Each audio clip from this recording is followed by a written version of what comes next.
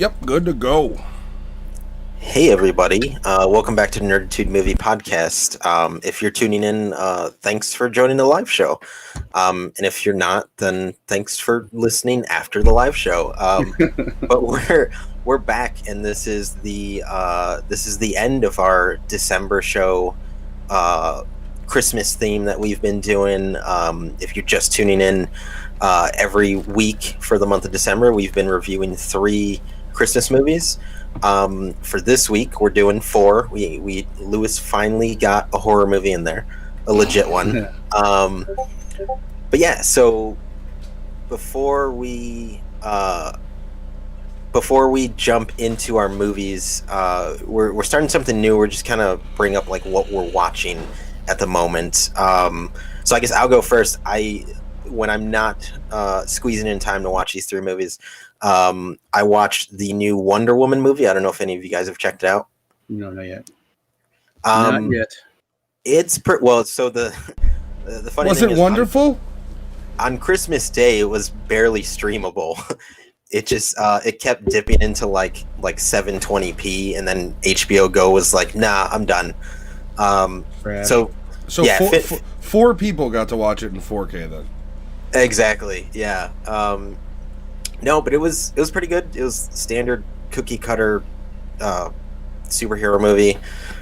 It's got an 80s vibe to it. Definitely different from all the other DC movies. But I mean, like I was telling Matt off air, like I'm so done with superhero movies. They're done to death that you kind of just go in with a low expectation. And the other movie I watched was The Pale Door, which is a Shudder exclusive. It's like a horror witch Midwestern movie. That was okay. Yeah, but I don't know. Alex, what about you? What you been watching? Whenever I'm sitting in the living room and my kid's watching my TV, I'm watching Boy Meets World with her. And nice. Not a bad show. Totally a Topanga guy right here. No. What? You don't like Topanga? I don't even like her name. Well, just so what if she sounds like she's a pudding? It doesn't matter. Funny thing, my wife kept saying, No Panga. My wife kept saying, why are they calling her Topanga? And I can hear the kids saying, because it's her name. Is that a bad word? Who named her that? It's a bad word in the Philippines. Oh. No. It means fuck God. She couldn't figure out how, it's Topanga. What is that, her name or what?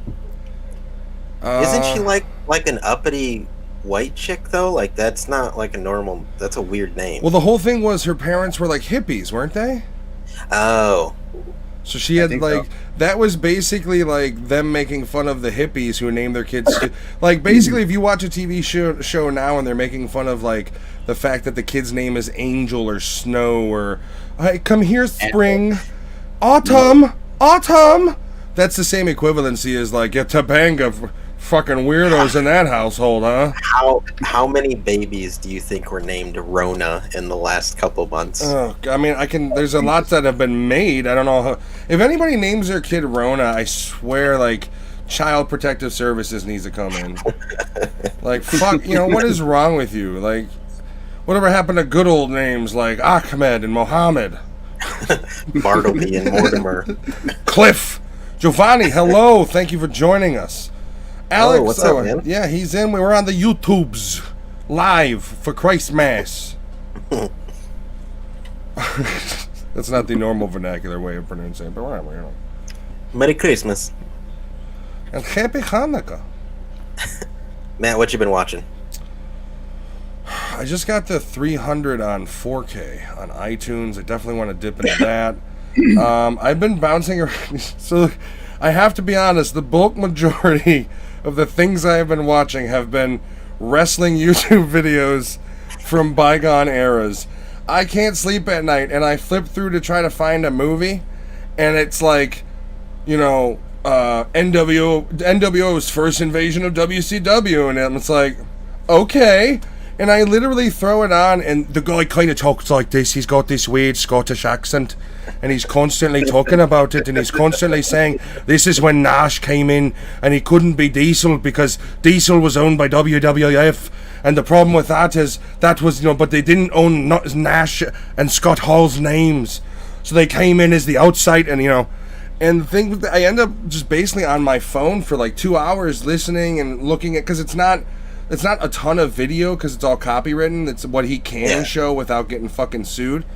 Yeah. So like I'm on my phone, and then before you know it, it's like 4 a.m, and I've woken up in my chair like, hey, put myself to sleep like a fucking baby. I do want to watch 300. My wife and I just found a new, well, it's not new, but a show, Tacoma FD, because we finally finished How I Met Your Mother. I'm sorry if this is a spoiler, but that was not a sad. I mean, it wasn't a great ending in my opinion. I knew you wouldn't like it. It's not great. It ticks off some boxes, but it's just. Anyways, Alex, throw them back on. Yeah, earmuffs. But yeah, I've been watching a lot of them. I'm trying to think of what the last movie I watched that was non-Christmas based. That was not an 80s movie. Yeah, but yeah, I've been doing a lot of 80s action. You know what movie I want to watch and I haven't been able to locate is, or it's not anywhere streaming, is Sniper with Tom Berenger. It's $12.99 on iTunes, and every time I look it up, I'm like, I don't know if it's worth it. It might be. If you haven't seen Sniper with Tom Berenger, holy shit, is that an awesome movie? It just is. Like, he's a hard ass. At the end, Billy Zane, who is like, he starts off as a bitch, and then like by the end of the movie, he's stabbing dudes in the back of the head. So you're telling me Billy Zane's been in 3 movies? He has been in a total of 4, if you include the Back to the Futures. Okay, yeah. Yeah. Good for him. Yeah, good. I mean, Back to the Future was that launching pad straight to Titanic and then way down to Phantom. Holy shit, was that a crash worse than 1920. He also was in Dead Calm with Nicole Kidman. Yeah, I don't like that movie. And what's his name? Sam Neill. I like Sam Neill. I don't like that movie. I'm actually looking forward to the Jurassic Park 3 or whatever it is that's got Goldblum, Sam Neill, Laura Dern. They're all coming back for it. But it's cool. Are they gonna use the DNA from the old man and bring him back? No DNA. See, but my thing is like these people are really old now. Like, I mean, they look great. Goldblum looks great. But are we supposed to watch people in their 60s run from dinosaurs again? Like Chris Pratt. On segways. Chris. All right, Giovanni. I gotta stop. Giovanni Rodriguez just wrote "Phantom was all right." Do you remember Giovanni? You, Lewis, and I went with my dad to see that in the movie theater. We actually all saw that purple Barney guy in the fucking theaters together. I remember that. Scorpion. Stop talking about Scorpion King in relation to Billy Zane. I'm tired of it. Alex. Didn't Rich do that last time with Scorpion King? You did it, I thought. You were like, yeah, no, he's in the Scorpion King movie. And we're like, what? Where was Billy's? And it's Scorpion King 3, Return of Jafar. Like, what the fuck? Can we vote to change our name to the Billy Zane podcast? Only if he comes on the show. Like, what if, like, he was just perusing YouTube and he's like, or, you know, he had a Billy Zane sense that somebody was talking about him. And, like, we showed up and he's like, I'll be on their show if they change it to the Billy Zane. Then we would have to fucking change it to Billy Zane podcast. Or it would be like Zany for Billy Zane or something like that, or Zany for Billy. Zane for Zane. I just want to Zane credit for as Billy. an executive producer. Yes, Jurassic World 3. Alex, what are you watching with your infinite amount of minutes? Oh, wait, you already did yours. Yeah. What else are you I was watching 3 in the morning. It's 3 in the morning in Alaska. I'm No, sorry, that's where I am.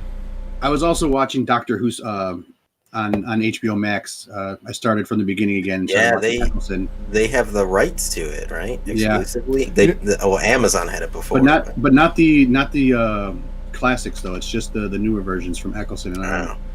HBO Max is building quite the library. I saw they got the Friday trilogy out there. They got all the Lethal Weapons. They got a bunch of shit they've added. Reno 911's a big get, in my opinion.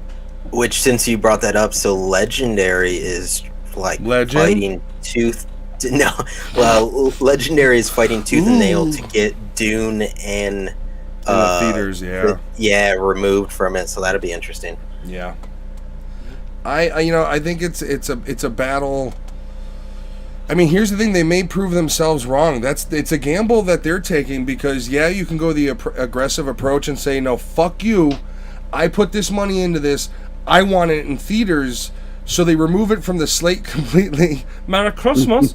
They move it from the slate completely, and then what happens if theaters can't open? What happens if they shoot themselves in the foot where they've got no revenue stream from that particular movie? Meanwhile, I've read articles stating Warner Brothers has talked openly about how many more directors want to come direct movies for their service now. So, Nice. I don't know, man. It's like you have, I know you have and I kind of feel they're the elitists of Hollywood, the actors and the directors that are like really against it. He was in Zoolander, really he against was. it. And I get it to an extent, but I also think it's kind of egotistical. Like, you have Christopher Nolan out there talking about the purity of the art form of the theater, and meanwhile, his new movie that was talked about for years, frankly, didn't break even. So, you know, like, I see both sides of the story. Obviously, the theater industry is like, dude, you're killing us, and they are. Warner Brothers doing this is MGM Graham just said they want to be bought by somebody. Yeah. So you're going to have Bond exclusively at Prime or Hulu or HBO is going to Disney Plus. HBO is going to Disney Plus the market. Just like, yeah, basically they're going to take over. Like, Disney has bought all of those properties. I have a feeling you're going to see the streaming services do the same thing. Bad or good, it is, you know, whether you agree with it or disagree with it, it is not a good thing for the movie industry. So it's going to be like Demolition Man, where instead of the restaurant wars, we're going to have the movie theater wars and shit like that. Can I just point out? Matt said legend, and Jen came in clutch with the wait for it dairy. Yeah, I saw that. I appreciate that. But yeah, you know, it's one of those things where the movie and you know. It's on the shoulders of the movie industry, the movie theater industry, in my opinion, because, you know, I see the side of, hey, if you do this, you're killing us.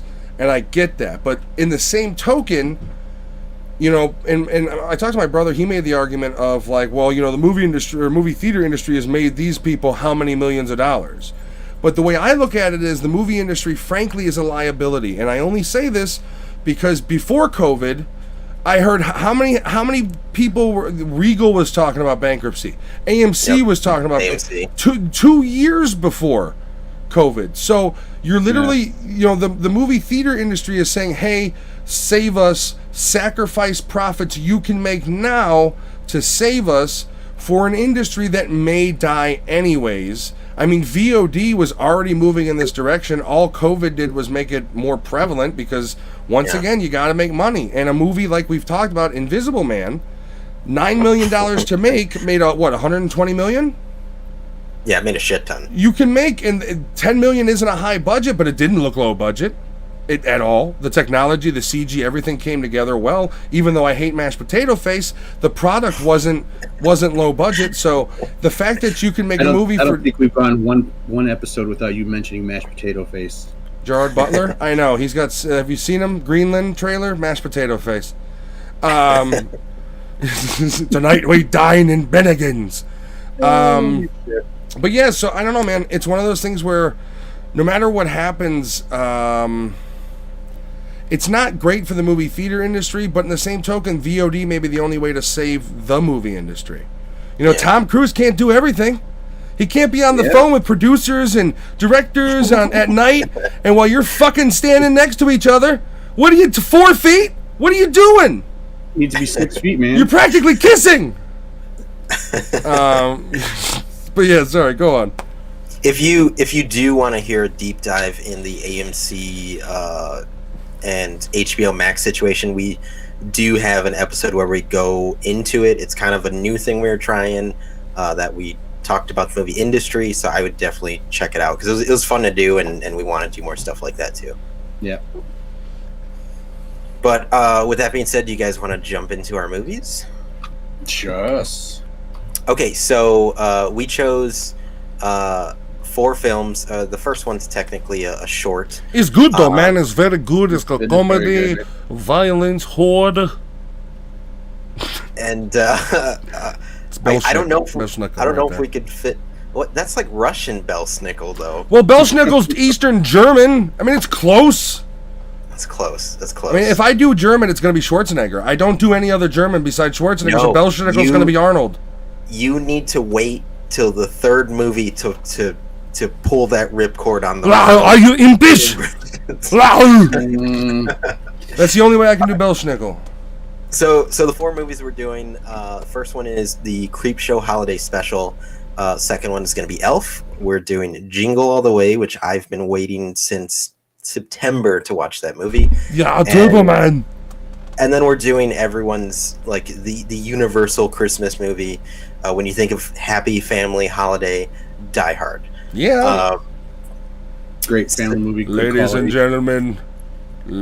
gentlemen, I just took an Ambien. His monotone voice always makes me laugh. Like, it's the beginning of his takeover of the building, and he's already bored. He's already like, ladies and gentlemen, for fuck's sake. Like, I love him as a villain in that movie, though. do it now! All night long. All right, so let's start with Creepshow: The Holiday Special. So this is a Shudder exclusive.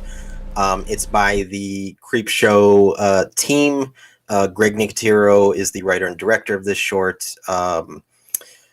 Creepshow, obviously, the TV show, the Shudder exclusive, is based off the first 2 original movies by George Romero and Stephen King. The show, the showrunner for that has been Joe Hill, Stephen King's son. But they started testing it out with holiday specials. Wait, Joe Hill is Stephen King's kid? Yes. Yeah. Fuck, I didn't know that. That's kind of cool. Oh, they're both scary looking dudes. He definitely has his face. I had no idea. So you this obviously came out in 2020. Clocks in at 45. just under an hour. Budget couldn't find any. Box office, obviously, it released on streaming. And when you go to look for the cast, it only shows me top billed because it's a bunch of nobodies. Yeah. So this movie stars Anna Camp, who plays Irina. She's been in Pitch Perfect.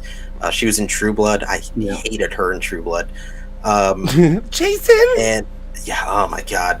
And Adam Pally, who's been in so many things that I have not really.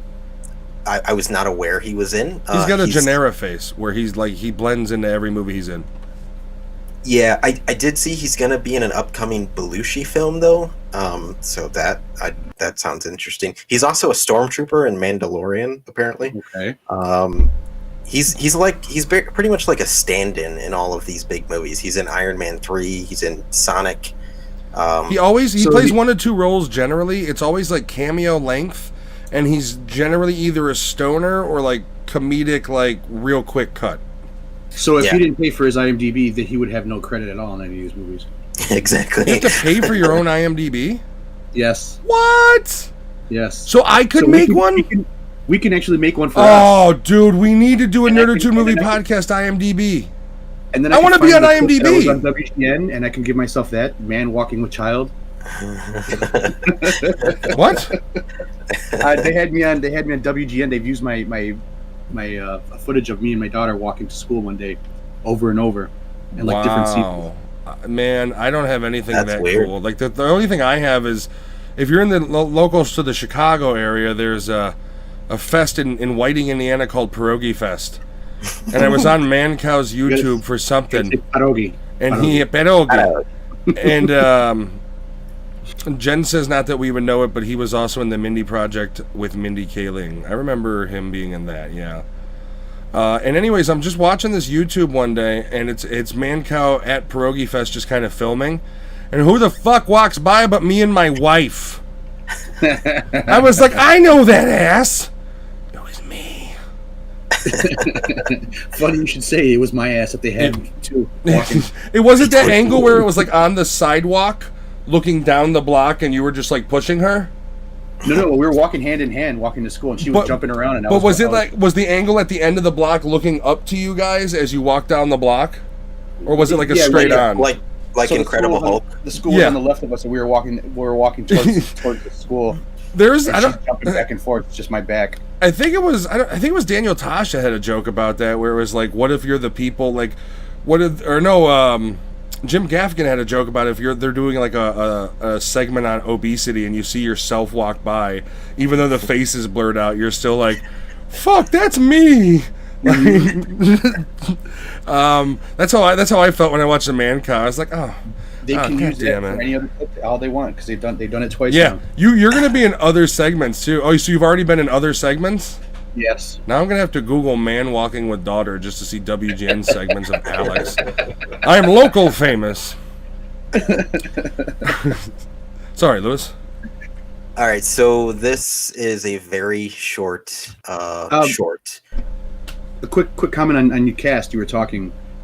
There is somebody that's also in here, and I don't know if he's related to Greg Nicotero, but Frank Nicotero. I don't think it's a coincidence. I'd imagine he is. Those in Chicago also that watch late night TV shows on WGN Channel 9 probably know him from Street Smarts. He was the host of the show. Oh, no shit. Yes. Maybe it's just like a brother or something.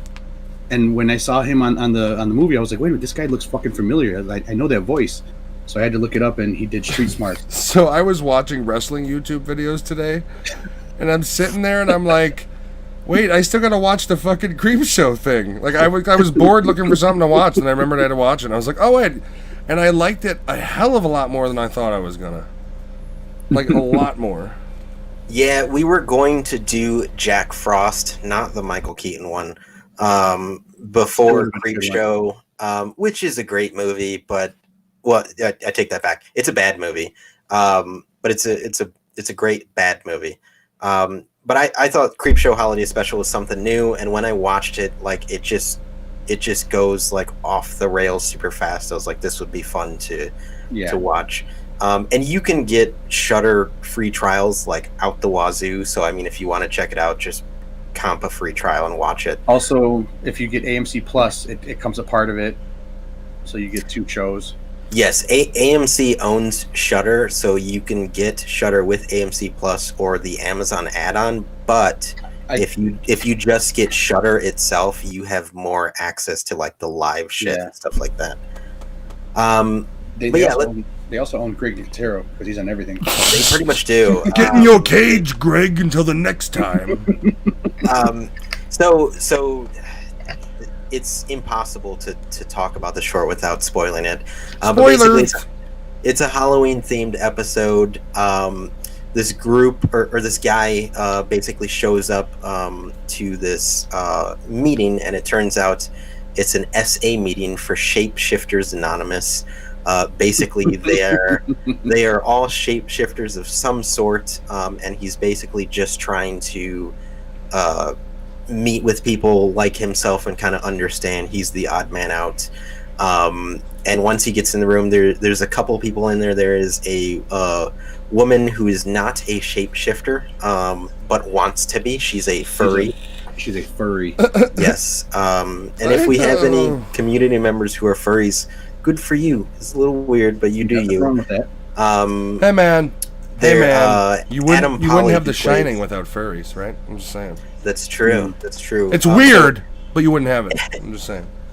Anna Camp plays a lady who I believe her transformation is it a cheetah? Cheetah. I think it's a word. Where cheetah? They're all. Oh, yeah. They're all wear something. They're all wear something. Yeah. By the way, she gets less annoying as she ages. Maybe it's just the roles she's doing as she gets older, but like compare Pitch Perfect Anna Camp to this, she's way more tolerable. Even in True Blood, she was fucking annoying. I actually liked her in this quite a bit. A little goofy, but you know. Well, her character at the end of True Blood was a little better than the beginning of her character. Yeah, when she, I mean, the end of True Blood also went off on a weird deep end too. Season 2, the best season of that show. I think that's the season. That's the season. Is that the season with the female god, the centaur god lady? They all bled together for me. She just shows up naked in the middle of the road one day. I think that's season 2. That's the season where she's like the entire town by the end of the season is just having one big orgy. Yes. Okay. That's the best season of the show. I do see Richard Revere's comment. Thanks for the ride, lady. We kept saying that the one night, fucking over and over. Yep. Creep Show 2, good movie. God, my favorite segment is still the Chief, and it's not a reason you would think. It's not for inherent racism. It's the relationship between the old man and the Chief is really endearing. Like he's literally cleaning him up and repainting him, and how you doing, Chief? And I don't know, man. Like that was the most emotion in the entire movie. So I like that. I like that relationship between him and Chief. That old guy's wife was a bitch. Well, you know, she got what she deserved. The Maynard? I don't know. I don't know if that's a reference for. Maynard? I'm confused. Maynard James Keenan? Lead singer of Tool? Anyways. All right. Go ahead, Lewis. The group Shapeshifters Anonymous, there is a gentleman who turns into a turtle and complains about ending up eating a bunch of lettuce. You just eat salad and swim in your bathtub. Was it evil lettuce? Yeah, I found that funny too. The whole movie's got a certain comedic charm to it that the writing doesn't come off stupid. Right. In my mind, evil lettuce is kale because that shit is awful. Well, we all know what the devil's lettuce is. The devil's Latucci. They love kale. So we have the turtle. There's the cheetah. Adam Pawley's character. He finds out he's a lichen. He's a werewolf. Badass. And he's also murdered a bunch of people. There's also the warhog. Yeah. The warthog, yes. It's basically a really fucked up version of Power Rangers. It is. Like the one dude ends up turning into the Ninja Turtle, basically. Yeah. You've got I can talk. You've got the cheetah, you've got the wereboar, which I do find how they still give him the nipples. Like he's got weird like pig nipples. Then you got the tortoise, and then you got the dude that doesn't turn in, or he turns into a wolf. But we were kind of discussing. I don't know exactly who he's supposed to be. If he's supposed to be like Van Helsing or Belschnickel or Krampus. Are you talking about Bob? Yeah, the big muscular dude who like finally talks apparently at the end after how many meetings. Yeah, so and that's like when I was watching this the whole time at the Shapeshifters Anonymous, I'm thinking like, when's this gonna get fucking Christmassy? And then the short just throws in like, oh yeah, Santa Claus hunts were people, and you're just like, okay, like I guess I'm along for the ride. By the way, by far the most terrifying version of Santa Claus I've ever seen. Yeah. Like just when he lands, the noises he makes where he's like, "Where are you?" It's just like the fuck. Yeah, sounds like the old like video game type stuff when you're yeah, streaming. it's got that like distortion to it. Terrifying version of Santa. And then like when they first show him, they show his blades. And then I'm looking and I was like, wow, those are crazy. And then when he goes to fight the werewolf, they're spinning. And I was like, holy shit! Like he's got fit, and he's just the whole scene where he's talking shit to the werewolf. I'm gonna fuck you with these blades. And best version of, I mean, don't get me wrong, Santa's sleigh, Goldberg Santa's great, but I don't know. I think Creepshow 2 takes it for the scariest Santa. Yeah. That was what pushed me to make you guys watch it, because as soon as I saw that Santa Claus had armor and spinning claws, I was like, I think Matt might like this. Just him talking shit and cursing, like, who the fuck are you? And it's just like, wow, Santa's a dick. Yeah, because Santa ends up becoming evil over the years. So, Well, I mean, is he evil? He's hunting creatures that hunt humans. Well, they said that he became evil as it went on. I still don't. I want to know who that dude is. In my head, I thought it was like a play on Krampus, because he was basically Santa Claus's rival. Yeah, so it must have been Krampus. Yeah, I'm pretty sure it's supposed to be Krampus because it doesn't Krampus have like wolf in the mythology too? Yeah, don't know about that one. Yeah, he's got like almost like devilish wolf, like goat. Yeah, so yeah. Now that we talk, I'm pretty sure it's supposed, which is cool. Which is nice, because like he's like totally chill. Like they're all basically pissing themselves, and he's like, yo, I got these potions, dude. And he gives them to him, and like the whole thing is they can only transform normally during full moon. He gives them potions to transform them now. Yeah, and so, it was almost like a video game, where like he gives them the potion, and then once the movie's over, he's like, you've now unlocked the ability to transform at will. And control your mind, like rise from your grave, you know. Like, I found that interesting, but I do wish the initial when the Santa Claus rushed the building and it explodes. I do, because this movie is mostly filmed actual footage, But in Yeah. between, kind of like if you've ever seen the Warriors extended cut, the Yeah. scenes the transitions are via comic book style. There's a couple scenes that are completely animated in the comic book style. If you've ever seen the Watchmen moving comic, similar to that, which is cool. There's a couple scenes I would have liked to seen actually filmed, but what they did show was cool. I mean, hell, you get the whole like Left 4 Dead type thing as they're just mowing fucking Santa Clauses down before they transform. And when I saw that, I was like, this should be a co-op survival shooter game. But no, yeah, I think they handled it well, man. I don't know. I liked as it progressed, and I knew it's fairly predictable. You don't see the Santa Clauses coming, though. I didn't, at least. When they show the Santa Claus bum rush, and I was like, oh shit, that's right, it's a Christmas special. Like, I completely forgot about that. It kind of gradually builds up to that, though, in that 45 minutes, and it takes a little while to build it up. So he sees the first Santa in the hallway. Yeah, the mean mugging Santa. He kind of stares at him in the doctor's office. Yeah, he's also there too. What is he telling him? Naughty boys get what they deserve. Is he swinging like a bell mace? Like it's a jingle bell, but it's a fucking mace? Like, what the hell is going on in this movie? I'm gonna deck the halls, bub. Big Show is needed for this movie, I think. Very, very reminiscent of the gang of Santa Clauses in Jingle All the Way. Yeah, we'll get to that. But no, it basically delves into, they get into a shootout, they run out of ammo, and I do find it funny, the Tortoise is the Marine. Like, he's the only one that's any kind of training to fight, and he's a fucking tortoise. And Adam keeps dropping the fucking clip out of his gun. Yeah. The other thing too is every time he loads it, he's like, he keeps pushing the gun like point it that way. Yeah, and he's like point it that way, like he did it like 3 or 4 times. So the one thing that I did like is they built the mythology in one simple line where they said we can only die by old age or beheading. So theoretically, they could have been riddled with gunshot wounds and still would have lived. Which I find kind of cool to add into the idea that they are not immortal, but they're not human, obviously. Well, you see that too when the tortoise guy shows his neck and he goes, "This is what happened to me when my parents were killed." Yeah, like, Santa gave me this. And so he was killing children along the way. And then he gave me a toy afterwards. Yeah, that was how he had started giving gifts because he felt bad. So after he would brutally murder your family, he'd leave you a gift. I mean, it's a cool mythology they give Santa. They build a very awesome evil Santa in this movie. Oh, sorry, go ahead. Oh no, I was gonna say so basically, a bunch of mall Santas come to fight off them in their before their transformation. All of the mall Santas in the Tri-County area. Yeah, I do like during the transformation scene.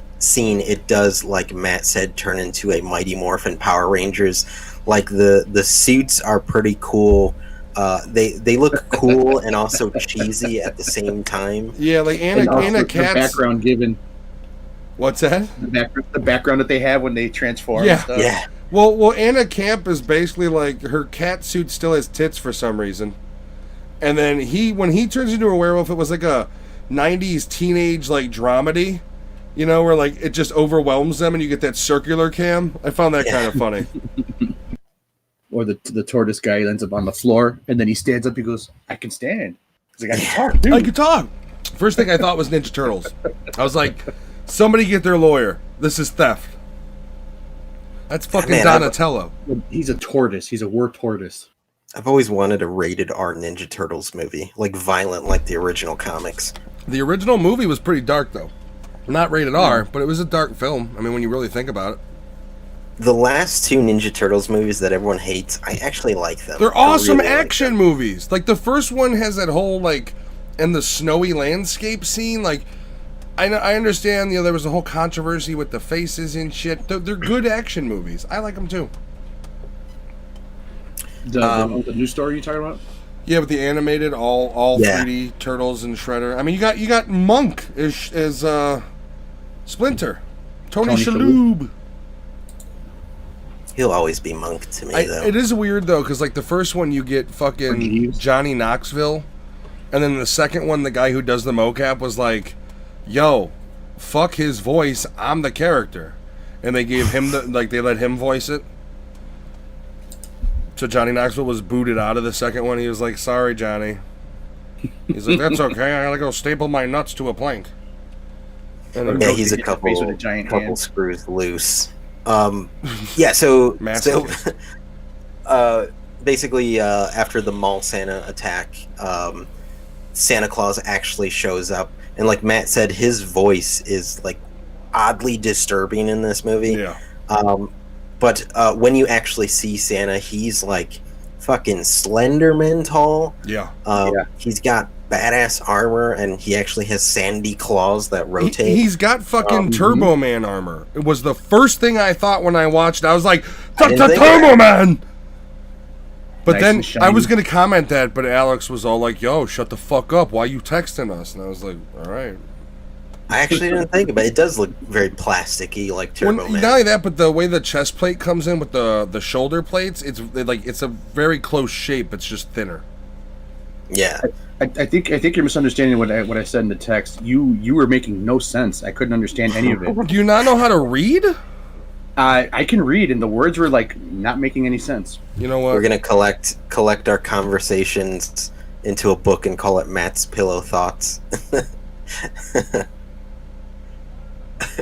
Are you pulling up the text? Probably. All right. So this is what I texted as I was watching it. So Anna Camp is hot, but I don't find her hot in everything. Hot in True Blood, not hot in Pitch Perfect. Hot in Creepshow. That's literally what all it was. Is you were like, I done confused. They came out like in like 2 seconds. It went Dude, that's And I not was my like, fault. what the That fuck's going on? confuses Like, you. what You are you can't doing? read sequential order, my man. And yeah, they were brain spurts. That happens. Whatever. You don't want to hear it? I'll mute you. I don't even know if I can because you don't have iPhone. I don't know how it works. I don't know how it works. I'm pretty technologically literate, but when it comes to iPhones, I literally will go to my wife and just be like, "How do I do this?" Or Google it.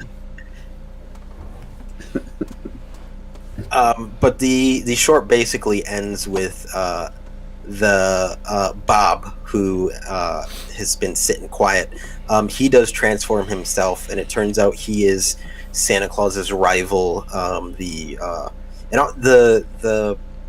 like monster design for Bob and Santa Claus is not animatronic, but it's very like puppeteer-esque. Yeah. You could with the werewolf especially. You could tell You could tell there was a dude in the Santa Claus armor, obviously, and I think the difference was the werewolf was like completely puppetry. Like there was just somebody back there, moving him. Which you look like somebody was holding the hand up like that. he did. Yeah, he did look a little bit like the Violator from Spawn when he turns into his a little bit.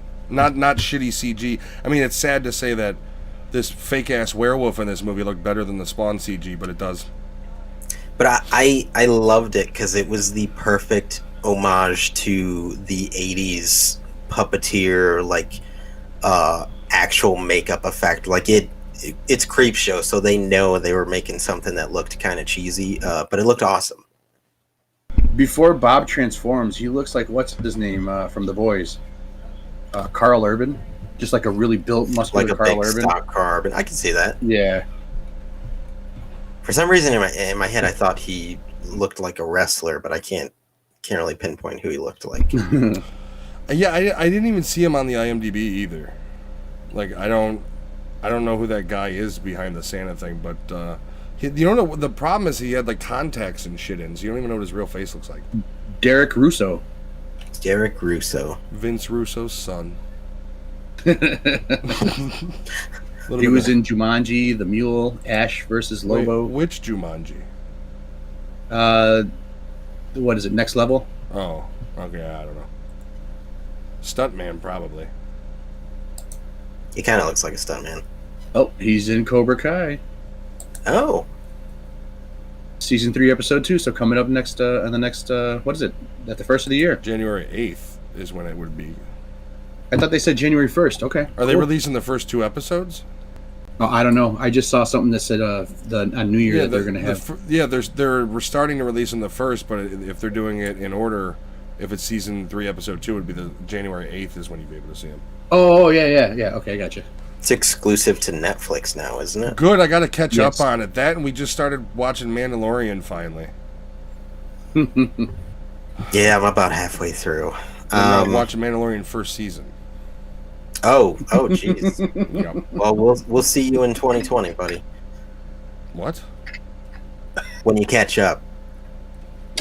I still live in the 80s. That's true. I mean, I got a lot of technology, but as far as like entertainment, like, you know, it's bad when I'm watching fucking American Ninja at 2 in the morning. When we do an 80s either theme or like week, can you commit to shaving everything and just keeping like the Tom Selleck or like Burt Reynolds? No. If you offer my kids some money, I'll do it. Because they're the ones that won't let me shave. Honestly, with the both of you, it'd literally grow back like the next day, probably. The most I would do to the beard is like put it in a braid. That would like that would be the most. Like, there's nothing's get.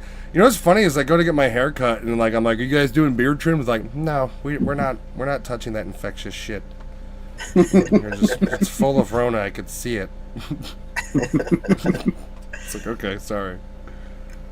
But all right, so we'll wrap this one up. So basically, Bob transforms into this cool ass puppeteer werewolf, and who ends up chopping the hippo?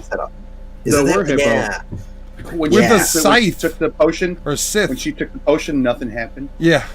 She literally, he's like talking all that shit, telling him he's gonna fuck him with the blades, and they're about to fight, and then she cuts Santa Claus's head off with a Sith, like a farmer. Yeah, and as her reward, Michael Dudikoff is awesome. Michael Dudikoff, who is that? That's the American Ninja. Oh shit! Michael fucking Dudikoff. I don't live in the 80s. Listen, like, well, I live in listen, the 80s I can't. where I'm for horror. But How do you not know the tale of the American Ninja? Right? He's a bad boy. He's been thrown out of base to base. Right? He's in I think it's some island in Cuba or some shit. I don't know, whatever it is. And he single-handedly saves the colonel's daughter from like an attack, and then they still hate the guy. So then he goes back to the base, and the one dude's like, yo, you think you're hot shit? He fights him, kicks his ass, instant best friends. The 80s were awesome. Everybody was on cocaine and happy. That's the problem. The drugs we do nowadays are fucking downers. Everybody's popping too many pills. Nobody's happy anymore. Do cocaine. Be happy. You might die at 57 when you get fat because you beat your heart to death with it, but it's going to be a good time. So we could just edit that bit out, right? So we can keep our sponsors. More cocaine. Dude, yeah, but in 2021, because everybody's home, they're going to legalize it, and you're going to see ads like, you know, like fucking every other drug where it's like, are you depressed? Do you wonder about suicidal thoughts? Try Cocafol, and it's like a fucking inhaler. Like, that's the future of it, where it's like, yeah, you know, or it's going to be even worse, where it's going to be like a Stacker 2 commercial, where it's like, fuck energy drinks, Cocafol, and it's like some dude in the gym like, just when I need my extra pump. He's like, then your show, he's like, you know, that would be funny. That's like a RoboCop commercial. I was gonna say it makes me think of like the RoboCop fake commercials, which you'll never see because they don't have the balls to make a true RoboCop like reboot that's full R and everything. No. Sadly. Oh man, it makes me think of having to watch RoboCop 3, and now I'm having a bad time. Back to Creep I wasn't Show. saying nothing. You guys brought Thanks it up. for that, Alex. Although I did find out there was a, I think it was by McFarlane Toys back in the, I don't know, early 2000s. There was a RoboCop Terminator toy line with RoboCop as Terminator. Just picture like a T-1000 with RoboCop armor, like half through it. Looks fucking awesome. Was that supposed to be in correlation with the RoboCop vs. Terminator game? Yes. Oh, yeah. Dude, that's awesome.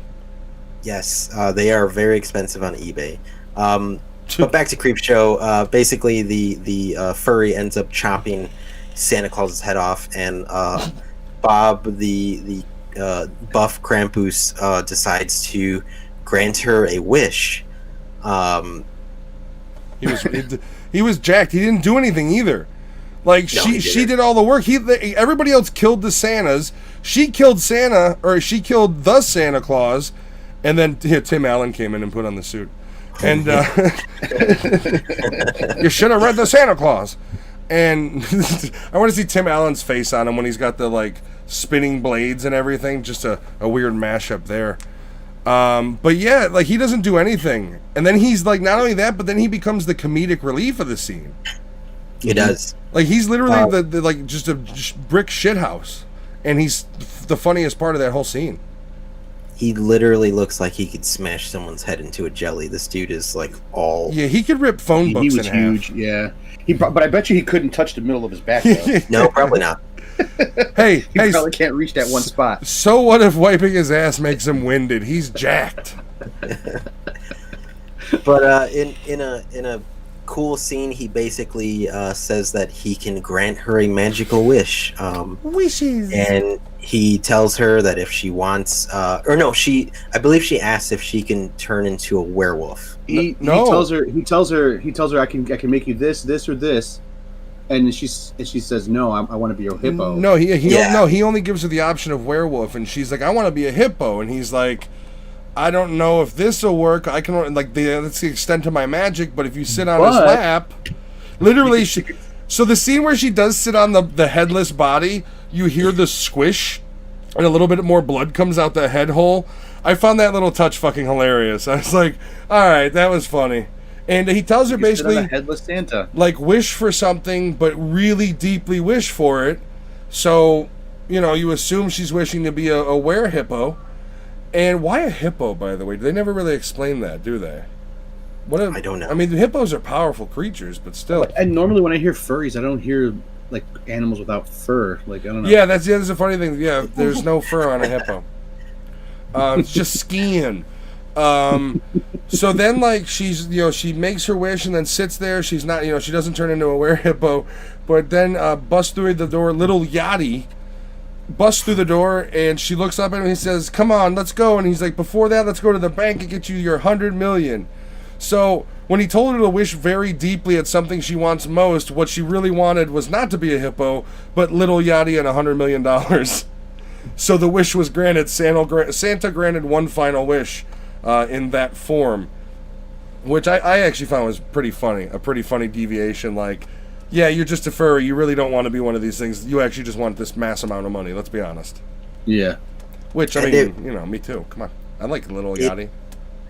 Oddly, unlike almost every creep show short, had kind of a happy ending. Yeah. You could say that. Yeah, because during all that going on, Irene and Robert, which is the werewolf and the cheetah, Then they kind of started a relationship that would, what is Which- it? Through distress, a relationship through distress. I'm a little confused of the whole stupid joke about the king size bed and the California king. Well, There's no difference. I don't know. there is a difference, but you don't have to like transform anymore. You can go do each other as humans. You know what I mean? Like, I don't know. I just found it weird. Like they not only did they talk about it, but they emphasized it for some dumb reason, and for really no reason. Like it didn't amplify it. He's just like, I don't even know what a California king is. It's like, okay, can we just move on? Have you ever had to move to another location with a queen size bed? Why the hell would you buy a king size? That's a nightmare to get down the stairs. I've Yeah. got a king size. I live on the 3rd floor. I'm basement. I'm ground. So yeah, no. I mean, the other big thing is doorways. Like that's the worry. Fucking narrow ass doorway. Yeah. The box springs in two. Oh, sure. you always got to build them. I don't got monies to let these people come into my home and build things for me. I got to build them myself, bloody knuckles and all. So there's that. There's the frustration of an hour of like, goddamn cheap metal. Basically, isn't the California King just twin size mattresses? I think so. Because there's king, and then there's but there's another type of king which is like shack size. California King is, I think, like almost full size, 2 full size mattresses. That's huge. It's like Shaq's bed, yeah. Yeah. I don't have space for that. But that tells me that like she like loves being the were-cheetah more than human. Mm-hmm. Like she bought a bed specifically so she could just lounge around in it when she turns. With a leash. With a a leash. strong, and they emphasize get a strong leash. It's like, how do you test that? You know what I mean? But then the other thing is like now that they have they're cognizant, they don't need to worry about that. They will eat people they want to eat. Yeah, my favorite was when they were trying to figure out what kind of were he was, and everybody's like, he's like, I'm a werewolf, and he's like, yeah, and they all start laughing, and everybody thinks they're a werewolf when they first start out. Yeah. Yeah, So well, you they break can't. out the You box don't have any memory of what you do. So they break out a box of some shit to see what's what and To who's test what. them, yeah. I think they had Wolfsbane, Yeah, Catnip, Catnip, yeah. which I found she was pretty funny in that scene. oh yeah. But yeah, so that wraps that up. Do you guys want to give this some hot dogs? I'm going to give it 3.5 eggnogs. Boom. Oh, okay. Loves Okay. me some eggnog. Mm. You know, Yeah, I've actually never had eggnog. Here's the thing. If you want to argue with me, you can. I'm not a traditionalist when it comes to eggnog. I don't like snot thick. Get Dean's low-fat eggnog. It's just slightly thicker than milk, and it's fucking delicious. It's the best eggnog. Oberweis is good as far as flavor, but I Like, hate what- Oberweis anything. What? Yeah, but Why? I do like the Dean's. I do like the Dean's eggnog. Alex hates deliciousness. He's like, it's just too creamy, damn it. I have no idea what it is about Oberweis.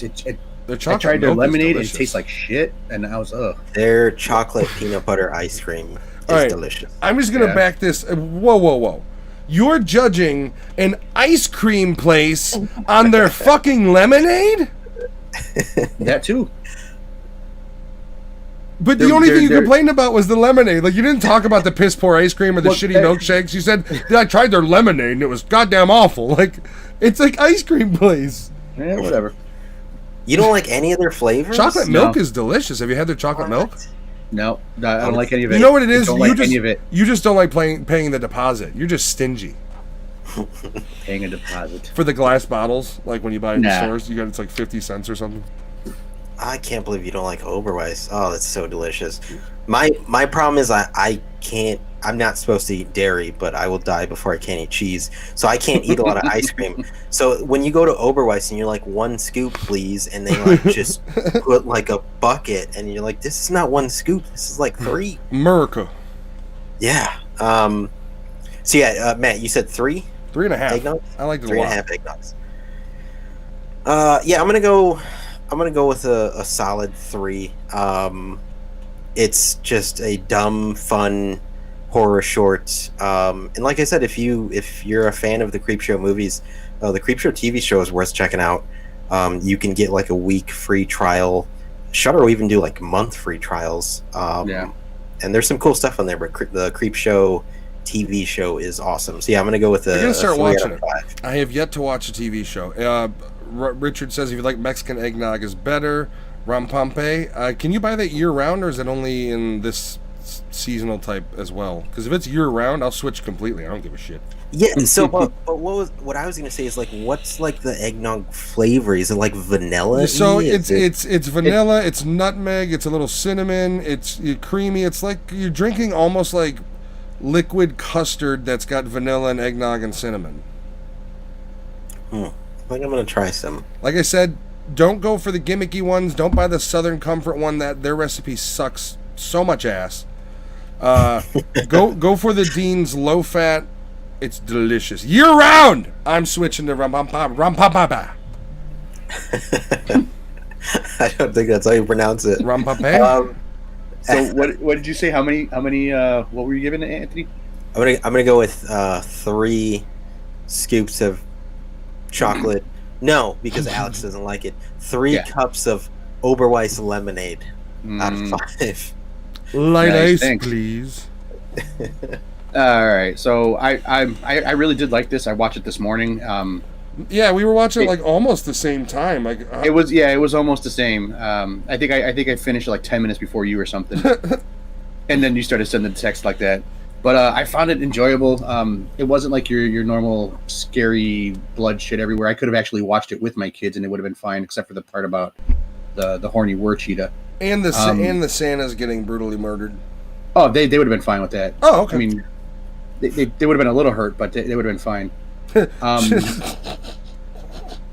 but it was great. I loved the story they did. I loved how they built it up, and the characters, the people that they were kind of annoying at times, but then they started to like, you know, you start to see why they're annoying, because they're hiding from this fucking Santas that hunt them year round. So yeah, it was fun. But I'm gonna give it 4, and you guys are doing it. I'm gonna give it 4 coquitos. Nice. Okay. Look at this guy over here. Are you dipping the glass in the whole Are you gonna bowl, or? feverishly drink? from I it? can't. It's actually in a big Oh, homemade. You had that baby in the freezer. Homemade. No, Matt, you've never had coquito, right? I don't believe so. What is that? It's Like it's eggnog? rum. It's like a Spanish version of eggnog. It's rum, coconut, milk, condensed milk, evaporated milk, cinnamon, ground nutmeg, ground cloves. Some people make it with eggs. I don't do eggs. Check us out next week with more recipes. The movie Nerditude Nerditude movie podcast recipe hour. Next week we go over air fryers. Oh, That's I good. want an air fryer so I bad. just got one. I haven't used it yet. I think tomorrow. We're gonna burn some shit in that motherfucker.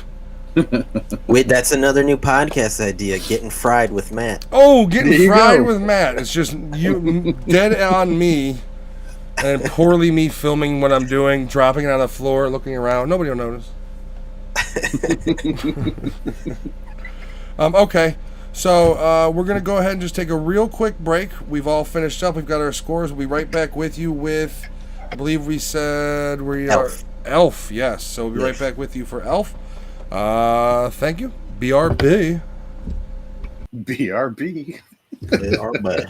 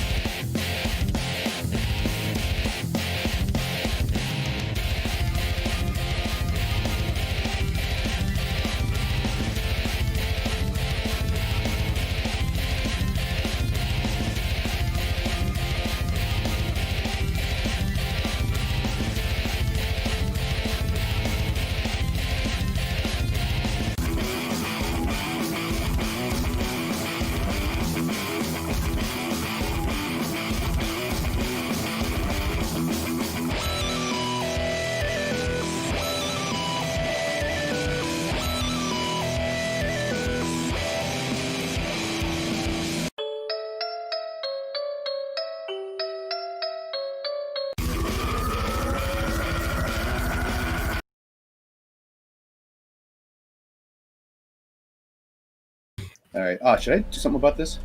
No, leave it. You know, no, I don't know if anybody would have even noticed, but then when you started fingering the head of it, you made it a little noticeable. I am going to be honest with you. Hi, everybody. Welcome back to Nerditude Movie Recipes. Are we back? We're back, right? We're back and live. We're back. In 3 We're back. countries. Bulgaria is one of them. Wait, really? Well, I mean, anywhere YouTube is, yeah, you could probably look. Oh. Like if you type in Nerditude on Bulgarian YouTube, if that exists. Maybe not Chinese YouTube. They only show you like snowmen. So we're live there. We just don't have any followers there yet. You know, We're being Yeah. played in the background of like terrorist propaganda videos. yeah, they're playing us at Abu Ghraib instead of like Taylor Swift. It's like, you will listen to every episode. No, just kill me. God, I can't hear about the shed again. All right, so our second movie of the night is Elf. This movie was directed by Jon Favreau, who does a fantastic movie called Chef, if you haven't seen it. He also does a tiny show no one's ever heard of called The Mandalorian. He also, started the Marvel comic universe. That's true. Kickstarted it. That's true. I mean, you Iron wouldn't Man. have Iron Man was the first. Yep. He set the benchmark. So this movie came out in 2003, which is a long time ago. I didn't realize this movie was that old. Runtime of 97 minutes. Budget for this movie was $33 million. It made a lot. This made $223 million domestic. Just box office. Yes. Like DVD and everything, because it's like now a beloved Christmas movie. At one point, it was you were getting it for free with your shopping at Target, though. Really? Yeah, that's how I ended up with 2 copies because my mother went in there to buy something and they gave her the movie for free. Twice. Only you can steal a free item. I'm just saying. Like you literally stole a free item. That's not supposed to be possible. No, she went there in 2 different days and they gave her the movie twice. I am gonna say, Giovanni, do us a favor. Type in why you dislike Elf, and you and I are gonna. What? You and I might connect on a couple things. Go on. You. I think it's because he probably stole the same outfit Giovanni has at home. Well, no. So there is a thing I found. It's a fetish, huh? It's kind of 50-50 for me with people I know. There are people who just can't stand Will Ferrell in anything. Yeah. Blades of Glory's funny. He has bad movies, but I just like I have one buddy who's like, no Will Ferrell movie I will ever watch. He just can't stand him. What about Casa de mi Padre? Oh God, or the fucking Sherlock Holmes movie that they released That movie was legitimately terrible. It was one of the Never watched first that one movies in a long time that I pulled a did not finish, and I don't often do that. I will hate watch a movie all the way through. I turned that one off. I finished it, but you know what it's like? Watching that movie is like ordering Chinese at a new restaurant and having hopes, and then you watch it and it's completely like the rice is tasteless, the orange chicken is overcooked. For me, there's a problem with all SNL characters that go out, that branch off. Even Eddie Murphy. A lot of them get stuck in these roles where they keep doing the same role. They typecast themselves. No, they play the same character. It's That's not a a typecasting. Or character actor, I guess. When you get typecast, that's only when they put you in that role for that kind of stuff. But they can't act like they'll be a serious guy, but they're still that same character from this and this and that. I mean, you're gonna lump Eddie Murphy in that group? Nah, he does that sometimes. He did it for a while, but then when he started doing I can't even think of the other movie. Harlem Nights, when he went there, and he did like a totally different person of himself, it started getting better. Rob Schneider. Oh God. Adam Sandler. Those two. David Spade. Yep. John Belushi. Dan Aykroyd. Yep. Dan Aykroyd makes himself. He does different characters. He can play different shit. Conan O'Brien. He was a writer. Oh, that's why. Sarah Silverman. Don't like her. John Mulaney. Well, he just went into rehab. John Mulaney. Who? John Mulaney for alcohol. Really? Yeah. Holy shit. He's a fucking drunk.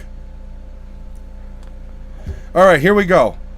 Giovanni has said he dislikes it. It is not for Will Ferrell. The pace of the movie and some of the main characters just didn't do it for me.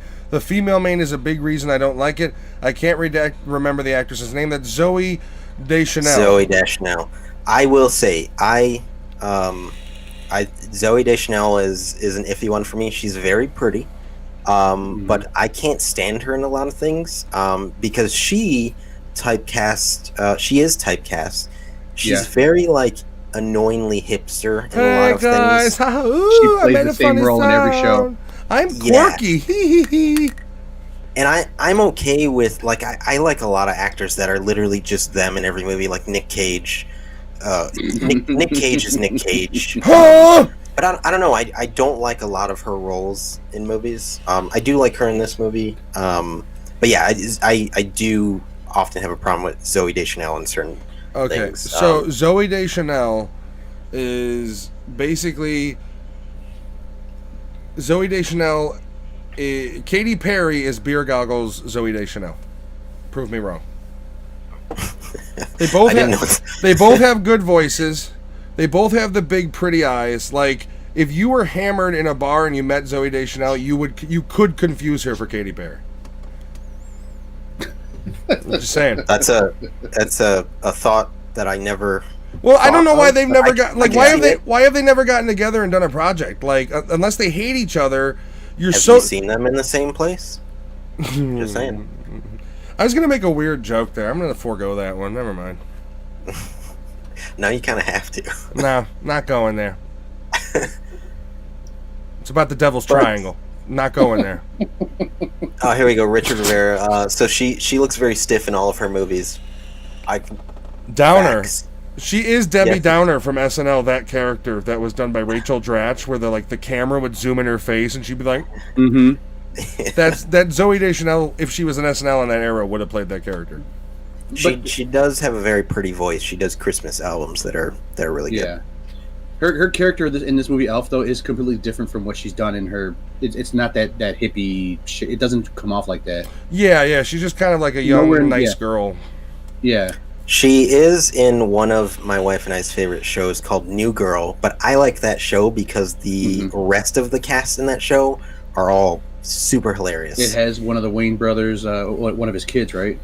Yeah, he left, came back. All back. four of them, I think. That is one of those shows that I will actually probably end up watching with my wife because I've watched episodes here and there, and she loved it when I was on air. And at some point, because we binge watch shows. We just finished How I Met Your Mother. We're jumping into Tacoma FD, and then probably Reno 911. But so that it's gonna come around full circle where like I'm gonna run out of violent comedies or drama shows, and I'm gonna end up having to watch like New Girl and Mindy and the other one on Netflix. Could just watch Justified. We already did. Do it again. We watched it. So we haven't watched The Wire. So there's that. But we have watched The Shield. We've watched Sopranos. So like Breaking Bad. All the big ones we've kind of already struck down. Spartacus. Which Spartacus, if you've watched, it's basically just sex and violence. Like it's literally like sex scene, beheading, nude scene. I think I watched 1.5 seasons of that. It's I mean unfortunately the main guy died before season 2.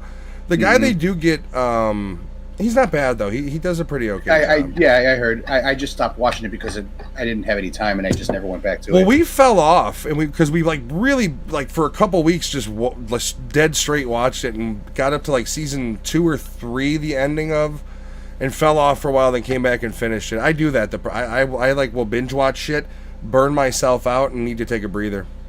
That was a weird tangent. Sorry. So Giovanni just commented, I don't like that show because of her. I'm sure he's referring to New Girl. But the rest of that cast in that show is freaking hilarious. Yeah. So for Elf, if you like this movie, there's a series of documentaries on Netflix called The Toys That Made Us, which I highly recommend. Yeah. They do a side documentary called The Movies That Made Us, and they do one for Elf that's pretty cool. But so let's jump into the cast. So obviously, this stars Will Ferrell as Buddy Hobbs, Buddy the Elf, Starring Will Ferrell as Will Ferrell. James Caan, Caan! who is Is it James Caan or James Caan. is it Caan? It's Caan? But Caan. then wouldn't it be Khan? Well, no, it's If you two. say- It's if you two say it A's. like that? It's two But if A's. you say it like that? No, it's Caan. Caan, WANBC. You're a Um, co-op. So this was an interesting role for him because he was known around this time and before for being a very serious actor, and they actually kind of touch on it in the documentary. Let's see. You also have Mary Steenburgen. Is that how you say her last Isn't name? that Ted Danson's wife? Steenburgen? Is it Ted Danson's wife?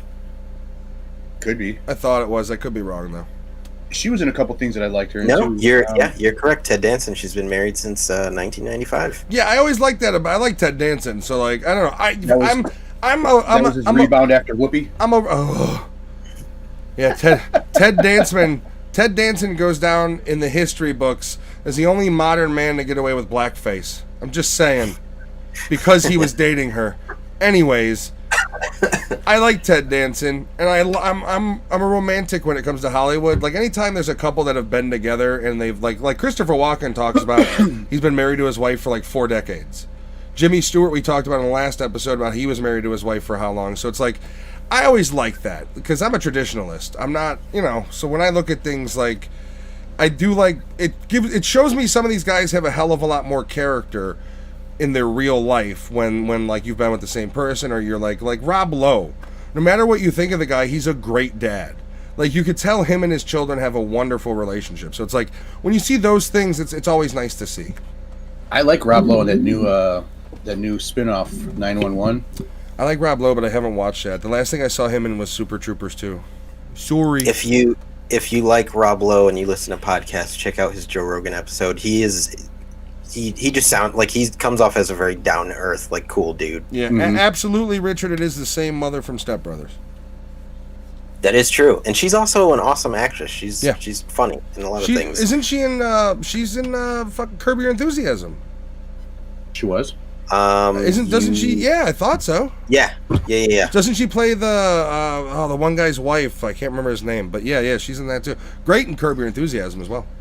She's was also on, in one of the Back to the Future movies, I think. Wow, Oh, huh? that I didn't know. She was in Last Man on Earth or whatever, and which I liked. With Will Forte. But they cancel. Yeah, they cancel it. I have not watched a single episode of that show. I liked it. have I thought not it was either. funny. Is it He's funny? such a fucking moron in the Yeah, he's such a moron. Like you hate him, but then he does these things that make you like him again. So he's basically Michael Scott in a different setting.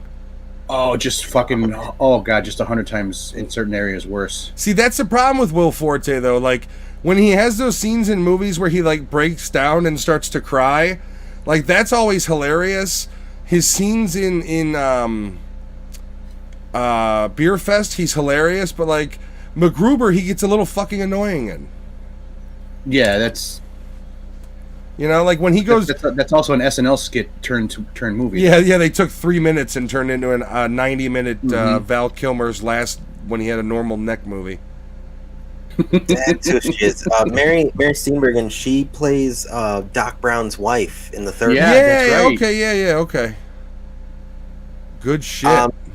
So let's see who else. We got Daniel Tay as Michael Hobbs, the son, who I can't find him in anything else because he was probably a little prick and didn't do anything after this movie. Too much pressure. Yeah, being rich is so pressure-filled. The late George Robert Newart, who played Santa Claus in this movie. Did he play Santa? No, he played. Or no, sorry, he's still alive.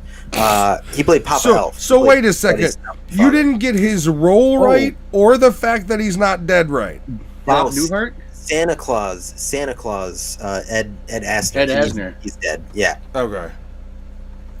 Who else? Faison wait. Love. You I did love- say Bob Newhart, right? I love Face Yeah, on Love. he plays Okay. Papa Elf. Okay, because it sounded like you said somebody else's name when you said Papa Elf. Okay.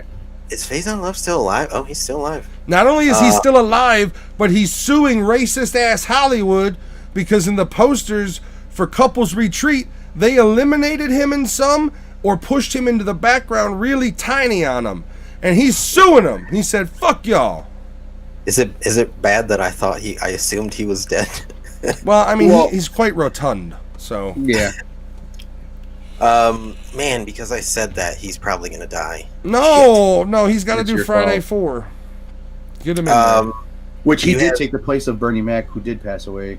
Bernie, did it? Oh. Bernie In Mac, Friday. I wish would have stayed alive, man. Like, I love the Yeah. Bernie Mac show too. Not only his He was stand-up fucking comedy was gold, but then his show was good too. And then one of my favorite like romantic comedies is Guess Who. One of the best remakes ever, because it's a remake of Guess Who's Coming to Dinner. But I think the original was more like Sidney Poitier, like, I'm gonna punch you, white man. And this one, you know, you get Ashton Kutcher, who is like just a total beta of the whole movie. Who you can Let's very- see who else do we. Oh, Peter Dinklage as Yeah. Miles Finch. Call the me author. one more time, my friend. One more time. You're an angry elf. Oh, that was fucking great. That is an amazing scene. Andy Richter and Kyle Gass are in this movie. The writers, the writers, Yeah. yeah. Kyle Gass did a lot of weird shit without Jack Black. Yeah. Like, Jack Black was too busy filming Cocaine King Kong right then, so Kyle Gass branched out. You do also have Artie Lang as the fake Santa, who Speaking of probably cocaine. was a full-on cokehead. No, not cocaine, heroin. Oh, heroin. Okay. Artie Lang, not only was he on heroin, but smelled of beef and cheese. Oh, And he that's sat on a throne of lies. Throne of lies, exactly. And then, of course, Jon Favreau makes a cameo in this film as well. I believe as the Doctor. Yeah. I like you said earlier, man. I am starting like it's crazy to think that Jon Favreau literally has basically started the Marvel comic universe and has created the only product that Star Wars fans want to claim as Star Wars. And I love him most from that movie Chef. That is an adult family comedy is the only way I could put it, or a dramedy. Yeah, and that's why I like that he's doing a lot of projects with Star Wars, because you watch like the Chef show and he just seems like a cool dude. Like he hasn't been corrupted by the overlords yet. Well, the that thing may is, I still mean, happen. people don't give him enough credit for his early shit though, because he was in obviously he was in Swingers. Come Yeah, on, baby. Made. Made is one of my favorite movies of all time. But he's an amazing director, and like I said, I'm only in episode 4 of the Mandalorian show completely. But those are the episodes he directed, and they're amazing. Like the guy's talent, man. Did he direct Very Bad Things? Yes, or wrote it. He might have done both. I love that movie. That is a dark fucking film too. Yes, I love that movie. Also, give him credit. He was Foggy in the original Daredevil movie with Ben Affleck. he was also in PCU. Yeah, that was one of his. That's when he had like braids. Yeah, He looked really dumb, but he was young back then too. But he was a stoner. He was a stoner. But what was weird was was that after Swingers? Oh, I don't know. Because he either gained a lot or lost a lot of weight. Because in PCU he was chunky, in Swingers he was skinny, and Made he was skinny and in good shape. So it's like, Chef is incredible. Chef is, if you haven't seen Chef, it is the best movie you can watch with your spouse. It's got language, so if you're not a parent that allows your children to indulge in the strong language, don't watch it with them. But like it's one of those movies where my wife and I can chill out, watch that movie. We've watched it several times. It's one of our favorites. It's got so much heart. John Leguizamo's amazing in it. I can't remember the guy, the Italian actor who was in Boardwalk Empire. He was in that show on HBO, Deuces, I believe.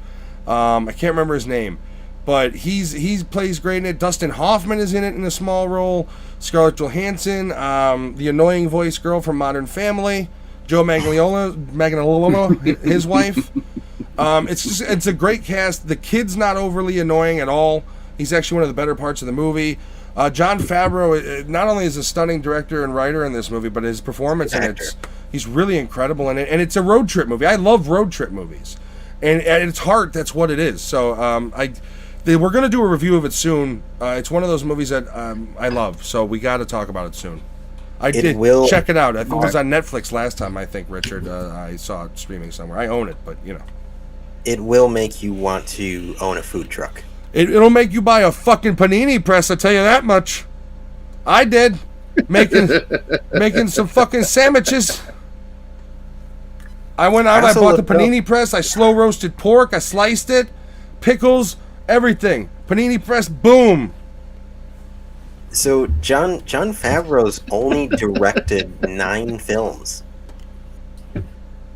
Swinger. Like he's produced a ton. He did Maid, Elf, Zathura, which is one of my favorite yeah, movies. Jumanji Yeah. in space.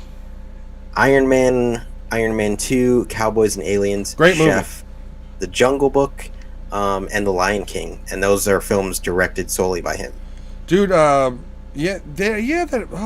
forgot he directed that movie. Oh, I saw Jungle Book. I haven't seen The Lion King yet, the live action. I didn't really have much interest, to be honest.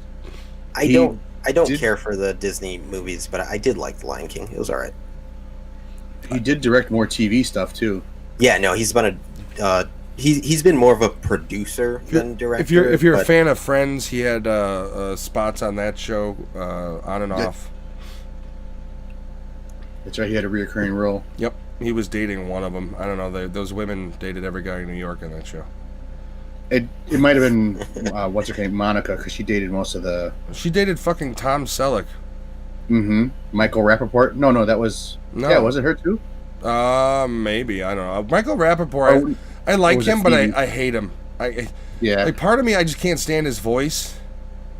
Like, when he does it, like, if you've seen his videos, TikTok or whatever they are, where it's like, hey, Ma, who's this fucking dog? Like, Yeah. Like, that's funny, but then you hear him going, all agree. you hear, my wife says Jennifer, or says Monica was the one that was dating him. Thank you, Jennifer. Okay. She would know. I watched Friends in passing. Like, I actually, well, Richard, right after my wife knows it, so what does it say about you? Phoebe dated Rappaport. I like Rappaport. He was, he was in that 6th Day with Arnold Schwarzenegger. a good movie. He plays. It's okay. We'll talk about that. It's not a good movie. I like it. I like it, but it's one of those movies that I do enjoy and completely recognize it's fucking trash. I'm just gonna, we'll leave it at that. I'd have to watch the movie again because it's like a blur. I know I watched it. I can't remember everything about it. I think it's on Prime and Hulu right now. So if you haven't seen it, it's not bad. It's so I like it, but it's like Schwarzenegger's most cheesiest role almost. Like, it's a cheesy fucking movie. Junior. No, see, Junior had budget. This movie, you could tell, didn't have a high budget. Oh, okay. It's like his first lower budget film that still went to theaters. Hercules in New York. Well, We don't talk about that. literally, you're talking about a movie that came out in '74.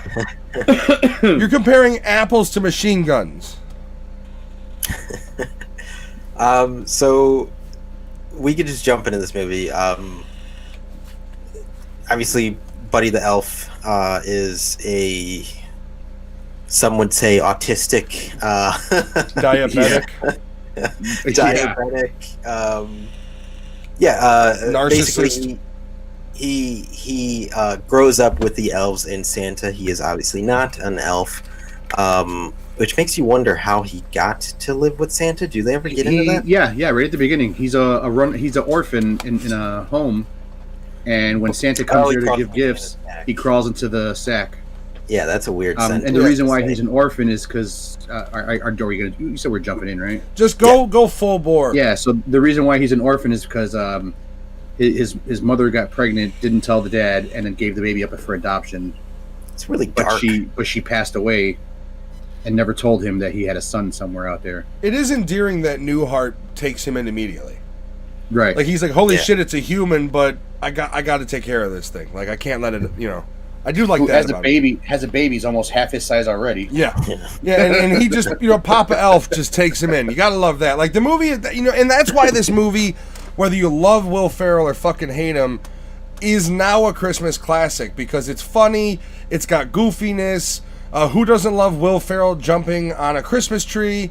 I will say, however, there is a better jumping on a Christmas tree scene in a movie, and it's done by Arnold Schwarzenegger. It's called End of Days. When he's hallucinating, Satan is talking to him, and he goes to jump at the bad guys and tackles the tree, a la Buddy Elf. In my opinion, Favreau stole it. End of Days did it first. It was in 1999. Theft is afoot. This is one of my wife's favorite movies. I wasn't a huge fan of it when we first started dating. It's now something we watch all the time and we quote. But I like so the movie starts off basically Buddy the Elf. Papa Elf explains to Buddy the Elf that he was not born an elf, and you can tell that because he's freakishly tall compared to all the elves, and that his actual father is Walter Hobbs, and he lives in New York. And basically, they send Buddy to go meet his real family. And Walter Hobbs is played by what's his face? James again? Caan, which I want to point James out. I want to point out. Was Buddy the Elf's real mother a WNBA star? Because James Caan is 5'8". Yeah. How is Buddy the Elf 6'4"? Just saying. Yeah, they also look. It's a movie. They look No. not even remotely alike. No. If I see Maybe that the hair. if I see that Maybe the happen hair. one more time, you're off the fucking set. Get a short. Cut his ankles. You're gonna have to have bad posture this whole movie, Will Ferrell. There's a height disparity. What? Are you fucking kidding me? That's what Why I couldn't they use the same technology they used to make the elves look small? You know with what? him? Well, because that would have looked ridiculous. Anyways. It does look weird when you see Pop Elf and him, like the way they filmed it. It's very off-putting. Well, I mean, it's no worse than Fred Claus, where the faces, like our faces that I put into the movies, look better than Fred Claus Elf's faces. Like that's really bad, and that's 10 years later.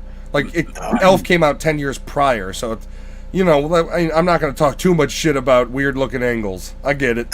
I love Fred Claus though. I do as well. That's what we first year. This is the first year we found it on sale, and we bought it immediately, and then proceeded to watch it immediately. Isn't that where you said Ludacris was the best elf ever? That is not what I said. You're a fucking liar. I thought that's what I heard. I don't know. I don't know. I'm gonna paraphrase, but something piece of shit, fucking dumb. No, I mean his whole role is kind of. Next year's Nerditude Christmas December, I would really like to get Fred Claus and Christmas with the Cranks on this list. Santa sleigh. God And damn it. Jack Frost with what's his name in it? With Michael Keaton? Yeah, It's actually not a bad movie. I know. I would like to see it again. No, it is a bad movie For a reason. because it's It's not. inherently sad. It is sad. It's The very whole, so he depressing. fucking dies in a snowstorm and becomes a fucking meltable snowman. Like, the women talk about the Notebook being sad, and the two old farts remember who each other are. They hug, they kiss, and die. And people say Notebook is sad. But this movie, the dude's dead the whole fucking time. By voodoo magic, he's talking to his children again. It's inherently sad. Are you saying it is a horror movie? I guarantee you I can cut that fucking trailer. I'll put it that way. Go on. Sorry. Speaking of trailers, if you haven't seen it, there is it still on YouTube? The Scrooge Dream. It hasn't been Dreamcast? pulled. I haven't got any copyright strikes. If anybody wants to check that out. Fabian says it was beautiful. I say phooey to that.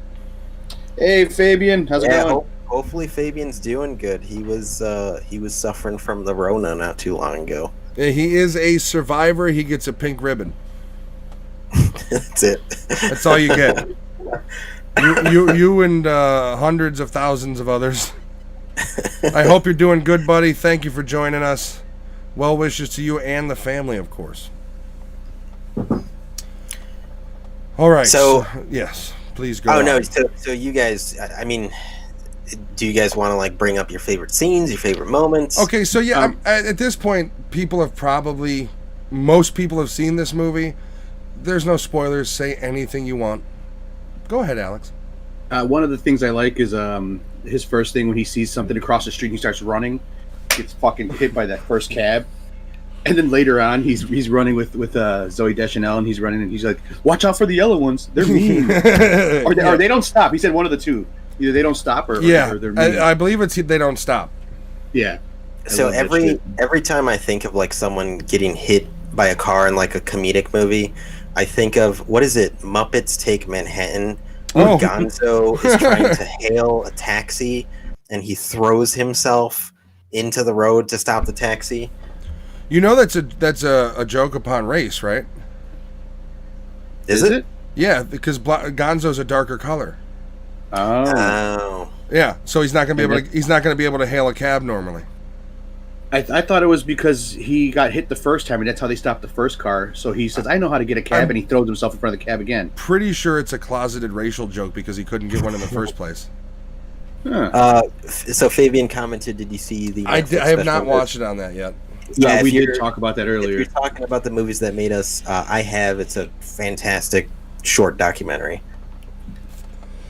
You know what? I know this is way off fucking base, but if you like documentaries about movies and things like on Disney Plus We're has going way that. off base. Well, Disney Plus has that one that's about Disney and how it came to be. Is it gonna? Are you gonna mention an '80s documentary? No, it's the what are the Imagineers on Disney Plus is an incredible documentary about Walt Disney and how it was created. And if you get time, it's like 6 episodes and they're like 2 hours long or something. But it's an incredible because we've talked a lot about movie documentaries this episode. Check it out; it's awesome. Giovanni yeah. just commented, that Yeah. scene from the Muppets. Yeah, me and him know that scene so much. Well, you were both beat to it, so. That's true. Yeah. Hey, we were all there. Kids in the '90s, shoe leather belts. This movie has a lot of quotable moments. My wife is very prone to yelling I'm in a store and I'm singing every time we are going up a damn escalator. What the I am singing. Yeah. The other scene I liked was when we talked about the doctor's office, and he starts eating the cotton ball, and he's just popping them like nothing. They're just disappearing. I wonder how many of those that he actually like pop in his mouth before he realized what he was doing. Have a good night, Richard. Thank you for joining us. You have a happy thanks for New Year joining as us, well. man. Join us January 2nd for the New Year's live episode. No movie reviews. We want to talk to you guys. We have a couple things we'll show you, but we're going to just talk, go over the plans for the new year of Nerditude, including the 1 year anniversary that comes in around August or so. Technically, I got to look back at our first episode, but yeah, join us next Saturday as well, I believe. Or is it next Friday we're doing? Next Friday's New Year's Day. Saturday. Next Saturday Saturday. we'll do I don't know, we'll do 7, probably 7. I will figure that out, but next week we'll be doing live again. No reviews though. We want to talk to you guys. So if you're here, chit chat with us. It's gonna be about the chat and the future of Nerditude and why we hate each other. Thanks so, for joining us, Rich. Yeah. Thank you for joining us. Have a good night. Have a happy New Year, man. Happy New Year. Yeah. I'm sure I'll text you. Smash that like button. I know he already did. I just wanted to throw that out there. Maybe Oh next God, that's the most obnoxious thing. Yeah, I know. for the New Smash Year's that like button. Yeah, I know. for the New Year's show, we can do a Getting Fried with Matt segment. You can let us know how one of your air fryer recipes comes out. Oh, if I have Take some pictures. if you ask me to film myself using it, it's going to be very Martha Stewart meets prison. Like, however Martha Stewart acted in prison, like I see the way I look at Martha Stewart in prison is she was walking up to people and she was like, "Give me my cigs, bitch," and she was shanking them. like she's down with Snoop Dogg now. I'm only assuming this, but I do assume she was what they call pod head or head of the head bar, pod boss. And if you watch 60 Days In, pod bosses rule that motherfucker. They got all the concessions, and I just feel like she had a shank and or a blade or something, toothbrush filed down, and they'd come to her and be like, "Yo, Stewart, bitch," and she'd be like, "Why don't you come in here so we could talk, sweetie?" And then fucking right in the stomach, carry her out. I'm done. What's the sound that they do in the movies? Yeah, it's always Every that time somebody like gets shanked in a prison movie. yeah, like I love horror movies, and I like prison shanking scenes always give me like weird vibes. Like I can watch people be dismembered, but there is something about the shank scenes in every fucking movie. It's either they somehow get the bristles to crazy glue, and then they turn them into like little razors. It's like wet cement. Yeah, or the end of the toothbrush that they handle that they shave down on the concrete. I've been watching 60 Days In on YouTube as well. Let me tell you something. So I Entertaining. do want to go off on a tangent about food for a second. So Matt said he was going to make a nice Christmas dinner for his family. How did the beef Wellington turn out? Okay, so it turned out good. The only problem is I didn't get 100% even tenderloin. So some of the a little bit towards the end got a little overcooked because it was thinner than the other pieces, which was okay because my father doesn't like anything that is like pink is okay, and that's the max for him. So I was able to give him slices that were pink and not like red, which was good. The meat was amazing. I made shrimp risotto that came out well. I actually used medium grain Italian rice. Nice. You know, I did it like basically the old school way is you have the stock warming in a pan on like low heat. Then when you cook it, as it breaks down, you ladle another ladle in, break it down some more, and it's a very slow process where there's a lot of this. Like, I'm walking around with a limp arm today, and people think I'm doing this all the fucking time. No, I was stirring risotto. But yeah, no, the meal came out. I mean, I asked, when I cook, I'm not hungry after, and it was a very intricate meal to make, and it was kind of long, and I was tired, so I didn't eat a whole bunch. From what I tasted, it was good. But as they all started bringing their plates back with a bunch of food still on it, and I started getting self-conscious, like, God damn, was it bad? Like, what the fuck happened? They're just scraping it in the and garbage. yeah, they're like, here's for the dogs. But no, they were just getting full. Because, I mean, the slices were probably 2 inches thick. Because I got a big 5.5 pound beef. It was $100 for this fucking piece of meat. Speaking of Christmas meals, Anthony, how was yours?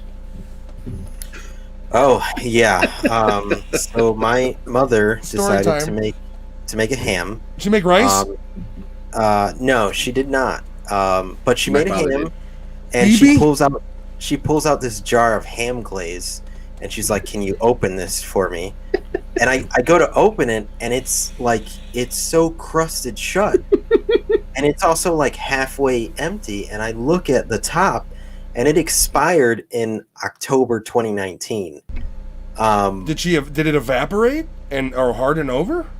I don't know, but I mean, I don't know if we had like crazy parents growing up. My mom pulled the it's still good, Nope. and then she just dumps it all over the ham. Oh, you ate it? So, did you eat the ham? No, no. Did your one wife did eat the ham? that. No, she didn't. That's one way to Christmas on the toilet. Yeah.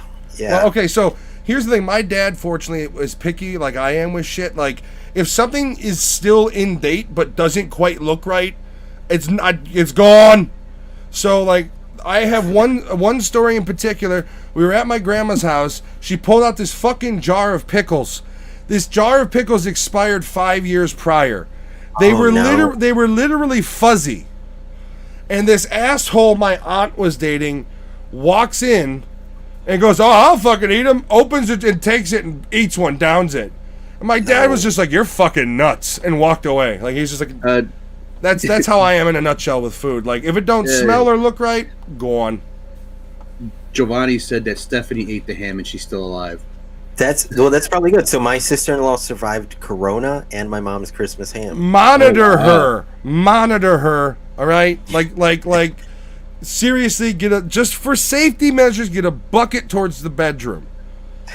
Have shit ready like there's a fucking tsunami coming, because there may be. I'm just saying.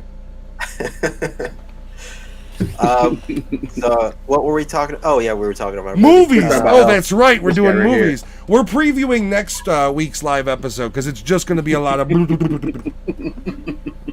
I mean, most of our listeners know we talk about movies for a smidge, and the rest is just tangents. But Here's the thing. And then we rate them. Lewis and I, or Anthony and I, are ADD generation, and Alex is the APA. but see, I can't remember what that stands for. But Acolyte protection. Alcohol No. poisoning. Oh, okay, so it was alcohol poisoning. I knew it was alcohol poisoning. I didn't know if it was Alex or what it was. But the funny thing is, Alex poisoning alcohol. I mean, our listeners don't know, but off the record, Alex, doesn't like talking as much. He says he's nervous, but you can oddly recite the entire plot of a movie. Like, if we'll be like, "What happened next, Alex?" And then he goes into detail, or Matt will ask me, and and Alex will be like, "No, you forgot this part." And I'm like, "How the fuck do you remember?" Yeah, literally. But you're like Dr. Jekyll, Mr. fucking drunk, because it's like, literally, you'll be like, no, there was an audio cue that you missed. It was at 23 minutes and 47 seconds in, and then 10 minutes later, I don't fucking remember what I was saying. Like, and then It back, happens. and I then don't know. and then back where you're like, don't you mean Richard Donner? Like, it's just like, what the fuck is going on? Sorry. So I see Fabian says, going back to the food, Hispanic parents always say it's good. That's what we grew up in. It's like we never know if we're gonna die because our parents are like, just eat it, you're fine. Except the one time that the glass dish blew up on the chicken, and my mom was like, "Nope, we're not eating this." Yeah, that would have been She bad. poured cold water on. Well, what is the It's what is the loaded. alternative? She screams at your children and forces them to eat glass particles. Like, eat it down. It's only a little Oh blood. no, this was when I was a kid. Not my kids weren't alive yet. Well, what is she gonna make you? You make you Exploded. force it down? Like your dad was over there. Like, it's still good. It's just hair and glass. Okay, you know what? So we don't need to go through the movie. Anything else anybody wants to say about Elf, and then we can move on to the next movie. I do one of the serious scenes. I do like the creepy shower scene where Like that. the singing. You like that? You like the No, it's- Will Ferrell to catch a pervert? To catch a prey. No, it is a weird scene, but their singing and harmonizing is Mhm. very wholesome. Like it's a cool. It's Well, weird saying it's a cool scene. yeah, now I don't like the scene. No, wait, You what- guys what- may be what- not like In it. Elf's defense, though, he doesn't even think of it that way. He just hears the That's voice. true. Wait, what he's song are they attracted to singing? I think it's "Baby It's Cold Baby, it's Outside." cold outside. Sexist. The Oh, one that yeah, got banned. Sexist! The one that got banned on some radio stations. Because he's leading her. No, if you listen to the song, you understand it's a commentary on social standards and how women were looked down upon while men weren't. That's the whole point And of the at song. at the end, she's the one saying it to him. Like Do you, she's the one. do you hear John Legend's version where it's like, maybe you should go? It's like he's Barney Stinson. Like, it's a complete, like, it's trying to be respectful, but it also sounds like it's a one night stand. And he's just trying to get her the fuck out of his house. Like, it's like, I think one of the lines are literally like, not if you're uncomfortable. And it's like, I heard it on the radio. Yeah, And he it's did like, say are that. you fucking kidding me? I think that came out last year when all that shit was going on about it. Well, the light does nothing but play Christmas music, and I've had to. Here's the thing, though. Look up Leo on Spotify. He's got a few Christmas metal tunes. Santa's Coming to Town, Rudolph the Red-Nosed Reindeer, All I Want for Christmas. He's got a cover of that blows Mariah Carey's version out because it's I can't stand that song. Well, the Iron Sheik tweeted that he's glad Christmas is over, so Mariah Carey can shut the fuck up for another year. Yeah. Yeah, gotta love the Sheik. All right, so sorry. Anything? Sheikism. Sorry if you guys got more stuff on Elf. I'm just gonna say real quick. My favorite scenes, honestly, I love the Peter Dinklage scene. I also really like when Santa crashes and he's basically like, "I need an elf to fix this shit," and out comes Buddy, and he's like, "Oh, you're good, but and then that's when Buddy realizes that he is an elf, and but he's not an elf, but he's an elf at heart. I like the movie. Yeah, sorry if you guys got anything else you want to say about it. I do like the scene where the kid is flipping through Santa's book and telling people what they asked for Christmas, and the reporter he basically states, Charlotte Denon. yeah, that her boyfriend should just hurry up and pop the question already. I thought that was pretty funny. Yeah. Yeah. That scene is also pretty cool because like the dad's not really singing, and the kid points it out to him, and when he finally does, that's when the fucking sleigh comes right over their heads, and it's like the Christmas spirit was like brought back and stuff. That was kind of cool. I watched it with my youngest daughter this morning, and she was actually in the room, or she was sitting in the living room with me, and she was trying to read her book, and she kept putting it down. And at the end, I was like, "Did you like the movie?" She goes, "Yeah." She goes, "I was trying to read, and it kept distracting me from reading my book." I was like, "Well, it did its job." So I was just kind of thinking in my head how to cut this movie as a horror movie trailer. I could do it. I could do it. So I will say, because I see in the comments we have an honorary fourth member giving a review. Giovanni gives it 2 eggnogs out of 5 because the supporting actors were pretty good, except for Zoe. And I think Will did a decent job as Buddy. Plus, the movie has some funny moments. That's a pretty honest review. I could feel the hatred in his text where he's like, in real life, he's like, except for that fucking bitch Zoe Deschanel. Like, he's just like writhing with anger. He's like white gloving the two things of eggnog just as he's saying. It breaks in his hand. He's like, Zoe Deschanel! His poor wife is like, seriously, that's the third time today. Now I gotta go clean this up too. Elf was on TV, wasn't it? Yes. Sorry. And then so another weird scene towards the end where it's like a happy ending. Buddy the Elf becomes an author, and then it flashes to the North Pole where Buddy now has a child. But you think in your head like his mental state, his like IQ is that of like a 10-year-old. So did she take advantage of Buddy? And now they're Hey. Well, she did on their walk, right? Hey. On their first date. I believe I was the only one that had a problem with Big's sexual relationship. You guys were like, meh, whatever, me. And now they're both the same age, or he's older. He looks like he's 40 in this one. He does look in his 40s, yeah. Like she's way younger than him, looking like. I mean, my only thing is you'd be surprised what sex will do as far as maturing people. Like if you haven't had, I have seen a 40-year-old virgin. yeah, if you're a virgin at 30 and like everything else, like, I mean, his real only issue is he had to figure out not to eat so much candy. Oh God! Like, and you not meant- candy that's on the fucking subway either. He Yeah, would have no legs at this point with that maple syrup. Buddy the Elf would be in a wheelchair saying it was a war. Like he'd have a sign that said he was injured in Is- war, like the rest of them out It's there. sugar and syrup. Yeah. All the basic food groups. I love it. All right, are we ready to give it the old review? Yeah. Yeah. All right, Alex, let's start with you. I give it 3.5. I do like the movie. There's like knowing the people that they are, the actors that they are later on. I don't like their characters, but this movie all around is pretty good. Will Ferrell though, one thing I got to say is like he kind of like he does that talk at the beginning. Who says that? Like when he says like some people say that the parents give the gifts. Like he looked like he's trying to look at the camera and say it, like he's trying to break that fourth wall. I could do without that shit in the movie. It still would have been good. Might even been a little better for me. But yeah, 3.5. Yeah, I'll go Lewis. next. I do like this movie. I would say a solid 3.5 as well. It's definitely something we watch even when it's not fucking December. We watch this movie a couple times a year. Like I said, it's just a fun movie to quote. It's got a lot of memorable scenes.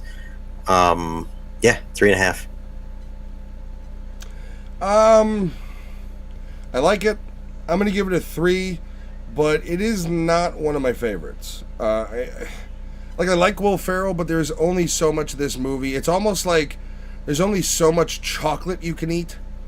Like at a certain point, I just want to turn this fucking movie off. Like, it's just we when it's running every Christmas, it's like, you know, I don't even know if TBS still exists, but it's one of Yes, it is. TBS's like days of Christmas movies. It does get just as annoying as the Christmas Story does. And I've shot myself in the eye with a plastic, or I've gotten shot in the eye with a plastic BB. So you can tell that like I'm annoyed with that movie. That's how annoyed I get with Elf after too long. So real quick, TBS and TNT are both owned by Turner, Yeah. and they show Christmas Story on both channels on Christmas Day. Christmas Story and Elf is the Mariah Carey's All I Want for Christmas of movies. Elf is shown a lot on Freeform, which is owned by Disney. Which I'm surprised Elf is not on Disney Plus. I don't think it was a Disney movie. It's not, but I'm just surprised that it's not on there. Like, there's only so many Disney or licenses they could buy lines for the too. Monopoly. Besides, why would that movie the licensing for that movie's got to be really fucking expensive? Mm-hmm. Yeah. All right, so we've got our reviews. Anything to wrap up? Elf. I love Peter Dinklage. He's fucking awesome. I do love the Dinklage. If you like Peter Dinklage in something that isn't Game of Thrones related, 2 movies: The Station Agent or the Yes. original Death at a Funeral. He's in the remake, but don't fucking watch that one. Actually, it's okay. The British one's just I prefer. Because it was quick and it was fresh. It was Yeah. Also the Brits have a different like dry humor. Like the remake is very exacerbated and loud and just like it's kind of a production, and in the British version they do the whole concept of like hush hush a hell of a lot better. Hmm. where it's like, oh, Dad was for real, So, okay, so if we're all good, we're gonna take a quick break, and then we will be back to review. What is Jingle it? All the There Way. we go, Doberman. Real quick, too, Fabian said Giovanni is drunk. That movie is better. No, Giovanni's on point. The movie is worn at this point. I agree with him. I had something else that I was going to say, but it has nothing to do with the actual movie, so I'm going to let it go for now. Lewis and I discussed it before the show. He knows what I'm talking about. I reviewed the text. Yeah, Alex was, I think, trying to ward off a hangover at that point because you couldn't have been awake because we got no response. Oh no, I saw it. No, I you just weren't didn't awake. respond. You couldn't have been awake when we were. It was too early. It was like 9:45 or 10 or 10:30. It was or 9:20, 9:20 or something like that. Yeah.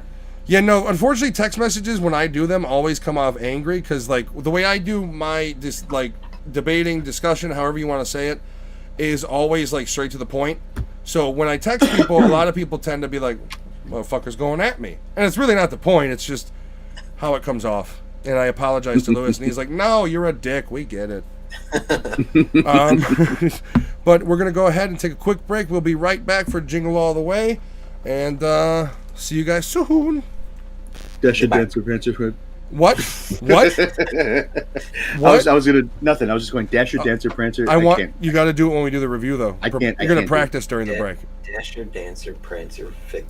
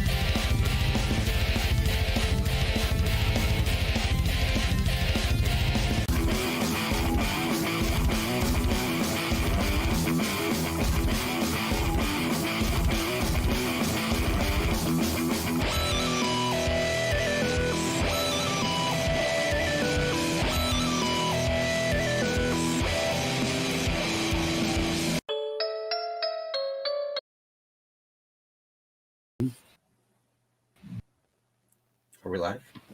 It's getting there. You're live. Yes. Yeah, we're live. Hey guys, Matt totally didn't go take a break to take a shit. I didn't You say he fuck. did, so yeah, we're doing a little vamp session. Oh yeah, there you go, Jingle All the Way. So when Matt gets back, we're going to talk about Jingle All the Way. There's a couple Christmas movies that we didn't review that I'm kind of bummed about, and one of them is Christmas with the Cranks, but that isn't streaming anywhere. And I think I owned it on DVD. I kind of also wanted to do a Christmas Story, but I know Matt didn't want to do that. Yeah. I was trying to think of what other holiday movies I've watched with Shay that we haven't actually gone over. We did mention at one point it'd be cool to do an animation one, and Matt wanted to do Eight Crazy Nights, but didn't like that. He was kind of bummed out that me and Alex were not like, yeah, let's totally do. We didn't jump all over it. Yeah. I haven't seen that movie in so long, and I'm also not I'm not a fan of Adam Sandler. I'm just not. I'm not a fan of Adam Sandler. You don't like any of any of the Happy Madison movies, like Happy Gilmore, and I watched them, some of them. It's not something that I make a fucking point to watch every single time. I don't know. Him, a lot of the SNL characters. We started saying this earlier, and he took it the wrong way. There's a lot of the SNL characters that are in movies now that I really just don't get into. Well, no, but I know what you mean, because they just play their like character role. I've seen them in SNL, and that's their fucking role. Even Mike Myers for a while was doing that until he finally started changing a little bit. But even now he still fucking does it. Well, he hasn't acted in a long time, has he? Yeah, it's like their shtick that they always do. Mm-hmm. Which I can't think of many SNL alumni people that have done like serious breakout roles. It pretty much is all the same type of comedy. Yeah, so we got Jen saying "Deck the Halls" with Danny DeVito. She's one of her movies. Fabian did say Eight Crazy Nights is hilarious. Maybe it is. I'll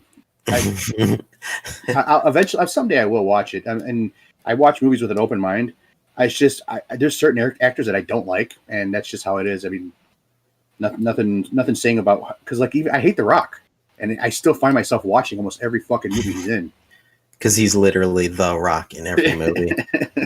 Though Jen, who's watching, she technically picked our classic movie, It's a Wonderful Life, that we went over last week. That I was mentioning off the air. I rewatched it again in color over the weekend, and it looks weird. It's still a beautiful movie, but that was the first time I've watched it in color. And also, I like we said on the show last week, it wasn't a movie that I wanted to watch, but watching it again, like it's such a good movie. And I did say I wanted to watch it again with my wife, which we never got to it. But yeah, she watched Elf like 17 times this season, along with my oldest daughter. In case you wonder what I'm doing, I'm trying to peel off a cap label, and it's pissing me off because I want to be able to put it back on my bottle. Which, if we could get any sponsors, or are we going to get flagged for it? I definitely want this. I don't. What kind of alcohol is that? What is that? Glenmorangie. Jesus, I don't know. Oh, it's a gift from my minor daughters. My brothers were trying Grey Goose yesterday, and it sounded gross. Oh yeah, vodka. Nah, it's good mixed. It's not straight. No, yeah, they were just drinking it straight. Trying to think of other Christmas movies that we didn't review that I wanted to do. I wanted to do Jack Frost, the horror movie. Although I disagree with Matt, I'd be down for reviewing Jack Frost with Michael Keaton. That is a sad movie. It is sad, but that's the thing too. Is I like some of those movies. I don't like them all the time. So what we got? This is the happiest seizure of my life. I don't know. He's quoting 8 Crazy Nights, I guess. That is 8 Crazy Nights. Yeah, it's a hilarious scene. It's the drinking, Four it's the drinking kind of Christmases. alcohol. I would have loved to do 4 Christmases. It's a great movie. Yeah. 4 Christmases. We actually just bought that while it was still on sale. We bought the Kill Bill. It has the 2-pack on iTunes. Is $10, and I Great bought. Christmas movie. Well, I bought them because I clicked Great on the Christmas individual movie and they were $17 a piece. I was like, really? We could have did Gremlins, another Christmas movie. Mm-hmm. Yeah. Deck the We Halls definitely is need to funny. do that one year. We did watch Deck the Halls this Christmas time. We just didn't review it. My wife and I watched it. So I'm sorry I was not here. I had some after Christmas carolers at my door. I had to fire in the air twice to get them to go away. So I do apologize. Now, did you fire in the air, or were you kind of like pointing in the air? By air, I mean at their feet. Okay. Did you also say was it dance? Was it a blunderbuss that you used? Or? No. It was, the normal 2, 2, 3. Just the soft stuff. But yeah. So, hi everybody. How's everybody Welcome doing? Welcome back, Matt. Thanks, for some reason guys. Camera hasn't loaded in on my end, but I'm sure it's fine. I'm actually not. You can see me, right, Alex? You're on the stream, and I can see you. Yes. I still exist, everybody. That's a good sign. Okay, so this one's a good one, ladies and gents. I don't know, man. You don't like this What? movie? You go to hell and you die. What? You go to hell and I you just wanted die. to see your reaction. Just wanted to see your reaction. You've been waiting for this like since we started. Anything Arnold. We haven't It's done Arnold. one Arnold movie since we started this fucking podcast. We've talked about him a lot. Not one we have. movie. We have. Because we haven't done any of his movies. I got talked about him. And we even talked about a Christmas movie he directed too, right? Yeah, well, no, it's like a TV movie. Chris Christopherson. Yeah, made for TV. Anywho, Lewis, what are we reviewing? So we are reviewing Jingle All the Way 2, the sequel to the Smith. No, just kidding. Jingle All the Way. Larry the Cable Guy. Which the cover for this movie on DVD or Blu-ray, it's the picture I'm looking at Wikipedia. It says Schwarzenegger that literally takes up the entire top. Mm-hmm. It just looks weird. But anyways, this film, which is one of Matt and I's favorite Christmas movies. Fabian apparently It is too. But mine. he as well. says if it doesn't get a minimum 4.5, he's fucking never watching this again. This one's gonna get a 6 out of 5. So this movie was directed by Brian Levant. It was produced by Chris Columbus, who we've talked about several times. Came out 1996. It's an old movie. Runtime of 89 minutes. Budget of 75 million. Box office of 129 million. This movie has an awesome cast. You have Arnold Schwarzenegger as Howard Langston. You have Sinbad as Myron, the postal worker who there's a bomb scene in this movie that's just kind of odd when you think about It's it. a as sick an world we're adult. living in. It's a sick world. He's not a horrible actor, but he has his moments too. I love like Sinbad. like I love Sinbad. Sinbad's original stand-up as well. Like, if you ever hear the joke about His like clothes are just too damn loud. like that old joke of like when that light turned on, you better be home. He's the originator of that. He's got a whole bit about it, and it's just his original stand-up. That I think that was that first HBO special where he was wearing those like really 1980s pants. They had like the weird triangles and different colors and shit on them.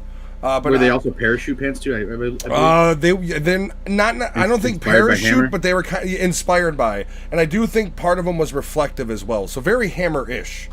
Yeah. But no, that's an incredible I like Sinbad. Giovanni met him, lucky bitch. Oh, nice.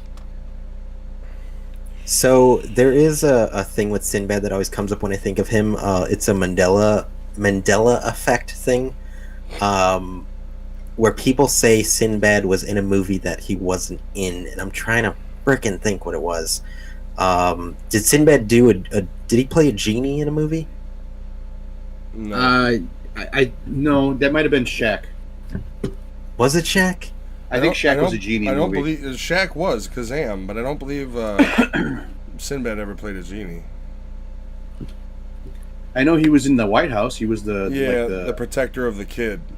first Oh. kid. Yeah. So a lot of people think that Sinbad was in a 1990s movie called Shazam, and it wasn't Shaq. It wasn't.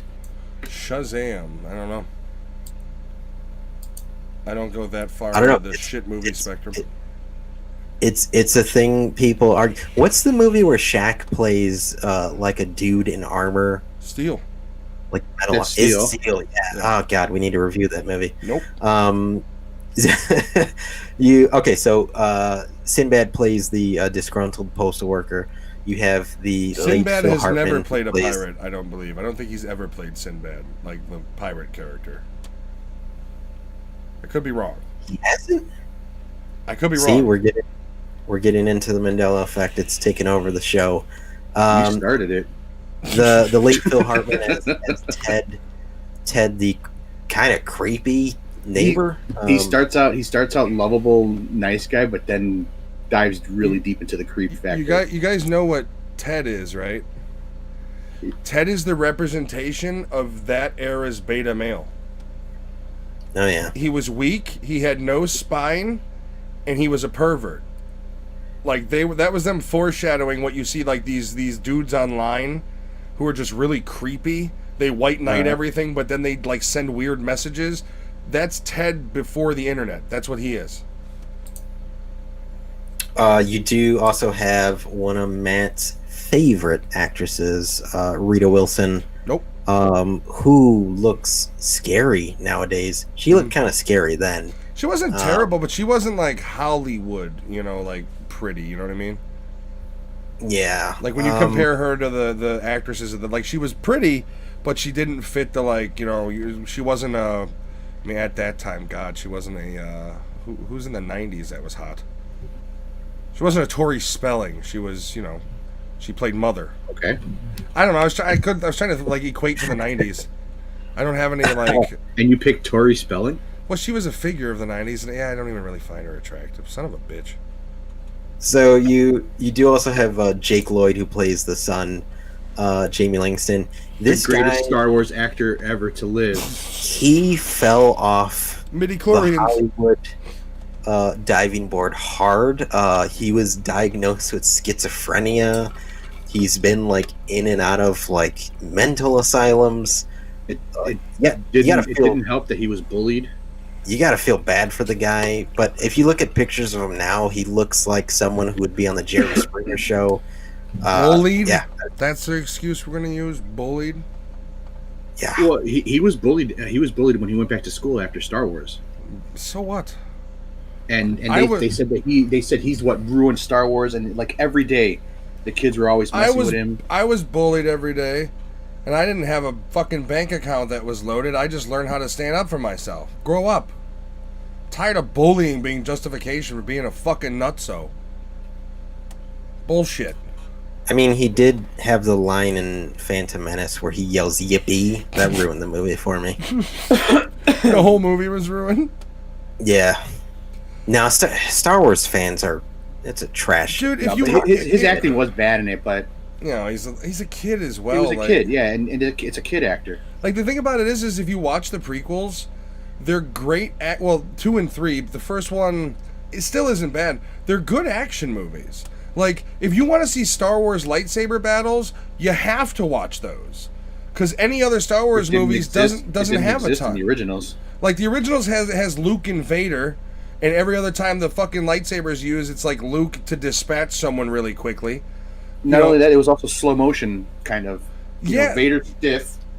Yeah, and Luke is kind of like it was more like actual, and meanwhile, the prequels created to where it's like the modern art form of how you would do, sword battling. it was kind of like Gun Kata from Equilibrium. Yeah, exactly. I mean, whether you like them or not, they're the most action-loaded Star Wars movies you're gonna get. I mean, personally, I want a full featured film of the last 10 minutes of the last couple minutes of Rogue One with Vader.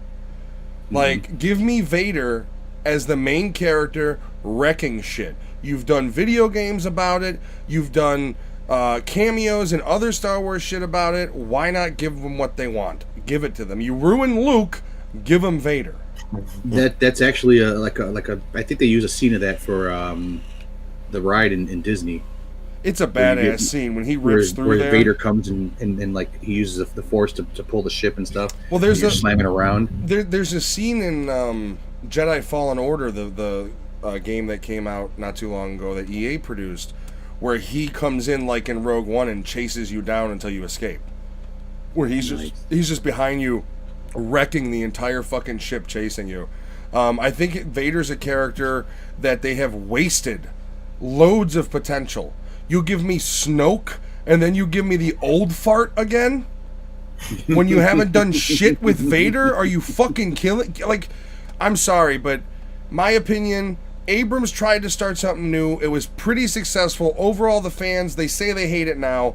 Overall, the fans, when it came out, were like, okay, it's not terrible. Then Rian Johnson came over, pissed all over everything they loved. Abrams then came back and was like, he literally had a broken mirror he was trying to fix fucking piece by piece. So there was a lot of glue that was showing. So then the fans were like, oh, there's too much fan service. So then the fans are too fucking fickle.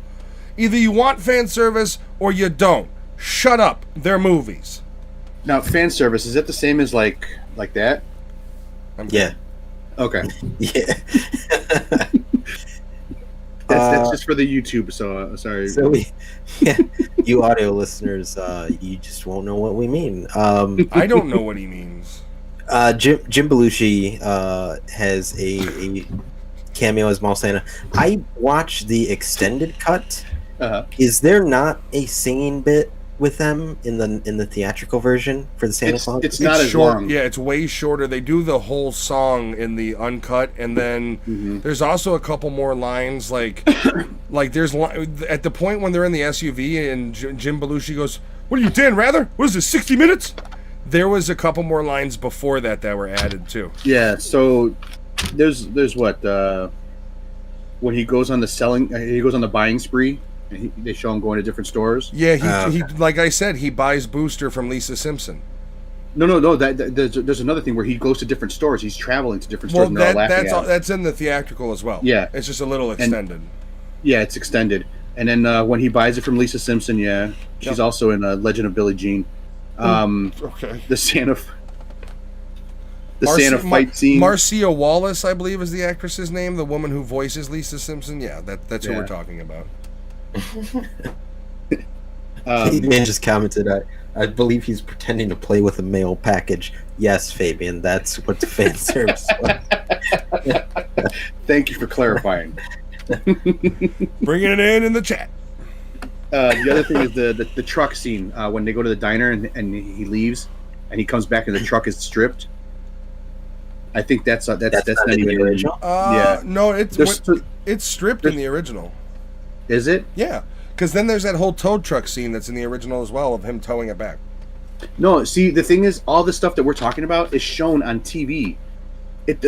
All this added footage is only 4 minutes, but they say that there's 20 minutes of extra footage. It's not. It's just extended footage. Yeah, no, there's not. It's the whole tow truck scene, the whole strip car scene. That's all the same. There is extended, I think, a little bit when he's going into the Turbo Man suit when they're like telling him about everything. I think they go into a couple more things in that scene. I don't think there's much extended in the actual parade scene at all, though. All right, guys in live audience, I'm going to jump back on in a sec. Discord's being a little weird. I'll be right back. We'll just hold some chat. Whoa. Whoa, he's just been crazy. I'm not digging this. Everything's changing. And you don't like change. Nothing I believe in is coming true. Yo. There he is. How do we Okay. look? You guys look great. Matt Thank you. is Thank you Matt's for the sexy compliment. Santa. I like it. Ooh, it's opening more. Oh shit. So I could do that. let me just Save it for Mention Die Hard. mention a couple other people are in here. So Vern Troyer plays a mini Santa, makes a cameo. Chris Parnell plays one of the most annoying characters I've ever met. Yep. You have the Big Show himself, Mr. Paul White. Paul White. Paul White. White. Get it right. It's white. He is Who also white, has yes. a canceled show on Netflix. Yeah, yeah. Did It anyone did get a second season though. really? Like, why wasn't that on the WWE network? You would have had a much more a better fan base putting it on that than Netflix. Because they don't know how to manage things like that. But they are going to start. Remember, I sent you that link. They are going to start something Yeah, soon. yeah. I'm always looking for new documentaries about wrestling. I don't know why. Not like modern either. I don't give two shits about modern wrestling documentaries. Like I just watched a whole thing about Shawn Michaels. Seriously, it's bad. Well, because my thing is, love or hate wrestling, whatever your opinion on it, the shit those dudes go through and the lifestyle they live is insanely fascinating. Well, you take a guy like Kurt Angle, who on Stone Cold's podcast talks about how he's eaten 65 painkillers a day at one point. Like They Yeah. travel so much. Sometimes when they're starting out, they're doing 2 or 3 different shows a day. You know, depending on where they're at, Yeah. and they're fucking putting their body in the line. A lot of them become addicts. Well, A lot of the earlier ones. Now they actually have some kind of program. And we would know because we had a very brief unprofessional wrestling career, all three of us. Backyard. Backyard wrestling. Yeah. Yeah. I loved it when we were breaking lattice over each other's backs. Scored lattice I because just nobody would take that hit from a lattice. I remember we did it in the snow one day in front of Lane Tech, and I remember being numb. We Yeah. did it in Will's backyard the one day, and his uncle is on video as we're doing this, screaming in pain in the background from various ailments he had. I don't know. I don't know what the fuck was wrong with us. We literally, if there was an open place that had grass, we would be throwing each other on it. Like, we look like fucking psychopaths with people driving by. Parkour. Yeah. Like, look at those men. Look at those men fighting each other. Yeah, we were the Michael Scott gang. Fabian did say Dark Side of the Ring was so good. He is correct. The Chris Benoit episode is holy shit. It's great. Which I think you can still watch that on YouTube for free. That's where I watched him. Yeah, on Yeah. Vice's, I think, actual YouTube page, there's a section for the Dark Side. I believe last podcast on the left does an episode on Chris Benoit. Oh, really? Yeah, his story is depressing. Here's the thing, like It is. I was a huge fan of his, and I don't look down upon him for doing what he did because of the damage to the brain. It's the the problem is, and if you watch Dark Side of the Ring, it goes into how basically once Guerrero died, it set him off. He wasn't the same after Guerrero died. That was his best friend. And then when they examined his brain, it was the brain of an 86-year-old, they said. So it's like the guy was obviously, he was on roids. He obviously was mentally not well, like the physicality of his brain wasn't well. And then it was a man who broke from grief. I mean, if you watch the old WWE, that you can't find it anywhere except YouTube because WWE has pissed all over him and banned him. But They deleted him. They've erased him from existence. But if you can find it, go on YouTube and look up the interviews they made these poor guys do after Guerrero died. Chris Benoit can't keep from just completely crying throughout. Oh the whole yeah, fucking that thing. WWE interview. Yeah, They made him do this fucking interview like a goddamn animal, and the guy can't keep it together, and it's gonna be good TV. Fucking Vince McMahon, that is 100% Vince. that's and then that's the shit. You do this to these guys. They're under extreme physical and now mental stress, including grief, and you send them out there and you just give them, let's ignore the fact that they're doing painkillers and this and that to fucking not go insane like Benoit unfortunately did. Yeah, Alex, episode 265 of Last Podcast on the Left is on Chris Benoit. You should check it out. Okay. I will check that out as well. So jumping, Steal their going ideas. from a bunch of depressing stuff back into this Christmas movie. I do want to mention Booger plays Booster. Yeah, his brief little. Yeah. Where the Nobody hell likes have you been? And Nobody likes you, Booster. Danny Woodburn, who I believe is in Bad Santa. I think so. Danny, what is Tiny he? Angry Elf. Yes. Yes. Seinfeld is where I love him from. Martin Mull is credited as Mr. Ponytail Man, which I just love that. So we can jump into this movie, and so Matt and I have a tick about this movie. There's a lot of Christmas movies where it starts off with a overworked, tired, does everything for his family dad, and for some reason, like, these are Christmas movies and that, like, the dad needs to find his way back to the family or redeem himself, which I never got, because I mean, okay, so compare this to Santa Claus. So Tim Allen in Santa Claus, he is a dad who's like, 100% workaholic, but he has these moments where he has a connection with his kid that you can clearly tell he loves him. I would argue this movie, Arnold Schwarzenegger has an even closer connection with his kid, because he actually lives there. Yeah, but no, not only that, he He's not a suffers from divorcee. the workaholic. Like, this movie literally starts with a party going on at Arnold's place, and he's in his office Working just selling on Christmas Eve. Yeah, Fixing, not only working, but fixing clerical errors where he's like, you don't think they're soft enough? We'll fix that right now. And you just hear the fucking keys. You're my number one customer. We're not going to charge you extra. Like, everybody's You're my getting, number one customer. like, just like Die Hard, they're all getting drunk and having sex with each other in different offices, and he's still selling shit just so he can provide a home with a beautiful airbrushed artwork of Marvel shit and all these toys for this That spoiled kid's little room fuck. was fucking fabulous. And then his wife, and I know Lewis is going to go into this. What does she do all day? She doesn't have a fucking job. The most she's got to worry about is getting him to karate to get his stupid fucking purple belt. You couldn't get the fucking gift? Because you didn't want to go into downtown Minnesota? So you couldn't go? Are you kidding me? The guy works 78 hours a fucking week, but you can't go get the toy? It's on him? Like, he's a deadbeat dad because he provides you with everything you take advantage of? Meanwhile, you got fucking Ted trying to do you every 5 seconds and you're oblivious to that? His wife is a chode. Well, Sinbad has the line later in the movie where he's like, "Oh, Christmas is the one time a year where us dads prove that we're not a screw up." And I remember even watching this movie when I was young. Even at the time, I was thinking, like, the dad's not a bad guy. Like, No. he's just a workaholic. Well, Yeah. Sinbad's got my favorite line of the movie where it's like he's imitating the kid. He's like, I want a bicycle, I want this, and he's like, Christmas has been canceled, your dad's been laid off. Like, one of my favorite lines of the movie. I love Sinbad. Everything from his dialogue talking to Arnold to later on in the movie where it's like, ta turtle man.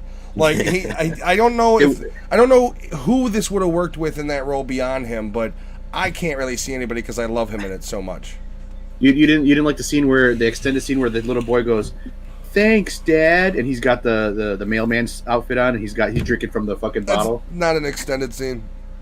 I thought that was added to it because No. it was in the diner. That's in there. That's because when he's telling the story about the Johnny 7 guns and So one. when you watch deleted scenes by themselves, it's in there, so they make it extended. Might be extended, but I mean, in the original, he still does do the whole like, "Here's to you, Dad."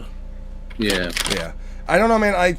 I'm pretty sure the whole reason there is a Family Fun edition is because the version that you were saying, they threw it on TV or something, and people were like, "What the fuck?" And then when they redid the Blu-ray edition, they released that cut. Yeah. So like, I don't watch this movie on TV. I don't like movies on TV. I like commercials. I watch my Blu-ray or my digital. So like, for me, I never saw the alternate TV versions. So Yeah. I was looking up production stuff because I like shit like that, and Sinbad actually improvised most of his lines, and That's why they're Schwarzenegger, great. because Sinbad improvised most of his lines, Schwarzenegger improvised all of his responses. I've got good comedic Okay. skills. I improvise. wrong day. That's all me. Oh, here we go. wrote that. I wrote that line. Crazy Train. You know the cookie line? That's my cookie line. I don't need writers. You're not gonna say you're my number one customer. That's My a line! line. They were like, you're not going to tell her that. And I said, no, she's also my number one customer. I think it's Sinbad and Schwarzenegger, not Hartman. So those lines were the improvised. See, I think Hartman, like, and okay, so Hartman's got the one line that actually points out what everybody should be thinking. How the fuck is this guy so ripped? He works all night. He never goes to the gym. And the only line that, like, nobody talks about the fact that he's a fucking bodybuilder. How does that make any sense? Like, how is she treating him like he's just your average fucking slob husband who comes home and gets drunk at night? He's fucking ripped. And you still are like, damn you, Howard, when he pisses off the stupid spoiled kid because he's fucking trying to track down the doll. They completely, and then Ted's got the one line and he just goes, you can't bench press your way out of this one. Yeah, it's like the only person that acknowledges it is the asshole neighbor. Like, what? Not even an extended scene that's like shows him fucking using some dumbbells or something. Now, was it Phil Hartman who was murdered by his wife? Yep, yes. The dumbass told her he was divorcing and then fell asleep in the bed they shared. Yeah, should have put her right out. No, but no, if you no, ever don't watch put the documentary. We watched a documentary. Don't on her. put her out. Go to a fucking hotel. You got money. Don't be stupid. We watched a documentary on that whole thing, and it was pretty fucking scary. The whole thing leading up to it. Yeah, well, she was unbalanced, like seriously. Yeah, she was really fucked up. But she was jealous. Once again, and he lived for her. Once again, you already know what she's like. Why would you tell her you're going to divorce her, then go to bed? Why would you stay in that home? You own weapons. Why would you stay in that home? Like, complete miscalculation on his part. Very sad, though, because Hartman would have been the type that made several more brilliant comedies and then went serious. You would have seen Phil Hartman in serious roles as he got older. That was with the cliffhanger on what is it, radio? Talk radio. News radio, unfortunately. And news radio, yeah, and he fell off the rope on the side of the building, and they ended up writing it as he died. Like, News radio is the launching pad for Joe Rogan. Everybody remembers Fear Factor. News radio is where he got his start. Wasn't he like some guy with headphones and shit to do most of the show? He was like the doofy, like, kind of stoner muscle dude that, like, I think Mail or some shit, or I don't know what he did. Kind of similar, right? Stoner. What, to real life? Yeah. Well, I mean, he was a stand-up comedian, so it's like I would imagine most of his persona came from that experience. He knows it just. All right, so where are we in this movie? So the obvious, concept as we went over is workaholic, misses the him getting his purple belt. That sets up the entire idea of like, what is the thing you want the most in the world? And he's like, give me Turbo Man, and he describes it and is animated, and so Schwarzenegger's thinking like, I'm gonna go get this fucking toy and be the hero. That was the best acting that kid ever did in all the shit I've seen him in. Was him describing the Turbo Man doll he wanted. Oh, come on. Fucking absolute best. That scene where he's like, Turbo Man says you always keep your promises. Yeah. Dude, my kid hangs up the phone on me. First thing I do when I see him is whack him. Like, don't you fucking hang up on me again. I do like the way this movie starts out with the Turbo Man TV show. Yeah. Yeah, and like Turbo Man is totally like, it looks like the old Power Rangers. Yeah. Like it's very much designed like that. The villain, the 5 villain guys that jump out the crayons. Now, is the guy that plays Turbo, the Brainium, whatever the hell his name is, the villain in the actual show, is that the same dude that was in that Night Court show? The, like, security guard? Yes. It is, right? Bull. Yeah, that's Bull. He was in Flintstones as well. Okay. Is he still alive? I don't think so. Probably I think he passed, yeah. Yeah, I'm pretty sure. It's probably drugs. Or, he was just poor health. He was very tall, yeah.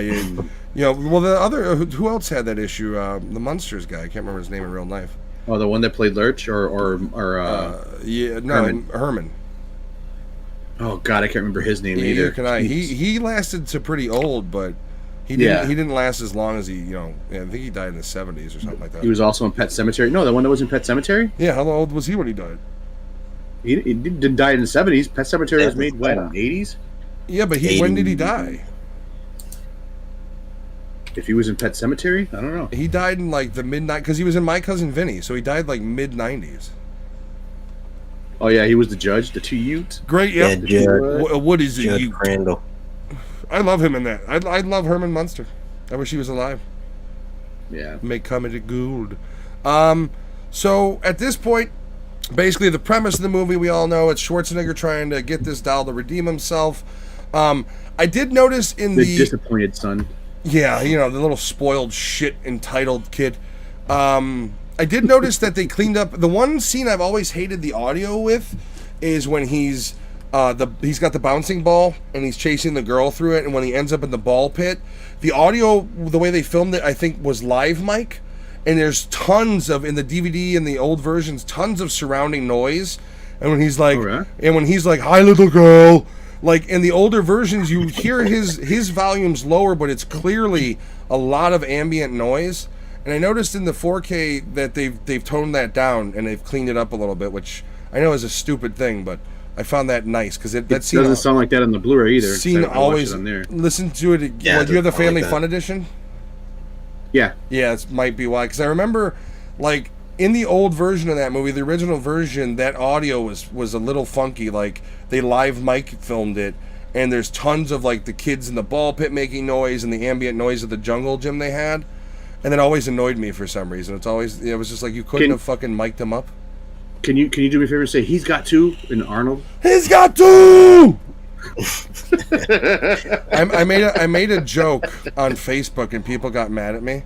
I made the joke that it was the image of him where he's pointing, screaming, "He's got two," and I said every Republican for the mail-in voters for the Democrats. He's got two. I found it funny. People were like, "Oh my god!" It's like it's a fucking joke. Shut up. I'm not attacking anybody. It's just funny. But yeah, that whole scene's weird, and I do like that Jim Belushi later on, when he's talking to Arnold in their little toy factory in the Santa Claus shop, even mentions that he's like, "This coming from a guy who assaulted a toddler." He's just completely called, and like Schwarzenegger just gives him this look like, "You're right," like just looks down. But yeah, so he does meet Belushi and the elf in the mall.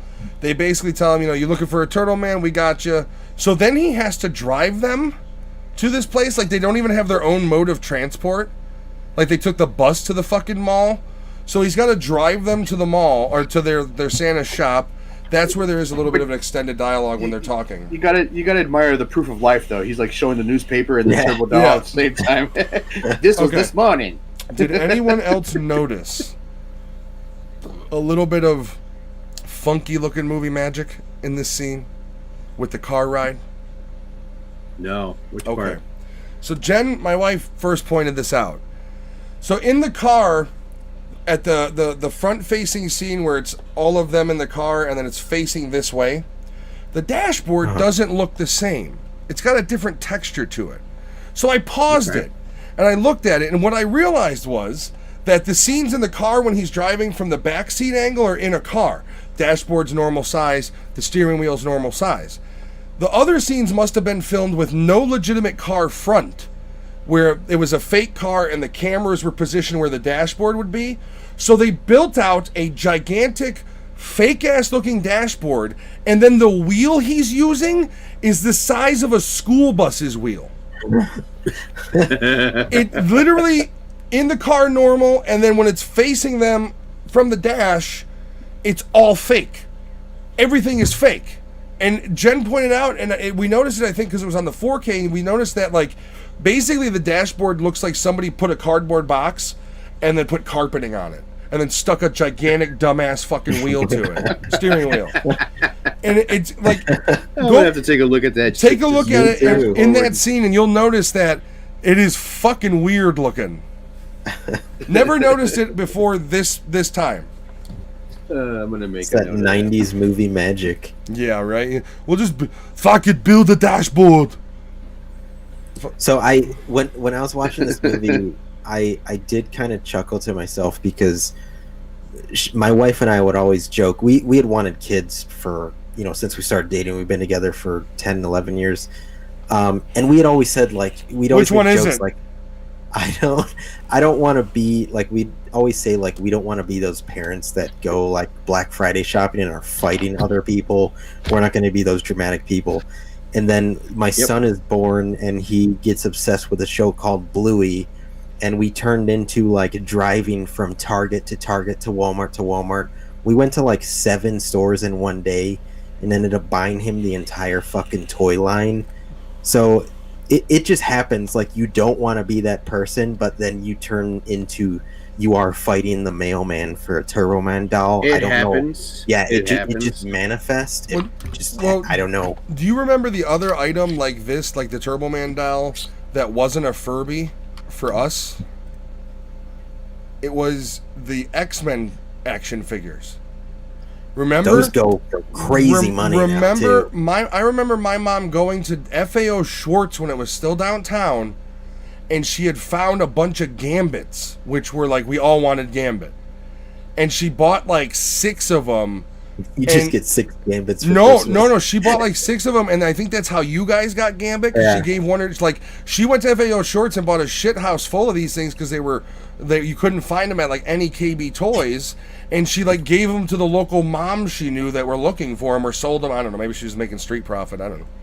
Are you never saying know. Are you saying that day Gambit was the booster of that X-Men collection? No, That was Gambit. just all No. they- Gambit was the Turbo Man. Jubilee was the booster. Nobody gave 2 fucks about Jubilee.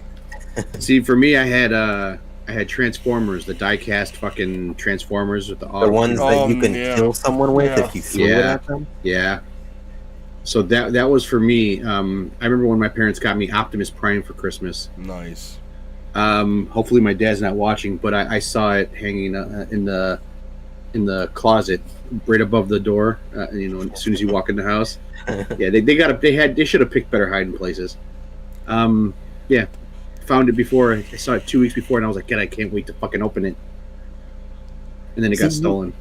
As a kid, that was a normal thing to look for Christmas gifts. As an adult, you just look at your Amazon or your wife's Amazon login account, and you're like, "Oh, that's mine." And well, I know my wife is watching this, and I did tell her this actually happened. So my wife, who is wonderfully supportive of my streaming and the podcast, all of our wives, and your Lewis's son Rory has been specially featured, and Alex's daughters. Rose sounds like she's a fan, even though she probably shouldn't be listening.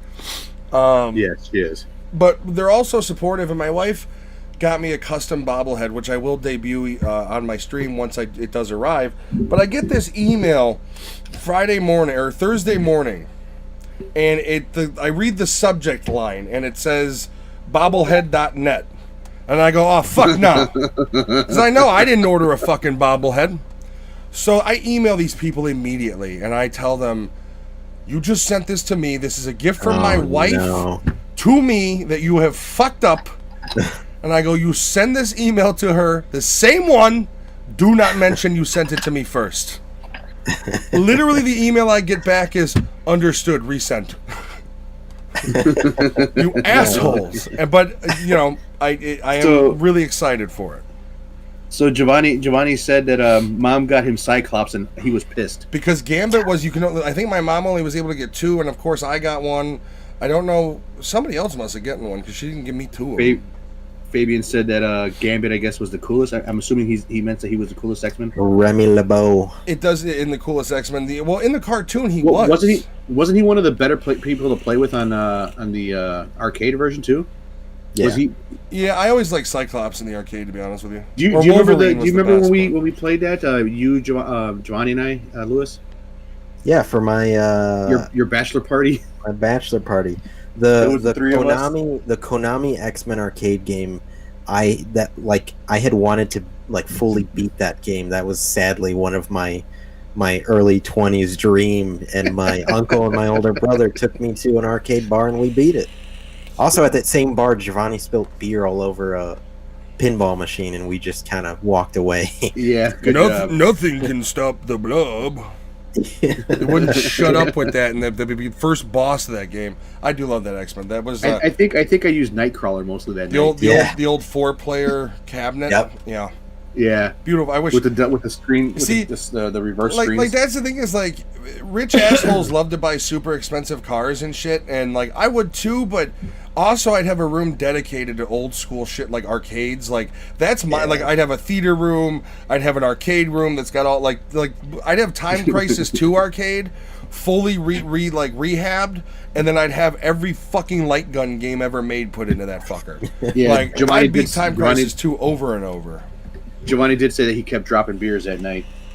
What do you guys remember? Normally, go on. Sorry. normally it's me that gets kicked out of bars for doing shit like that, but that night it might have been him, but we didn't get kicked out. Well, But yeah, I remember your birthday. You were gonna say my birthday when my brother broke a stool, or it was a collapsible stool, and he got drunk and he goes to sit on it and it just whoop, like underneath him. Oh. that same place that you had your birthday. They did Game of Thrones. Yeah, they do a lot of Oh, that shit. place does a lot of pop-ups. They do pop-ups Yeah. right before his birthday. They did Game of Thrones. So when we went there was still the dragon, Yeah. and when you look behind the bar, it was all the faceless people. Yeah. You know, Oh, that's all the cool. masks of people. Your dad bought me you bought me a drink, and then I think your dad bought me one, and then he bought one and didn't drink it, and you were like, you want it? And I think I drank his. I got drunk for Yeah. free that day, that was for sure. Yeah, well, it was your birthday.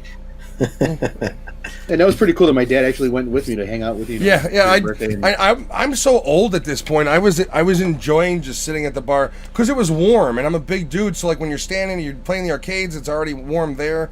So I was just enjoying sitting at the bar, drinking, talking to him. I was like, "Fuck it." he found a pinball machine that was from when he was a kid, so he started playing that. So we all one of the things we need to do, us three, is a Nerditude Movie Podcast visit to Galloping Ghost Arcade. Yeah, Never they have a been there. shitload It's of in stuff. Bridgeville. Neither have I. I haven't been to it since they put the new pinball section in. They've got like 30 pinball machines I've never seen. Dude, it's literally every game you could think of you love, They keep and then renting some. out. They keep renting out more and more spaces in that area. it's gonna- Pretty soon they're going to be the whole strip mall. Yeah, it's going to be the Shit. Galloping Ghost block. Yeah. But The no, Galloping Block. we need to do a Nerditude Movie Podcast trip there. Like, we can even do it during COVID if we mask up. Like, it's $20 for an all day. What we need to do is figure out how to get like a weekday off to do it, because if you go on a weekday early, it's dead as fuck. If you go Friday night, it'll be packed, obviously. So it would have to be Lewis's schedule because he's the one that works. Yeah, we need to figure it out and all like meet up there, film it, have fun. It would be amazing. Fabian can join as long as he's not infectious. You fuck. Giovanni. I get new Giovanni would like vacation that. time January 1st. We need to schedule Nice. it. I want to film it. We'll even live stream some of it. We can do it from the phones. Hopefully they're It'd be not awesome. like affected by COVID and like closing or anything. They're still open, No, but it's yeah. If you follow them on Facebook, they're still posting shit every day. dude. When you That's walk awesome. when you walk into the place, it has that arcade smell that only an arcade has. Doesn't matter Pizza Puffs. no wood and heat. it doesn't Hey, matter the arcade I used to go to always smelled like Pizza Puffs. Dude, I love me a pizza puff. If it's a real arcade, it has the same smell. And when you walk into this place, you'll know what I mean. Every arcade had the same. But we got Fabian and Giovanni. We all need to get together and schedule this. It would be fucking awesome. Any other people watching, if you're in the area, you want to join us, let's fucking do it. And I'm if not you're driving we you, will we will fly you out on Matt's dime. You know No? what? Okay. You're flying out on my dime. You're going in the pet fucking storage area. You don't want that. Oh, I thought It's you were nice going to and say cold. Spirit Airline. I was going to be like, don't get on the plane. Enjoy Don't get on the plane. Enjoy the fucking Greyhound. That was a beloved arcade because every Sunday the arcade. I lived in the North Side Chicago Lakeview area, right across the street. We all did for a long time, from Lane Tech basically, and down on Western where the Sierra Auto Lots and all that shit are. There used to be this small little arcade, but it was packed. I mean, this arcade had Cruising It was USA. It was larger than the arcade that used to be behind us. Yeah, there was that really old one. Yeah, that was Chicago Game Company was behind us. it was in the same building basically as where Kinko's is or was. I don't know if it's still down Correct. Yes. Um, yes. Is that where my dad got your bike stolen? No, it was it was my bike and my cousin's bike. because that one was right. Speed. Because that one was right across the alleyway. That's also where he got the windshield smashed from his '57 Chevy that was my grandfather's Well, that he sold for fucking $500 somewhere. But so every Sunday, this I love my arcade. brother. You okay? If you say so, Merry Christmas. This arcade was a hole in the wall, but it had House of the Dead, Big Buck Hunter, Time Crisis, Cruising USA, X-Men, Blitz. I mean, Why would you mention Big Buck Hunter out of all of them? Yeah, because Big Buck Hunter was because he wants to hunt with a gun. it was an expensive game to play. It was $1 to play, and the thing about it is all these arcade games they had, Silent feel Scope, a Marvel feel vs. like Capcom 2. Go on. I feel like we covered this one time on an earlier podcast. Maybe. Or was I that fucking drunk? Both. But it was on Sundays from 9 to noon. It was $5 free play. Mm-hmm. So my dad would give me $5 and be like, "Hey, let's go to the arcade," and he would go fuck off and enjoy himself while I played arcades endlessly. I used to. There's so many warm memories in that place. Run by this old dude who just. I feel like he was the guy from Wayne's World who owned the arcade. The tall lanky guy, or the other one? No, it was a short dude. There was a short, middle-aged guy. Every time we went in, there was this tall lanky guy. He hated me and Eddie. Special Ed, Eddie and I on Xbox One. So we went in there one night, and you know how they used to close at midnight. We walked in and we were fucking hammered. We just got back from a bar, and he fucking put in $20 in the thing and took out all the coins. The guy goes, no, you're not doing this to me again.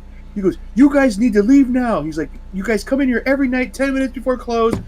So Eddie had a fucking $20 of tokens. He goes, fuck you, and he fucking threw all of the coins across the whole fucking place, hit the guy, and I was like, shit, Eddie, we can't go back in there ever again. You guys were deserved to be hated. You were assholes.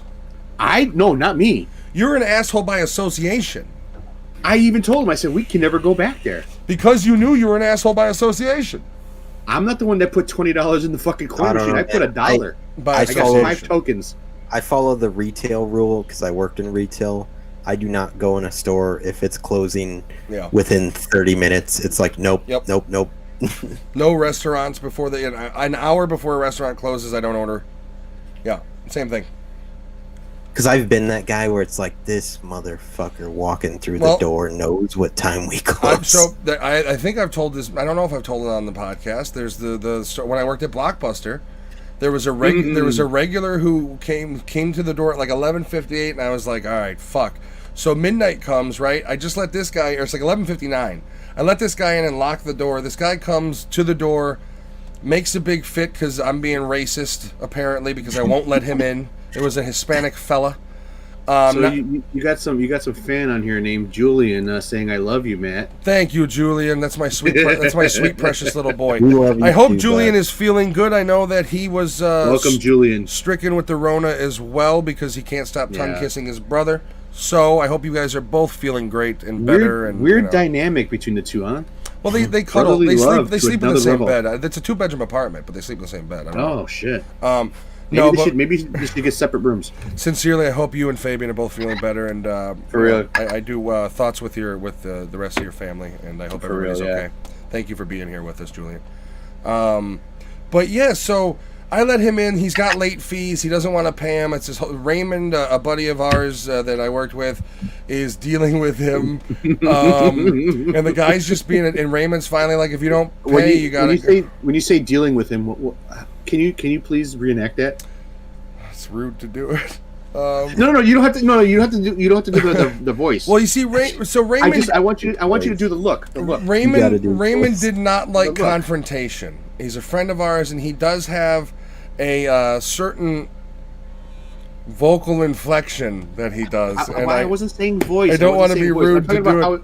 I'm talking about like when you look at him, what you see. Well, Raymond always, because he was tall, would have the weird posture for the keyboards because they were like dick height, and he was just kind of slumped over and like, oh, you got late fees, I don't know, and like he's trying to be nice to the guy, but it's midnight, we're tired, and he doesn't like confrontation. So, anyways, he walks away and he's like, "Can you deal with them? I gotta do the till." So he goes and he does the till, and he's doing. I'm like, dude, you got late fees. I can't let you rent anything till they're paid. Blah blah blah. Fabian just typed out, "Mommy." I'm not doing it. I'm not doing it. You can't go, me. I'm not doing it. I just said he typed out. Not Mommy. doing it. So not doing it. So I love you, Ray. That's both Rays, Ray and Mini Ray. So he flies off the handle on me, calls me racist because the guy I let in before was white, and threatens me, and then he's waiting outside for me. And so my younger days I was a bit different. I grabbed a screwdriver and went to go walk outside because he had a knife in his hand. So Raymond stops me, and he says, "No, call the police." So we call the cops, and the cops come, and the cops are... Why did it sound like Arnold? So bad. Call the police. It's one of those we haven't even nights. talked about Jingle All the Way yet. We're gonna. Well, we No, did a we little haven't. bit. So the cops come in, and they're both Welcome to the Hispanic, and they start telling me that I need to, for my own sake and my own job. And I have respect for officers, but this is the one time where I looked at them and I told the officer, I go, "How about you do your job and get this asshole away from me? Because if you don't, I'm gonna handle the situation." And I go, "Let my job be to me." And they go, "Well, I'm just saying, so you don't get fired." I go, "I don't need to be worried about fired. Your job is to remove him. Do that."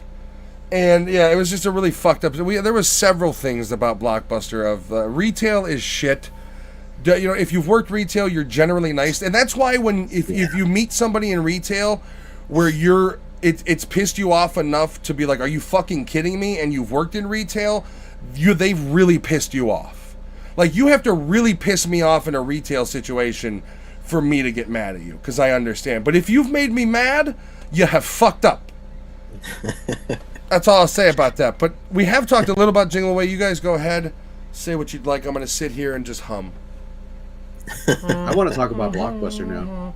I know, that's another episode. We'll have Alex and I'll have it'll be Nerditude Movie Podcast presents Blockbuster Memoirs. That's just you and I. Memoirs That of would- a memoirs of a Fabian if he bygone wants to era. get in this. Fabian, Raymond, if he wanted to come in and But Fabian, when he was working at Blockbuster, though, it was more like, yeah, I don't care. I'm getting free movies. so That used to drive me fucking nuts. Fabian loved it because I'm like, dude, do your fucking job. I'm just getting fucking free movies. That's all I'm here well, for. Fabian even loved it at the end because he got to flirt with the stupid manager lady that came in and do whatever he wanted to do. Leather-faced lady. Yeah, maybe we'll talk about some Blockbuster memories next week on the New Year's Live when we got some time. Why not? Some funny stories. Back to Jingle All the Way. Including you guys have seen Alex and I get into it on the show. Alex and I used to get into it back then about things too. We've had skirmishes back then, so we'll talk about that a little bit too. And they weren't. And the thing about it was always like I remember when you and I got into it on Irving and Damon, and then at the end of the shift, I was still like, "Can I get a ride home?" Because we live like 2 houses down, so there was never any like, "I'm gonna walk away pissed" because I fucking want to ride home. We live 2 houses down. No, fuck you, man. Walk home. Yeah, there was I'm gonna times drive when home. I think I'll see you in 20 minutes. there was one time where I had my bike and you did take off, and I was like, "Guess I'm riding my bike home tonight." Is somebody's child screaming? Yeah, That's the other host. Okay, but mom's awake. Yeah. Oh, okay, cool. Then never mind. She's- How bad would Carry it be if I was like, nah? She's Carry on. She's slowly moving the would've been pillow funny. now over the face. I've let my child, for 20 minutes at least, just to see if she'll go back to sleep. I've let my child, cry for 20 minutes because I fucking hate her. Whatever. No, Whatever. sometimes you have to let your kids, cry just to go back to sleep. They say it's good for the psychology. It's good for the lungs. Get all that shit out. Sometimes you dangle them off the balcony. You gotta. Hey, you gotta- we're not going all Michael over here, okay? It's such a blessing. Such a blessing. Look at my baby. All right, about this movie that we're supposed to be reviewing. What is it So called we're doing again? Jingle All the Way too. Yeah, right? Turbo Man. No, because Larry the Cable Guy's accent isn't nearly as funny as Schwarzenegger's, so fuck that. By the way, I caught part of that movie on TV. It's terrible. It's absolutely awful. It was made like 2010 or something. 2014. Yeah, it's terrible. The ending is there's- it's just a dumb movie. There's like fans that are making like Jingle All the Way 3 signs with Arnold. So it's actually a division of the WWE studio movies. Yeah, it was. What? Really? Yeah, That's the Larry the Cable Guy weird. one. Yeah, All that's what right. I'm saying. They don't got their shit together yet, and they have all this money. The Marine was a great movie. Some of them. The Marine 7, not so much. Was Okay, that the one so with Miz? they're all with Miz after the second one. Randy Orton got fired too because he was dishonorably discharged from the Marines. So they were like, "He's not really a Marine." In real life. Yeah, that, In then real they, life, well, they yeah. protested. That's why he got fired from the role. There is a Jingle All the Way Part 2, Giovanni, but it's fucking terrible. It stars Larry the Cable Guy. Apparently, it's got some wrestlers in it too. That would make sense. Yeah, I'm sure it does. Okay, so about this Jingle All the Way, it basically goes through kind of like, you know, Schwarzenegger trying to get the doll. Him and Sinbad basically become kind of rivals in this search, to where Sinbad offers in his mind his hand of like friendship and partnerness, and then immediately backstabs Schwarzenegger because Schwarzenegger's like, I get the toy by myself, and Sinbad doesn't take that. So they're in the toy shop, and Sinbad hits him. Then you have the what the fuck? You have the all right. You're in the These are the gloves that Sinbad wears. yeah, that's right. Yeah, you're right. Nice. I was like, why do I know those? I remember the flaps for the mittens. And so Schwarzenegger then does something he couldn't possibly do and steals an RC car that is already around an aisle corner where you can't fucking see it, and does a perfect U-turn and then trips up Sinbad. And then he has one of the lines that I remember was in the trailer where he looks down and he's like, "Oh, poor baby, bye," and then he runs. There's just And they zoom in on him and it was poor baby. yeah, poor baby, and bye, and then he goes. And I made this point on Facebook, and I said that because of the fact that Schwarzenegger is the only, in my opinion, besides fuck that, the only successful steroid freak action star to go from action movies to a family comedy, and the fact that it's a Christmas movie, I would argue that as much as I love Terminator, this is his greatest role. Because when you think about it in history, Hogan had Mr. Nanny, Suburban Commando, not successes. No Holds Bar a little bit, but that's not a family movie. You have The Rock, which had the Tooth Fairy, as well as the football movie, The Game Plan. Not successful movies. So every time, you try to get these muscle freaks into a family movie, it doesn't work. And Schwarzenegger, partly What probably... about Jumanji? It's not a family. I mean, yeah, but once again, those aren't like a family fun movie. Those are adventure. They're rated PG-13, aren't they? I think so, yeah. So those aren't targeted. I mean, the original Jumanji wasn't, even though it was targeted towards kids, it was targeted toward 90s kids, which are 3 classes harder than whatever's out there today. So, like, Jumanji's it's not a family movie, in my opinion. It's an adventure movie, Okay. But I don't think, even with that, I wouldn't say he's successfully made it through. He has not done, and not only that, but he's not the only star. I'm talking... There isn't an ensemble cast backing him up. Schwarzenegger's there, Sinbad's the protagonist, Turbo Man's the deal. So I think it's his best role simply from the fact that, like, he was able to pull it off and it became a classic. I mean, this movie made tons of money for him.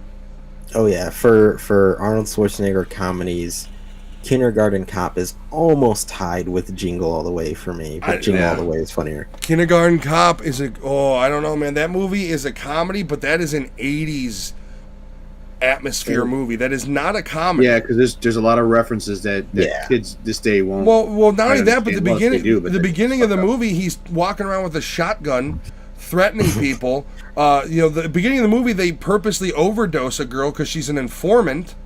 Like, that's not a fucking family comedy. Like, literally, when a movie ends with the main character getting shot, not a family movie. Just saying. No, but it is one of his comedy. I mean, you got to figure more that comedic roles, Jingle especially All the early Way, on. Junior. Well, it would have been Twins. It would have been Kindergarten Cop, Twins, Junior, Jingle All the Way in the comedy spectrum. Yeah, Twins is a very comedy. Twins is amazing. Twins is if you haven't seen, this is why we need that Schwarzenegger month soon. They are coming out with a sequel for that, aren't they? Rumored, with supposedly Eddie Murphy is in talks to be. It's like not a twins, but triplets or whatever. Okay. So we'll see. I don't know. I don't have Coming to America is rated PG-13. I have no faith in reboots and remakes. Is it? Yes. Yes. And you see all these assholes online. Oh, Coming to America is rated R. Wasn't that? Nowadays movies are PG-13 or as hard. No, they're not. Rated R movies back then were hard rated R. Fucking Spaceballs was PG and had the F word in it. Like, don't tell me a rated R movie in the 80s is the equivalent of a PG-13 nowadays. Bullshit. I hate people online who say that. No, it's rated PG-13. It could still be funny, but it makes me concerned about his future. Because he runs his mouth about, oh, it's going to be as hardcore as my old stand-up was. You come out with Coming to America, arguably one of your funniest rated R comedies you've made, and it's PG-13. Are you fucking kidding me? Stupid. True Lies is a definite. I mean, that's fuck Avatar. That's Spielberg's one of his best. It's one of my favorite Arnold movies as well. That one is just chalk. That one's got everything. It's a buddy cop movie. It's a good action film. It's got charm. Jamie Lee Curtis dances in lingerie. Everything. Tom Arnold's character was fucking awesome. As the divorced, bitter partner. Yeah. I just love how he just like turns the gun. He's like shoots it across. And he's like, go on. One of my favorite lines in that movie is a totally serious line by Tom Arnold, but it makes me giggle every time. When they're chase scene with the horse and the motorcycle, and they all line up at the fountain, and the terrorist dude is driving, and they go, "Stop or die!" And then they open fire on him. Like, hearing that come out of Tom Arnold's mouth for some reason always makes me laugh. Back to this movie, Lewis. What do you got to say about it?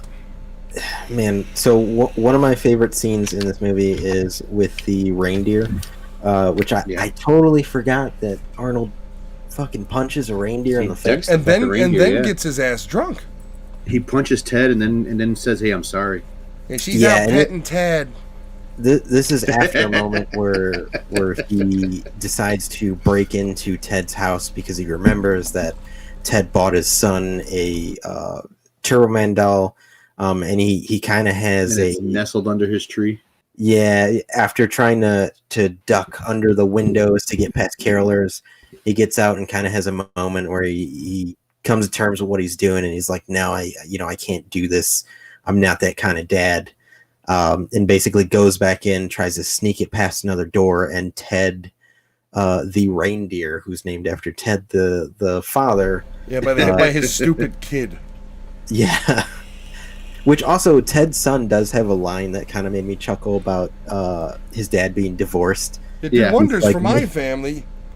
Yeah, maybe your parents will get divorced. Yeah, but you get 2 Christmases. You know what the thing about that is, though? There's a deeper thing to that whole thing. Like, the kid doesn't understand his home is horribly broken because Ted has shielded him away from the truth and made everything, so that... He makes himself to be this amazing father. Yeah, in that sentence, because nobody questions Ted as why they're divorced. What the fuck was Ted doing for his wife to leave him? Like, that's the thing, is like, that kid's a very sad story in this movie because he has no idea what went on. And I'd love a backstory. My dog has a squeaky toy. I can hear it. Yeah. Hey, you mind? Squeak! I'm kind of doing something here. Anyways, I'm fucking talking over here. He's going to town with that thing. Oh, if you can rev start him. If he grabs and you say make it squeak, it just fucking until you yell at him. It's squeak, squeak, squeak, squeak, squeak. He loves it. Its name is Walter, and it's his favorite. I can hear his collar. You're going to hear the collar and the squeaker because he's going to town on it. So I don't have any fucking choice on that one.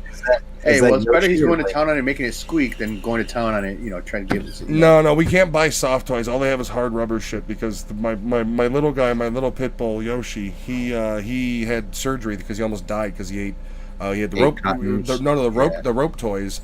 It literally went into his intestine and wrapped around it. So every day he hadn't had the surgery, he was dying because it was constricting the intestine. What ended up happening is it would end up stretching it out and killing him. Yeah, I remember you talking about that. Yeah, he was at $3,000 later. He's happy and healthy. I've got photos I can show you of the day he came home. But yeah, that was terrifying. That was like, because that was a month after my mom died. And we were looking at basically either spend this exorbitant amount of money or put the dog down. And fortunately, we treat these fucking dogs like children, so they mean a lot to us. Hey! They mean a lot to us. Hey! He looked at me like, "Go fuck yourself." I threw in my bone. So that's my little Yoshi voice for him, by the way. We have voices for Link and Yoshi. Yes, they're both named after Nintendo characters.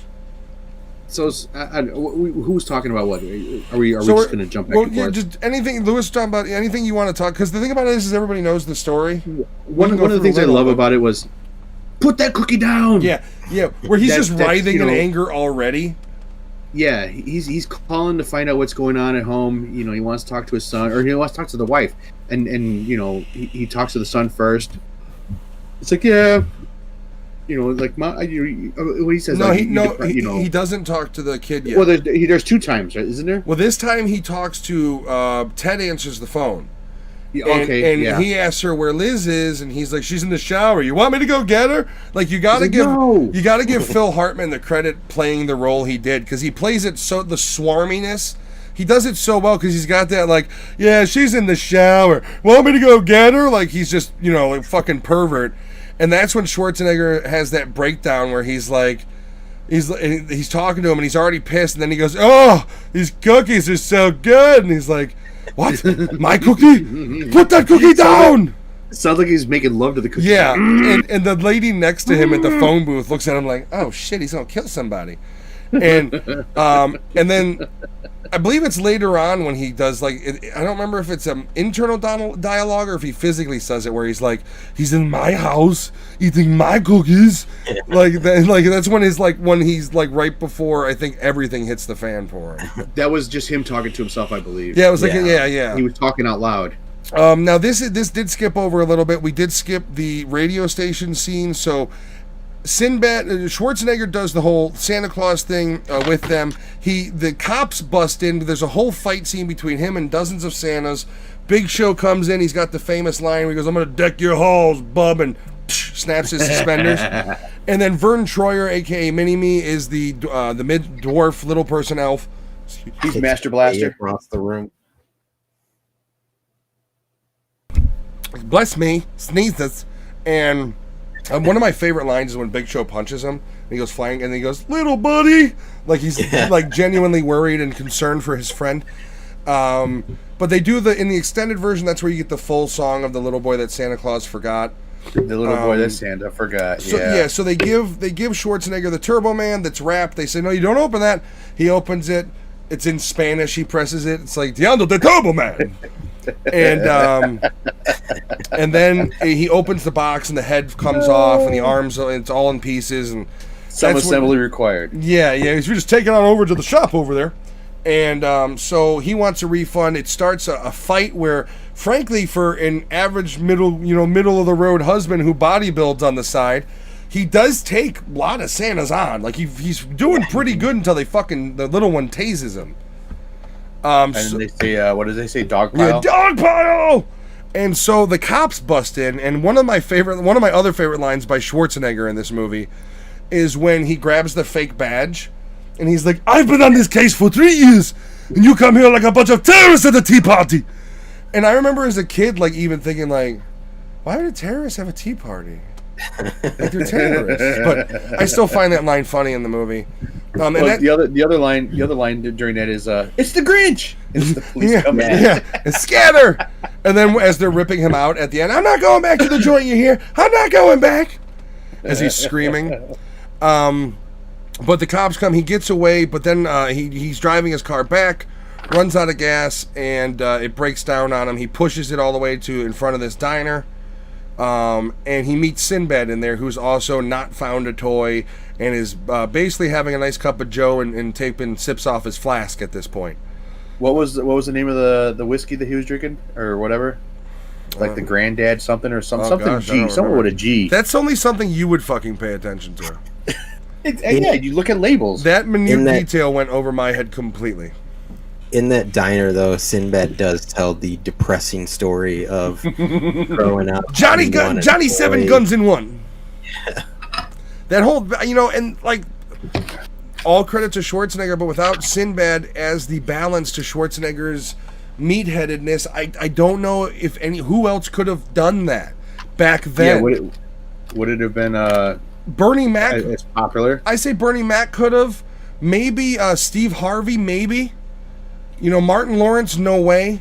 Like, and and I know I'm naming only black actors, but in my mind, because Sinbad is a black actor and is in this role, and he's the only one I think should be in this role, I'm going to equate it to every other great black actor in the 90s, because I don't think it should be any other way.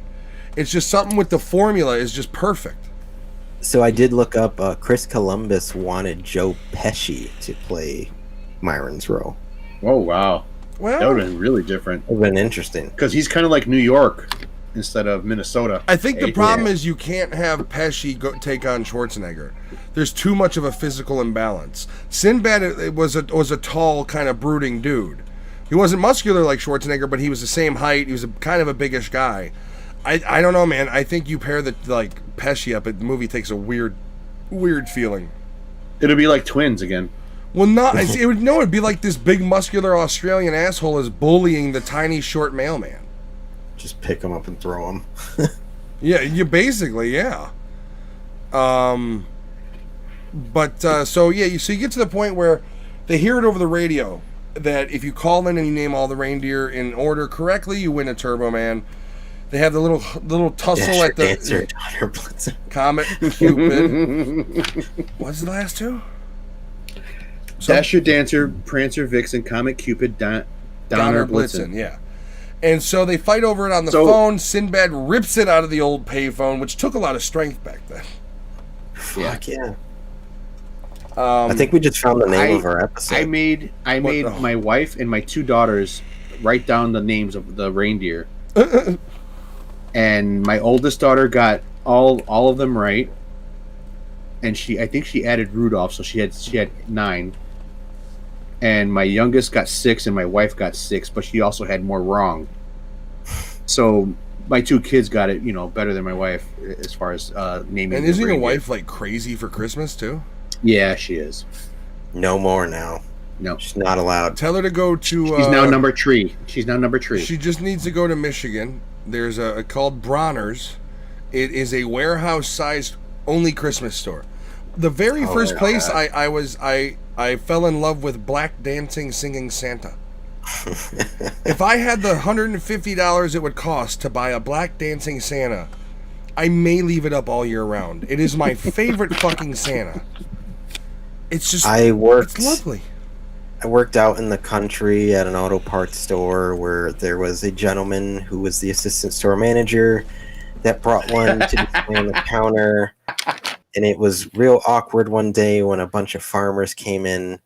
It was one of those moments where like the conversation started between them three, and I was like, I'm just gonna go in the back and do something else. It was very weird. I'm gonna go in the back and find something I'm supposed to do. Yeah. I remember It was I know this is off topic. I remember at Blockbuster when we worked at that small Irving and Damon, and you couldn't go anywhere to get away. Like, there was no back room. And literally, you walked in the back room, you're surrounded by soda and the security system. There was nowhere to fucking go. You could, like, if you were on the brink of punching each other in the head, you could not fucking escape that place.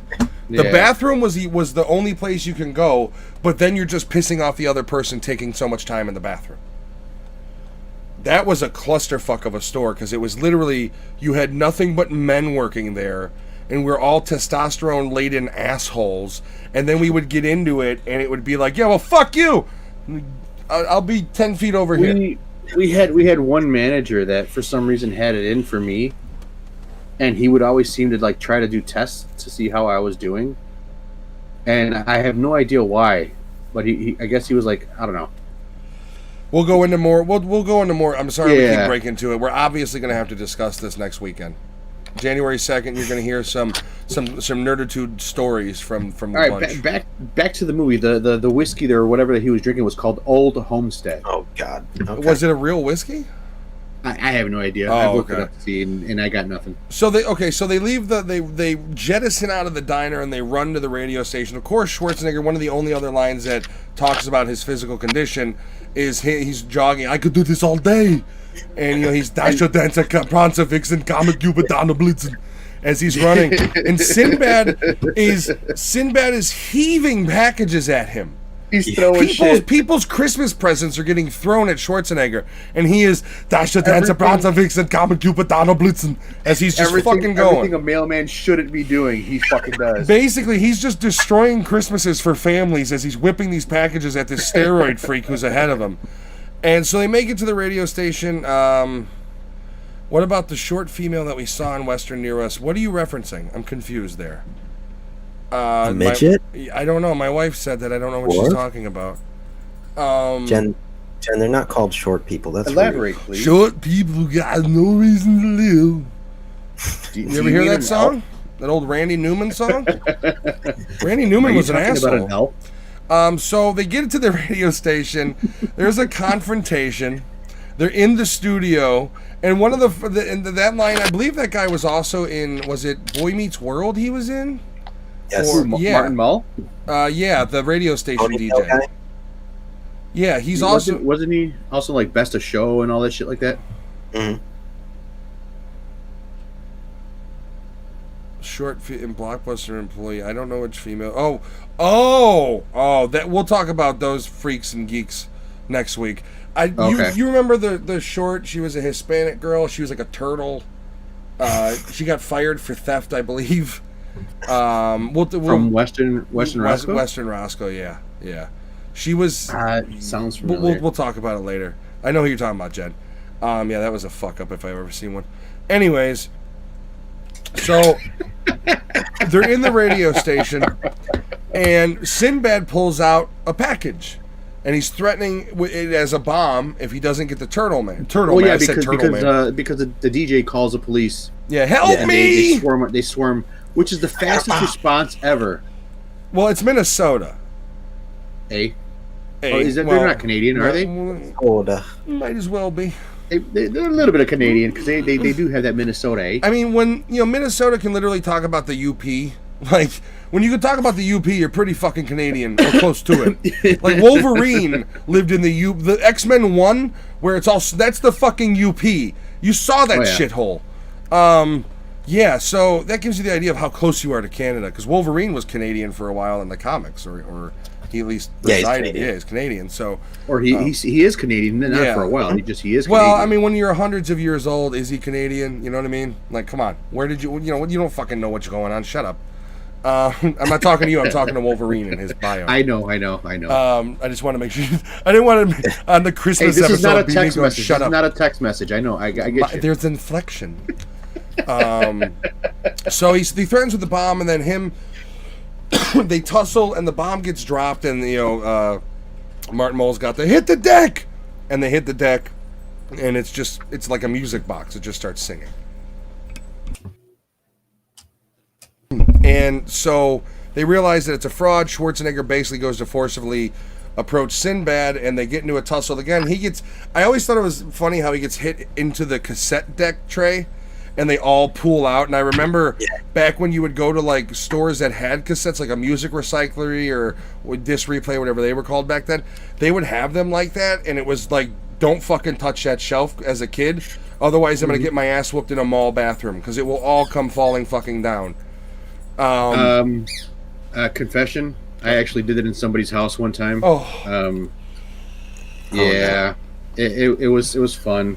There's only it was one of our neighbors. They were having a giant party, and we were bringing bottles of tequila. Hey, thank you for having us.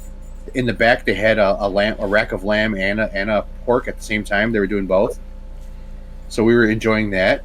And then I went inside and I was looking at the CD collection they had with a friend of mine, Uncle Freedom, and I touched one, and everything went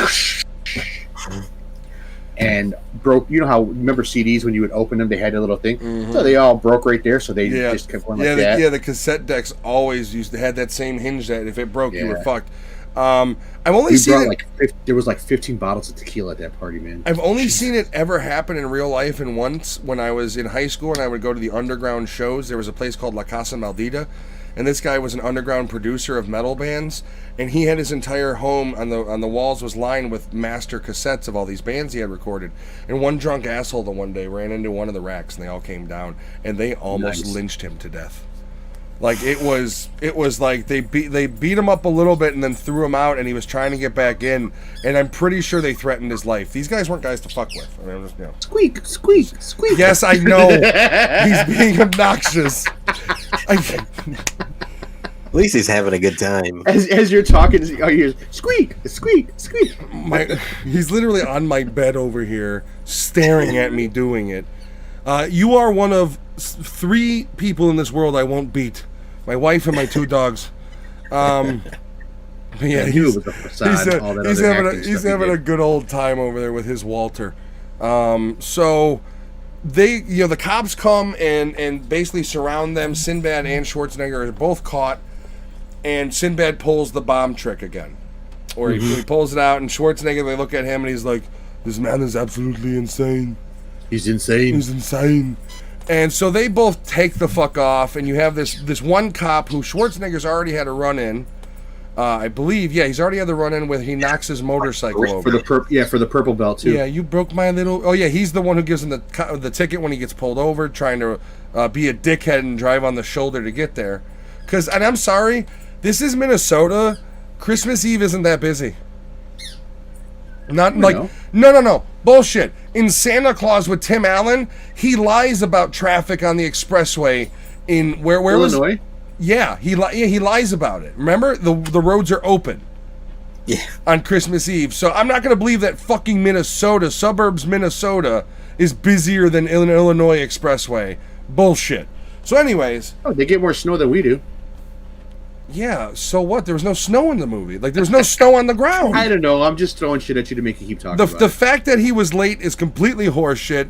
It wouldn't have happened that way, but it was just to set up him getting pulled over. So he hits the cop's motorcycle, breaks his mirror off one of the little lines where he's like, "You broke my little mirror. License and registration." So the same cop is there, shakes the package a little. I was on the bomb squad. Yeah, bomb squad for 10 years. And what happens? It fucking explodes in his face. Yeah. Very cartoonish. It does the comical, What's the line he says? How long are you in the bomb squad for? Yeah, his asshole who didn't get touched by the explosion, cop in the background. It's just like, how long? As big as the explosion was, all the windows are shattering out, and he's the only one affected. And the cop is the only one that's affected by it. You do get the Schwarzenegger and then Sinbad turns back and he looks, "It's a sick world we're living in, a sick world," and he keeps going. I love that line. Sinbad's the fucking greatest. I gotta go watch First Kid or some shit. I do like when you see the cop again, he's got the bandage hands, but nothing else is wrong with him. Question. In the parade, all of the cops are wearing white gloves. Are they wearing white gloves because of the uniform or because they match the white hands of their chief? It could be uniform when they're part of the parade. I always kind of looked at it to be fair, I always looked at it they were wearing white gloves because they had to match because his hands were wrapped up in white. It's probably not true. It's probably just part of the uniform, but I noticed it again when I was watching it. So Jen says, to be fair, and Jingle All the Way, it was the day before Christmas Eve when he got pulled over. Was it the day before? No, it wasn't. Yeah.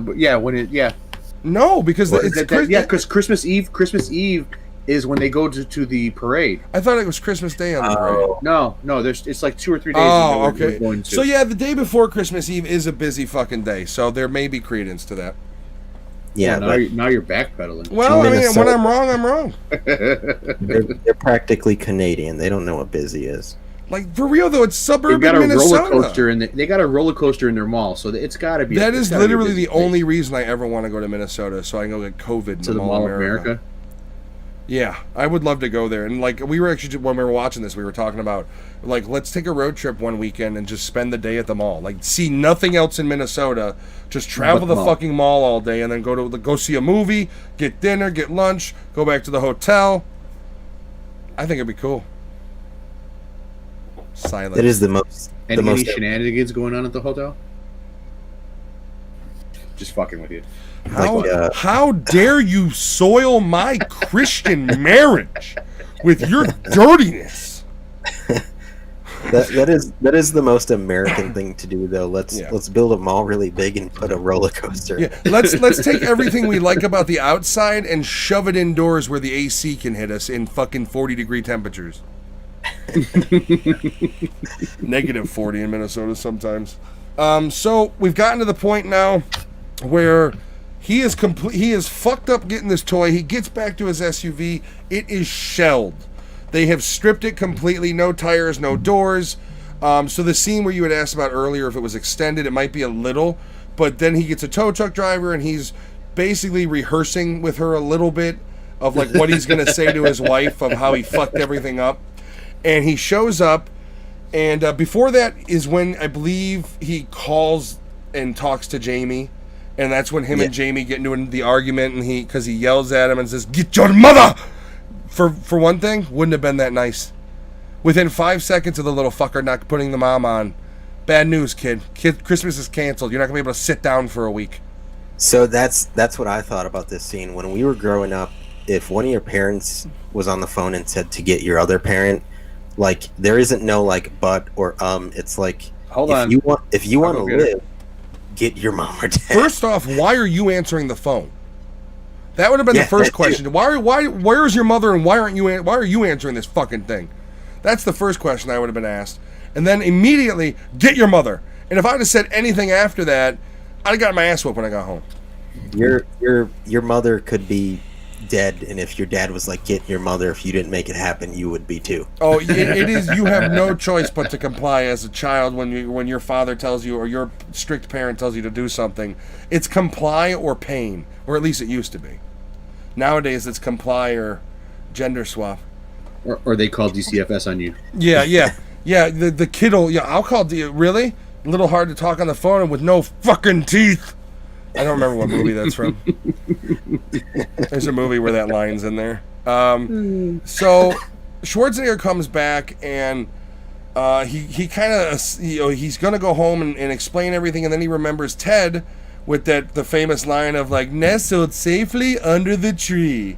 And just over and over. Yeah. It's literally like Mom's petting Ted. It's the Ned Flanders, like nothing at all,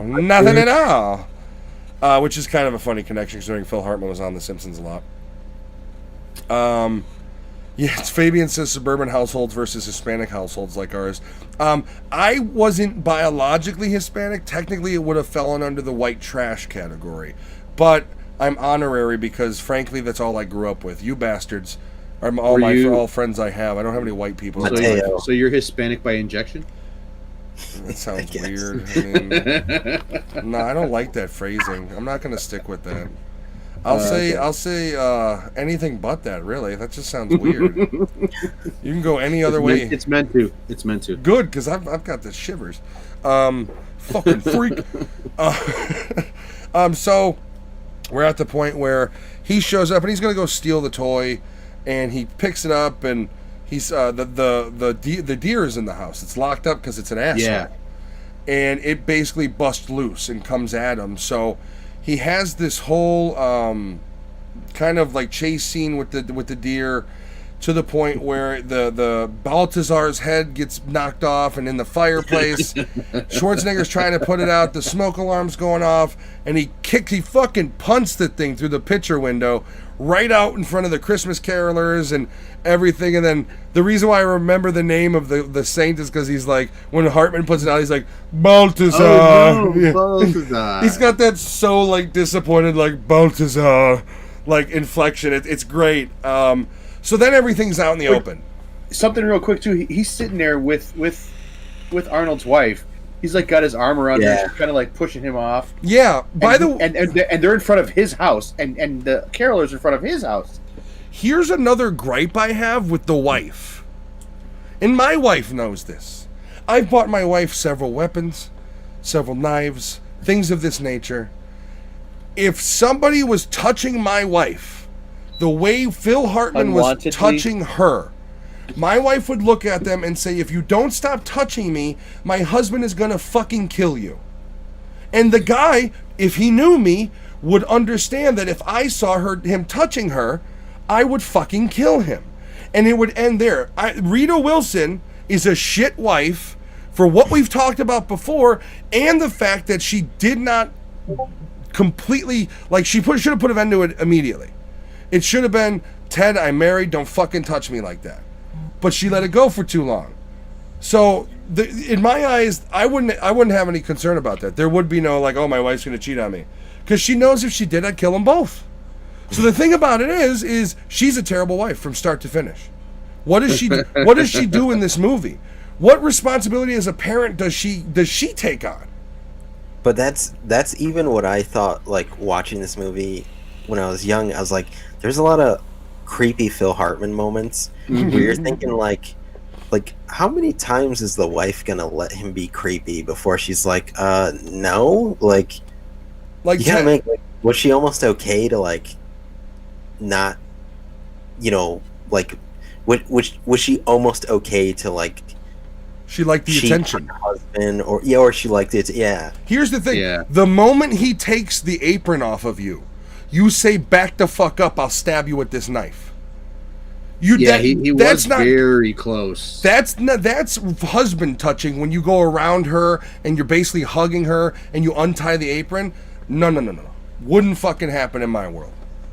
And then he doesn't even put it on the right way. He puts it on sideways. Absent husband or not, my wife would eventually tell me what went down, and I'd go burn his house down in the middle of the fire. I'd rip him out of the house and beat him bloody in front of his pudgy little asshole kid and watch his blood run down the fucking cold snow until steam rose out. Wouldn't happen in my household. Did that kid remind you of a Bad Santa kid? The son of... Bad Santa kid at least had something to like about him. He was just kind of a goofy doofy. This I know, kid was but he looked very much like him, though. He did, and I actually feel bad for that kid the most in this movie. Because he just doesn't understand the therapy bills he's going to have later on in life from his dad being a fucking pervert divorcee.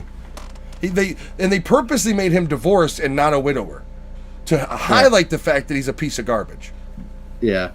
I know, but then you think, knowing how he died, like, oh, he was going to get divorced and he got shot. It's just weird. It's really weird. I love Phil Hartman, but it was the dumbest goddamn thing you could do is tell your wife you're divorcing her, your mentally unstable wife, and then sleep in the bed. The dumbest thing you can do. Yeah. How far out from this movie did he die? Julian Cusco, you can't turn a hoe into a housewife. Now, I don't think Liz was necessarily a hoe. I mean, by the way, why would she want Ted? She's got muscles over here. Who would fuck Ted when you've got Schwarzenegger as your husband as a woman? Like, what fetish is that where you're going to cheat on your Adonis husband for this lump of shit? Thurman Merman. Oh, two years after. 2 more years. It's really sad that, I mean, the whole way he went is sad. Yeah. And unfortunately, they kind of erased him from comedy history. Like, he's never referenced for anything he did. And even with SNL, he's only minimally talked about when they go over the memorandum and everything. So it's like, they really kind of left him behind in history, which I'm not a fan of. Yeah. Okay, so who wants to lead us into the parade? Yes, I'll go. So this is arguably the coolest act of the movie. Basically, well, okay, so there's one problem I have with the parade. So my wife and I were watching this scene together. Phil Hartman's character and Rita Wilson are pulling up to the parade, and the two kids are like, hey, can we get out and go find a place in line? And me, whose new dad, is thinking like, no, they said, oh, there's so and so's dad and so and so. So they saw a friend in their father. Yeah, but once again, like, Minnesota.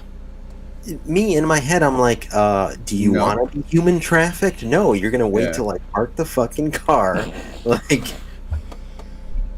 And who the hell drives up that close, that fast in any kind of parade? I don't think there's anybody. You're never making it that close. There's no one quicker to tell me no than my dad for anything I ever wanted to do with freedom as a kid. Like, I was lucky I could roll the fucking window down in the car. Like, there was no freedom back then. It wasn't, hey, can I go frolic with my friends? No. Well, it was probably like, can I? No. And it's like, you didn't even know what I was going to ask. Yeah, and the whole cliche of, like, ask your mother didn't happen. It was just no. You picked a parent that you thought might be a little softer than the other in that moment, and it was 50-50. Everything. And usually no. There was a thing in my house where, like, if I would ask my father something, he would say, "Ask your mother," and if my mother said, "Go ask your father," before, I would literally tell both of them, "I'm doing it because you guys are playing with me. You guys are messing with." I would say you're fucking with me, but that's my thought. You were a spoiled little shit, weren't you? If I ever talked to my dad No, that way, but I'd be missing a couple fucking teeth. It would be something that they would like to do. My parents would like to fuck around with me.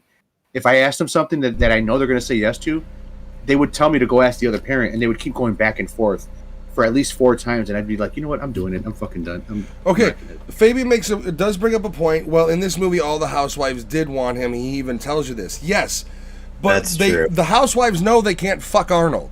Believe me, if Arnold was in Ted's role, nobody would want to fuck Ted. Okay? If they knew they could fuck Arnold, they would. They wouldn't give 2 shits about this guy. But this guy, because he's a fucking slimy piece of shit, gives them the attention that their husbands aren't giving them, makes them feel like they're the most special thing on the earth, and that's why they like him. Not because he's special in any way. Well, it's like it's Giovanni. almost, what's up? Giovanni said that she knew she had it going on, and that's why she was teasing Phil. We do It's- apologize. Alex's camera is freezing up a little bit, so he's going to be a Oh, little is it? choppy in and out. Yeah. Oh yeah, I see it now. Yeah, it's okay. We'll finish. Your voice is clear. It's just the video is a little laggy. No problem. We'll get that solved during the break. It Sorry, is go almost like a Black Mirror-esque episode because in reality, Phil Hartman would be in Arnold's role in these movies. It would be reversed. Yeah, it would be the divorced dad who's already a deadbeat, not a deadbeat because he works too much. It'd have been a deadbeat because he drank away the money he saved, or just didn't give a fuck and didn't go get one. That's the truth. No, he was not and the sensitive. mom would have been falling in love with a big beefy guy. You miss the entire character's character if you say he's sensitive. He is fake from the beginning to the end of the movie.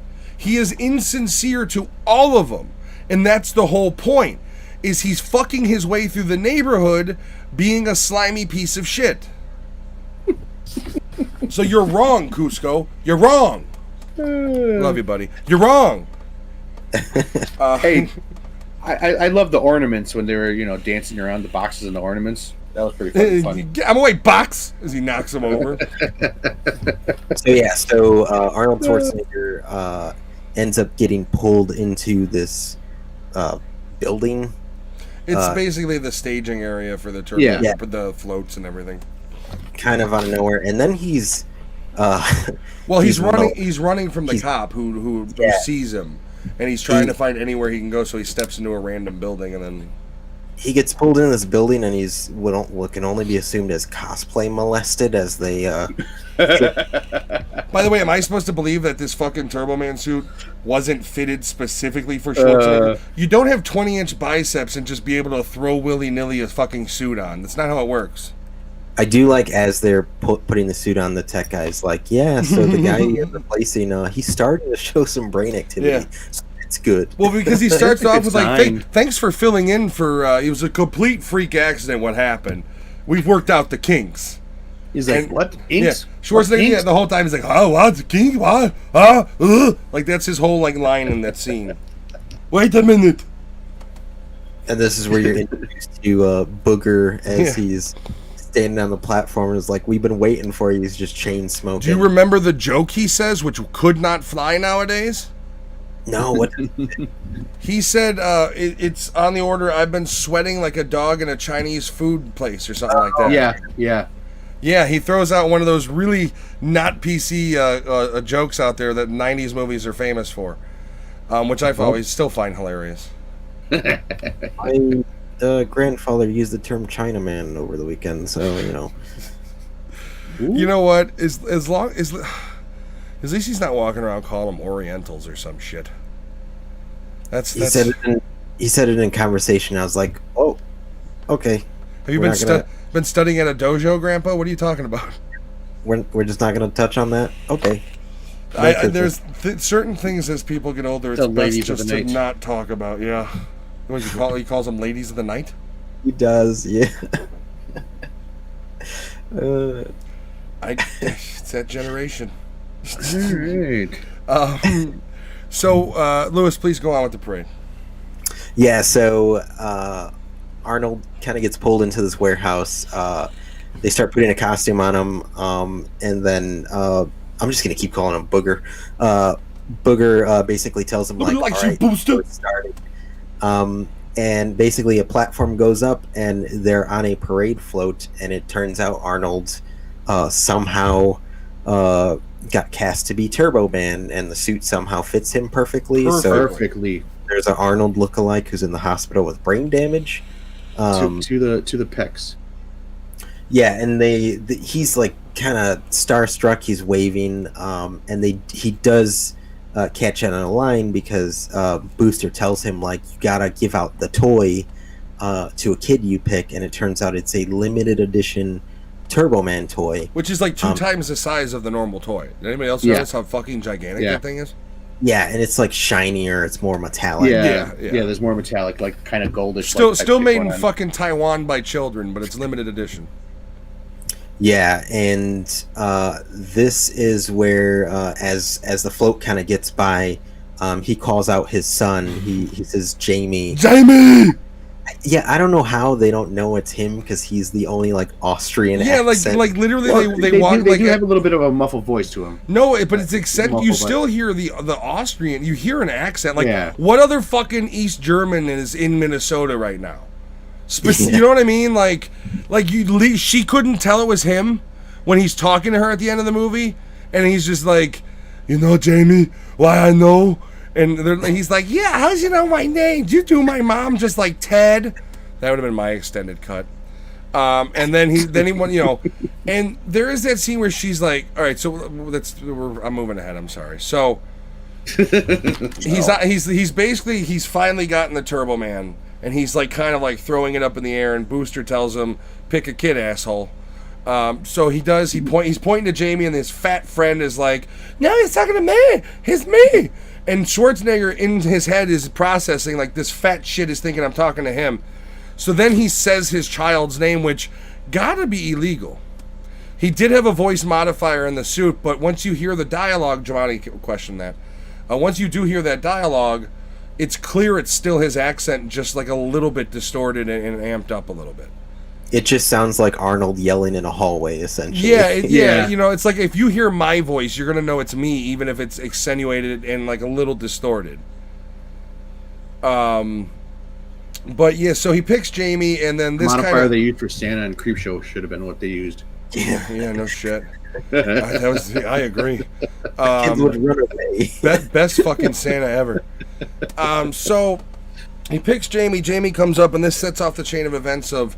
They show a little quick scene of like before this happens. They show the brain guy, the bad guy, the protagonist. He's smoking a cigarette.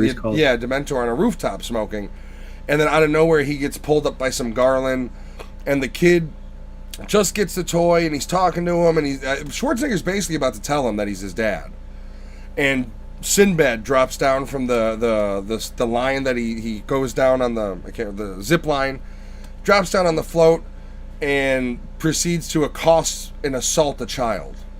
Yes. Basically. Schwarzenegger puts the doll in his backpack and tells Jamie to run, and Sinbad tries to scoop him up. The kid gets a good nut shot in from his karate classes. So he gives him a good kick to the meat and veg. And meanwhile, Schwarzenegger... That's how he got his purple belt. Sinbad had a purple belt after that. And the diva team is now attacking him, and the one goes, don't you know the choreography? And then meanwhile they're legitimately punching him. Like, that's not choreography? You're hitting me, assholes. I'm gonna murder all of you. Well, he wasn't getting into the act, so they had to improvise. This isn't fucking wrestling. You're on a goddamn parade float. Like, what are you doing, you overachieving assholes? No. And then Arnold improvises. They do never cut back to the guy who Sinbad choked with the Garland. He's dead. So in my head as an adult, I'm like, that dude's fucking dead. Well, this trailer could be a horror movie trailer too. When they were at the store waiting in line to get into to get the Super Balls or whatever, or no, when he first finds out that there's no Turbo Mans, right before Lisa Simpson's character thing, he goes off on this tangent where he starts talking about you're not getting you remember you said that your parents are fired. he goes fucking postal in just that little like 2 minutes. Yeah, that's the whole thing. Is he's clearly an unhinged postman. Yeah, like he's not mentally not well right. balanced. It isn't just Christmas stress. He's off. Because then he asked Mm-hmm. Martin Mull when he's like, "You're the type that puts the garbage cans in front of this, so I gotta, or the mailbox in front of the garbage cans in front of the mailbox, so I gotta get out of my truck." And he's like, "No, I recycle." Doesn't he have a line about that's why we go postal? I Yes. swear he said something like that. He says it. He says it there too, I think. To further prove for Demented Sinbad is he somehow acquires that suit. Well, there's that scene, Jen, we were just talking about where he chokes out the Dementor with the garland to get the suit. The guy's having a smoke break on the roof, and Sinbad waiting for his cue, basically. And Sinbad chokes his ass out with garland. Yeah. That would body's heavy. Let's see, this part of is kind of crazy how Sinbad's character tries to assault a kid for a toy. Reminds him of the Tickle Me Elmo days where parents fought each other. Well, that's what what this movie was really tapping into, because this was the era of parents storming KB Toys and every FAO Schwartz and every toy store you could think of, looking for this was the era of that. Like nowadays, it's it's TVs and consoles. Like you got people monkey stomping each other for a fucking PS5 in Walmart. It's insane. You see that video? And a $200 4K TV. Oh, there's a video where these two women fight over a PS5, and the one gets the other one on the ground and starts stomping on her for a fucking video game. Like, I'm sorry, your kid's not that important. I don't care if this kid will cure cancer in the future. He's not important enough to stomp another woman for a fucking PS5. It's insane. Parents are insanely stupid. Like, take the hit. You should have pre-ordered it. You fucking idiot. Like, I mean, it's like, what are we doing? I remember a time when where the theater over on Logan is. It used to be a grocery store, not a grocery store, but it used to be like a Venture or a Zara or whatever. And we were inside, and two ladies started fighting over a shirt. And I think I might have been like 6 or 7. But the fight just fucking exploded. Next thing you know, both are fucking topless, no bras, and there's just boobs everywhere. And I'm looking at this, and my dad's like, he's like pushing the shopping cart to the side, and neither one of my mom or my dad is grabbing me. I'm just sitting there staring at these two topless ladies fucking fighting in front of me. I'm like, holy shit. Alex is just having a weird repressed memory. This was actually a strip club that his dad took him to, and he was supposed to never tell mom about. No, they're fighting over a present, son, as they're on the pole. We're in Walmart. Presents are. Would you say World Star? Yeah, there's nothing worse than a Christmas fight with World Star in the background. What is our society? So he is in the suit. He has a little, Sinbad goes chasing after the kid who they run through the parade, and the dumb cop just lets him go. Even though they're not even in the parade anymore, they're going through the crowd, and he's like, she's chasing after the son, and she's like, "That's my son." He's like, "Oh, he's very good." And she's like, he's not in the parade. He's not a part of the show. Like, how stupid are you? Minnesota cops must be fucking bored to death. So Sinbad's chasing him, and Schwarzenegger's fighting off the sidekicks and the kind of the putty men of the Power Rangers era. You can consider them the rip-off putty men. And it gets to the point where... Or the crayons. Yeah, exactly. And it gets to the point where the kid and Sinbad are hanging off of this Christmas tree, big kind of metal structure that they, because of their weight, because they're climbing on it, goes over, and they're hanging 70, 60 feet in the air. Like, fourth floor. Like high enough to die. The fourth, like the third or fourth floor. And then out of nowhere, Schwarzenegger figured he's going to do a test run. So he does his whole little fly with his suit, where he's going through the parade. He scorches the tree. And then there's the scene where he goes to the family sitting down to enjoy their dinner, which was in the trailer because he shoots through the dinner table and all the wind and everything, and the girl goes, "What the?" And that was in the trailer. And then the one part that even watching it nowadays, I just can't get over how fucking inaccurately stupid it is. When he hits the wall, instead of completely breaking his neck and dying right then and there, he's just like fucking Roadrunner. Little too cartoony for me. I get it's a kid's movie, you can't have him fracture his vertebrae, but still. He's also like flying through the air in circles. Yeah. Even as a kid, I was like, yeah, this scene's pretty stupid. It is 96, but it does need to be noted the CG not great there. No. Yeah, no, it wasn't. Him flying through downtown Minnesota was really shitty looking, to be honest with you. So, okay, well, here's a question. Him flying through downtown Minnesota or RoboCop jetpack flying? Which is better? Him. I think it was him. Yeah. RoboCop looked way worse. RoboCop was literally like they just took the image and somebody with like a mouse cursor shrunk it and then just like put it in the air. Yeah, no, way better than RoboCop. It was the toy that they yeah moved on by a fucking green screen, and they're just like, I got it. It was on a fishing line. Yeah, no, the RoboCop 3 is. They had to shoot it like 5 times because every time they would go by, it would start to spin. And to put it in perspective, when did Superman come out? 78. Yeah. And that flying scene looked better than fucking RoboCop 3, and RoboCop 3 was 93. That's how bad the RoboCop 3 one is. Put it that way. Tell me about the budget. I guess. Well, you mean to tell me that Superman 1 had a bigger budget? Shot too. Yeah, no, RoboCop 3 had a budget of hate. Like, RoboCop 3 is the Rian Johnson version of RoboCop, where the director came in and pissed over everything and said, fuck you, this is my film, you should enjoy it. The only thing is, all the asshole fans didn't come together and collectively tell everybody who hated Last Jedi to shut up, it was a great movie. No, it wasn't. It was shit. Literally everything Star Wars fans wanted, Johnson was like, you know what I'm going to do? Take a big steamy shit all over this, because I don't care about it. Luke's going to drink some green milk and then fucking die and fade away. Not even a good death. He fades into pixie fucking dust. Stupid. Sorry, that was a Star Wars tirade. I really don't like that movie. I think Rian Johnson's a dick. I liked Looper. Didn't like anything else he did. Looper was pretty... But Looper's good, but it's a slower movie than it should be.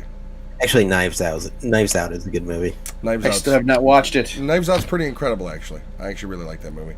Yeah. So, basically, the kid and Sinbad are now hanging from the rafters, and Schwarzenegger somehow has figured out how to fully control the suit by killing himself several times while riding in it, cartoon-like. And Jamie falls, and Schwarzenegger, just like the beginning of the movie, in the episode of Turbo Man, Schwarzenegger flies up and saves Jamie, just like in the episode, just like Turbo Man would. He scoops him up. Sinbad does get the toy out of the backpack, but falls into presence display all the way from the rafters, and is immediately, because I'm assuming he's a black man, has guns pointed directly in his face, like 10 of them. He's on the ground laying there, and every single officer's going to point their gun in his face. Even the cop with the fucking hands. Yeah, he can't even pull the fucking trigger because his hands are wrapped, but he's pointing the fucking... He was holding a gun, like, too. The guy is there. You need to point 10 guns at his fucking head? I'm just saying.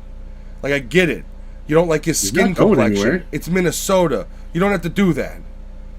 So, we get to the point, basically, where Schwarzenegger comes down back with Jamie in his hand, and this is the big reveal where he's talking to him, and Jamie asks him, how did you know my name? And the mom at this point is finally wising up and like, yeah, how did you know his name? You weren't wondering that the whole fucking time? Why the muscular dude who happens to be the same shape as the only motherfucker in Minnesota that looks like that and definitely sounds like that, how he knew this kid's name? You're fucking flabbergasted? Are you kidding me? The wife in this movie is an idiot. It is a movie. But she's an idiot. You can't tell it's your husband. Blame the writing. You are too. I don't care what fucking suit you were in, what voice inflection they had in to digitize your voice. If I was 2 feet from you, there isn't a goddamn thing. A Barney suit wouldn't be able to tell me that you're not the one in that fucking suit 2 feet away from you. She's 2 feet away from him, and she literally goes, when he pulls it up, because he goes, well, Jamie, you can't tell. You fuck the voice inflection. You're not listening to that anymore. He's 2 feet in front of you. You're hearing his natural voice. Isn't he taller too? He's 6'3", like 2. So you're looking at his face. And then, yeah, like you can see his nose and mouth, and all there is a goddamn colored visor to block his eyes. Visor. And the man you've been having sex with for 15 years, who gave vows to, you can't fucking tell it's At him least 2 feet 7. away. Well, I always like to picture they've been together for a long time. The way she talks to him, they probably haven't made sex a time in a while. in 7 years. Which, by the way, the one time. who is she to withhold sex from Schwarzenegger? You're his wife, and If you you're were his talking wife, to you'd be having sex Ted. with him every day, right? Well, I mean, yeah, if I was a girl and I was in, like, if I wasn't a lesbian, I guess. 'Cause I mean, as much as I love Schwarzenegger, I can't see any way that I would actually have sex with him. But so then That's a different podcast. that's a whole different show completely. Fuck the recipes, we're going deep diving.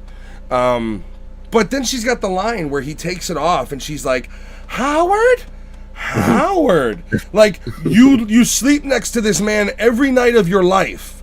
You didn't know he was jacked as shit?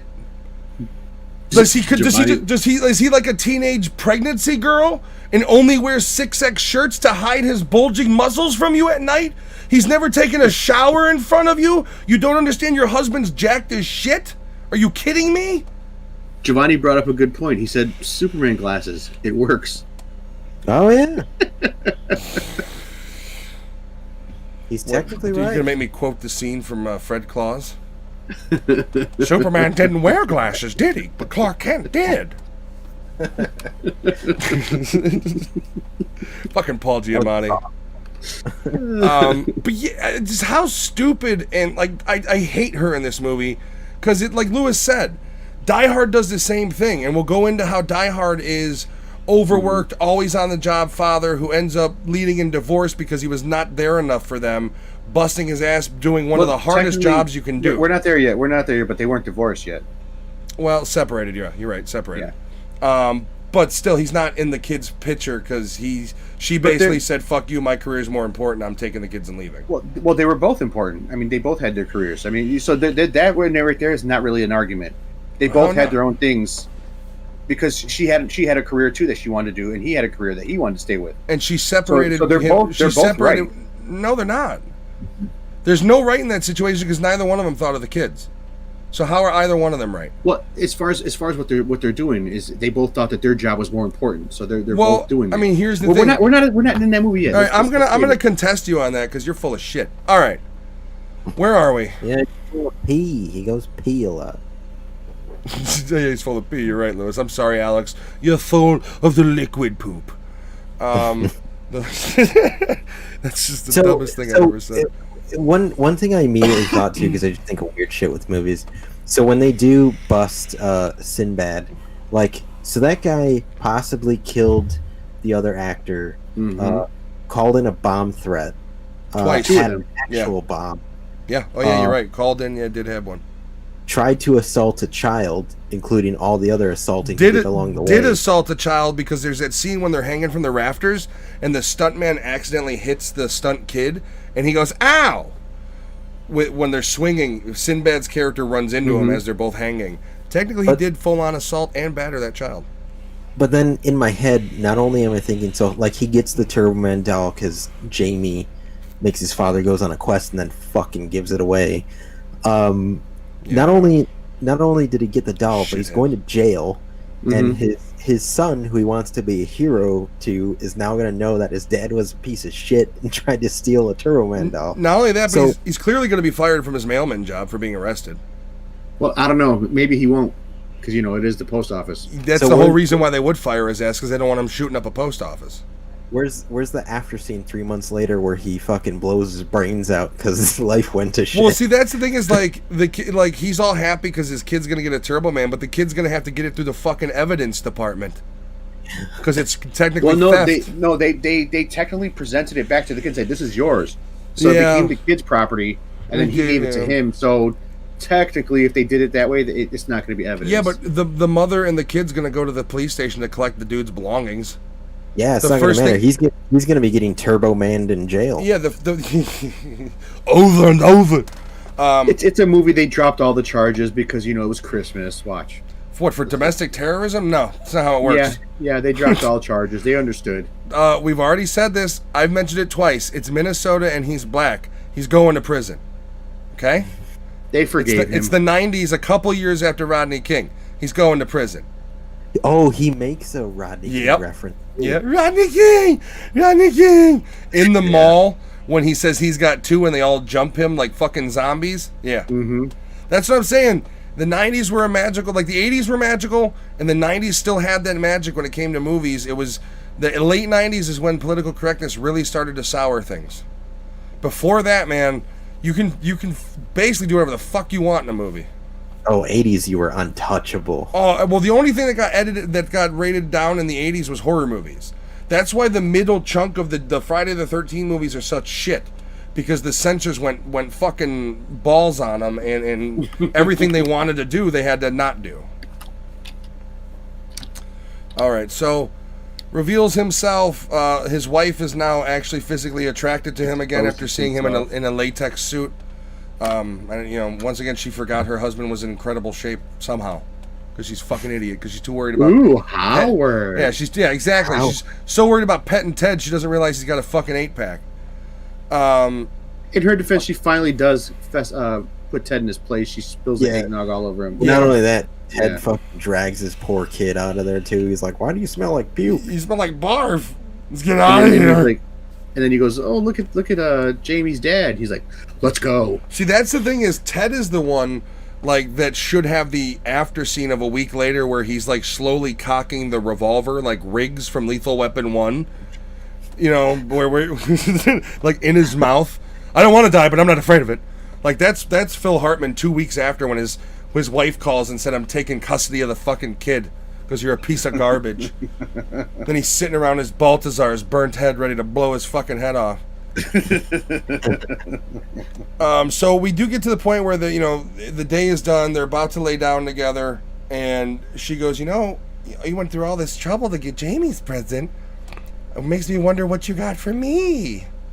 And then does the comical. Yeah, the last scene is the like light just Almost. on the eyeballs. It's similar to the scene that he did when he was in bed. Exactly. He realized that he forgot to turn on him. Which, once again, what did you get me, bitch? What is my present? You sit around all day, you drink hot cocoa, you pet Ted. What do you fucking do? I work all day. What did I get? I provide this house, you bust my balls because I haven't put the fucking tree topper on the tree. What do? You make fucking cookies. And you're gonna... Actually, she doesn't bust his balls about the tree topper. That's just a thing that he does on his own. Well, she It was doesn't bust Ted. his It balls. was Ted. And she does give Ted a little bit, but once again, my wife wouldn't have been making excuses. My wife would have said, "This is my motherfucking tree, and my husband's gonna put the star on it. You touch it again, he'll kill you. He'll beat you to death." That's what how you respond. You don't let that's the problem I have with her. Every time he makes a weird advance, you can look at it like she's just brushing it off and ignoring it, but you're enabling it. By not putting your foot down, you're enabling this asshole to continuously hit on you because you like the attention. Because you're not deaf, you're not blind, you know that's what he's doing. You're a woman, you understand what flirting is, and you let it go throughout the entire movie until finally you get a fucking lady boner for your husband. It's like she is a terrible wife. As far as I can tell, she does nothing all day, makes cookies. She's probably a wine wife who has a couple glasses by noon. So it's like, they treat Schwarzenegger's such a piece of shit in this movie in the beginning, but he's not. He's just overworked and tired, and he's because of it, because he's working to support them, has been absent a little bit. And then he's got to make the emotional, "I'll never neglect you again." It's like, "I love both of you." And it's like, so you're going to take some time off of work and make less money? Because you're in the sales gig, you're selling, you make less money, she can go down to $45,000 a year? Is she going to get a fucking part-time job? She going to work at the fucking diner? So it's like, this whole concept of him being, like, because he's treated as the bad guy, the absent father, and he's not absent, he's just overworked. Maybe if you put up some fucking Christmas lights and make my day a little easier. Maybe if you can get the fucking Turbo Man in between Oprah and Ellen, make my day a little easier. I don't know why she's complaining. He did also tell her that she's his number one customer as well. Yeah. And why did she get mad at that? Got my number one customer. Like, my wife would have been like, "Did you really just fucking tell me that?" and laugh. Yet she gets pissed?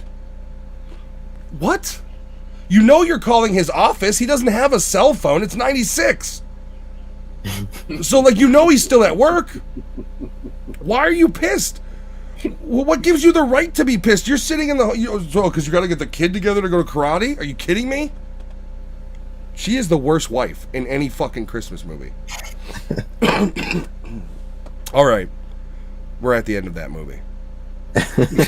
Are we? I think we got a couple more. Let's give it our. Let's wrap up anything we want to say about it, and then we'll give it our stars. If you got anything to say, go ahead, guys. No, I mean, it's one of my favorite Arnold movies, along with Last Action Hero and True Lies. Last Action Hero is such a good fucking movie. Way underrated in his library. Oh yeah. I will give my rating 5 out of 5. Yeah, I believe you mentioned 6 out of 5 earlier. You liar. I did. yeah, you did say something like that. If you didn't see 5 out of 5 coming, you're an idiot. Yeah, it's 5 out of 5. We spent an hour and 25 minutes on it. Turbo Mans out of 5. Alex, what you got for this? Yeah, I'm gonna go with 5 out of 5. Kung Fu grip and all. Even the even the accessories that you can't figure out where the fuck they go. It was good. Arnold was funny. Sinbad, all the entire cast, man. Everybody, even the people that were helping him out. Everybody complimented. Yeah, every character was make this movie too. But everybody was good. They were all on point. Phil Hartman was a great slimy neighbor who was trying to hit on her. Sinbad was a great unhinged, stress-filled postal worker / father. Even Jamie's character, and I can't stand him in the fucking other shit he did. He had his moments where he actually did a really good job as an actor. Finally, you little bastard, do better. What are you, Macaulay Culkin's father? I do give it 5 out of 5. Giovanni said 4 eggnogs out of 5. Respectable, but you're wrong. I'm going to go tell you why you're wrong, because it's 5 eggnogs out of 5. Like I said, this could be argued, in my opinion, as his greatest role, simply because he makes one of the very few can make the switch from tough guy steroid freak to family comedy. I love this movie. It is a yearly it's one of my Christmas classics I watch every year. A huge Schwarzenegger fan, if you guys can't tell. We will be doing Schwarzenegger month at some point, because there's a lot of movies that there's just so much to talk about in a lot of them. I mean, Schwarzenegger was my childhood. Lewis, I think, to a certain extent as well. That Terminator 2 VHS got a lot of fucking wear and tear. But yeah, so Christmas classic. This movie blows away Elf. I don't give a shit how much people love Elf. This movie's way better. I would agree. Elf's good. This is better. That's why we did Elf first, because it's not as good as this one. But with that said, we're going to take a very quick break. We are getting a little bit late here. We are on our last review coming up, which is the Christmas classic Die Hard. So we will see you guys in just a couple minutes. Stick with us. Thank you for being here, and we will see you soon. I'm going to put the trailer up for you so you guys have something to fucking look at. Yes.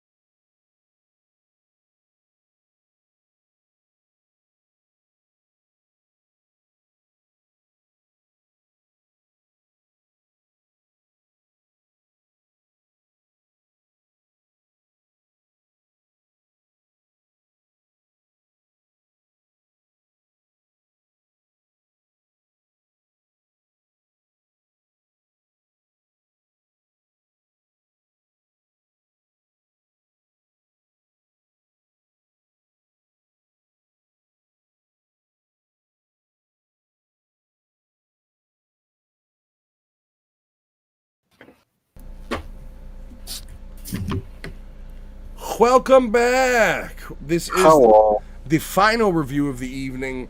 Arguably one of the greatest Christmas movies ever made. Die Hard. Lewis, take us away. Yippee-yi-yay. Yeah, Melon I just Farmer. heard one of the posters says 40 stories of sheer adventure. Die Hard is a 1988 action. It says action film. It leaves out Christmas, but I think that's wrong. It's a Christmas film. Entirely. Entirely. Yeah. This movie came out in 1988, directed by John McTiernan, who did The Hunt for Red October. He also did one of my favorite Arnold movies, Last Action Hero, which we will eventually talk about. I believe he did a couple of the Die Hard sequels as well. He did number 3. So he did 1 and 3. Yeah. Okay. 132 minutes. Budget is somewhere between 25 and 35 million. This money was wildly successful, made anywhere between 139 to 141 million. This was also pre Lethal Weapon, if I recall. 85, yeah. Lethal Weapon 1 was 87, I believe. So this is basically this movie stars Bruce Willis as John McClane. You also have the late and Alan Rickman, who every time I see him in a movie, I just instantly get a little sad. Yeah. Such a cool guy, and arguably one of the coolest sly villains in any movie is Hans Gruber. Let's see. Are there any? So here's the thing. I'm going to ask this to the chat while we're in the cast. When the original script for Die Hard was written, anybody watching, Giovanni, if you know this, shout it out. Who was originally slated to play John McClane?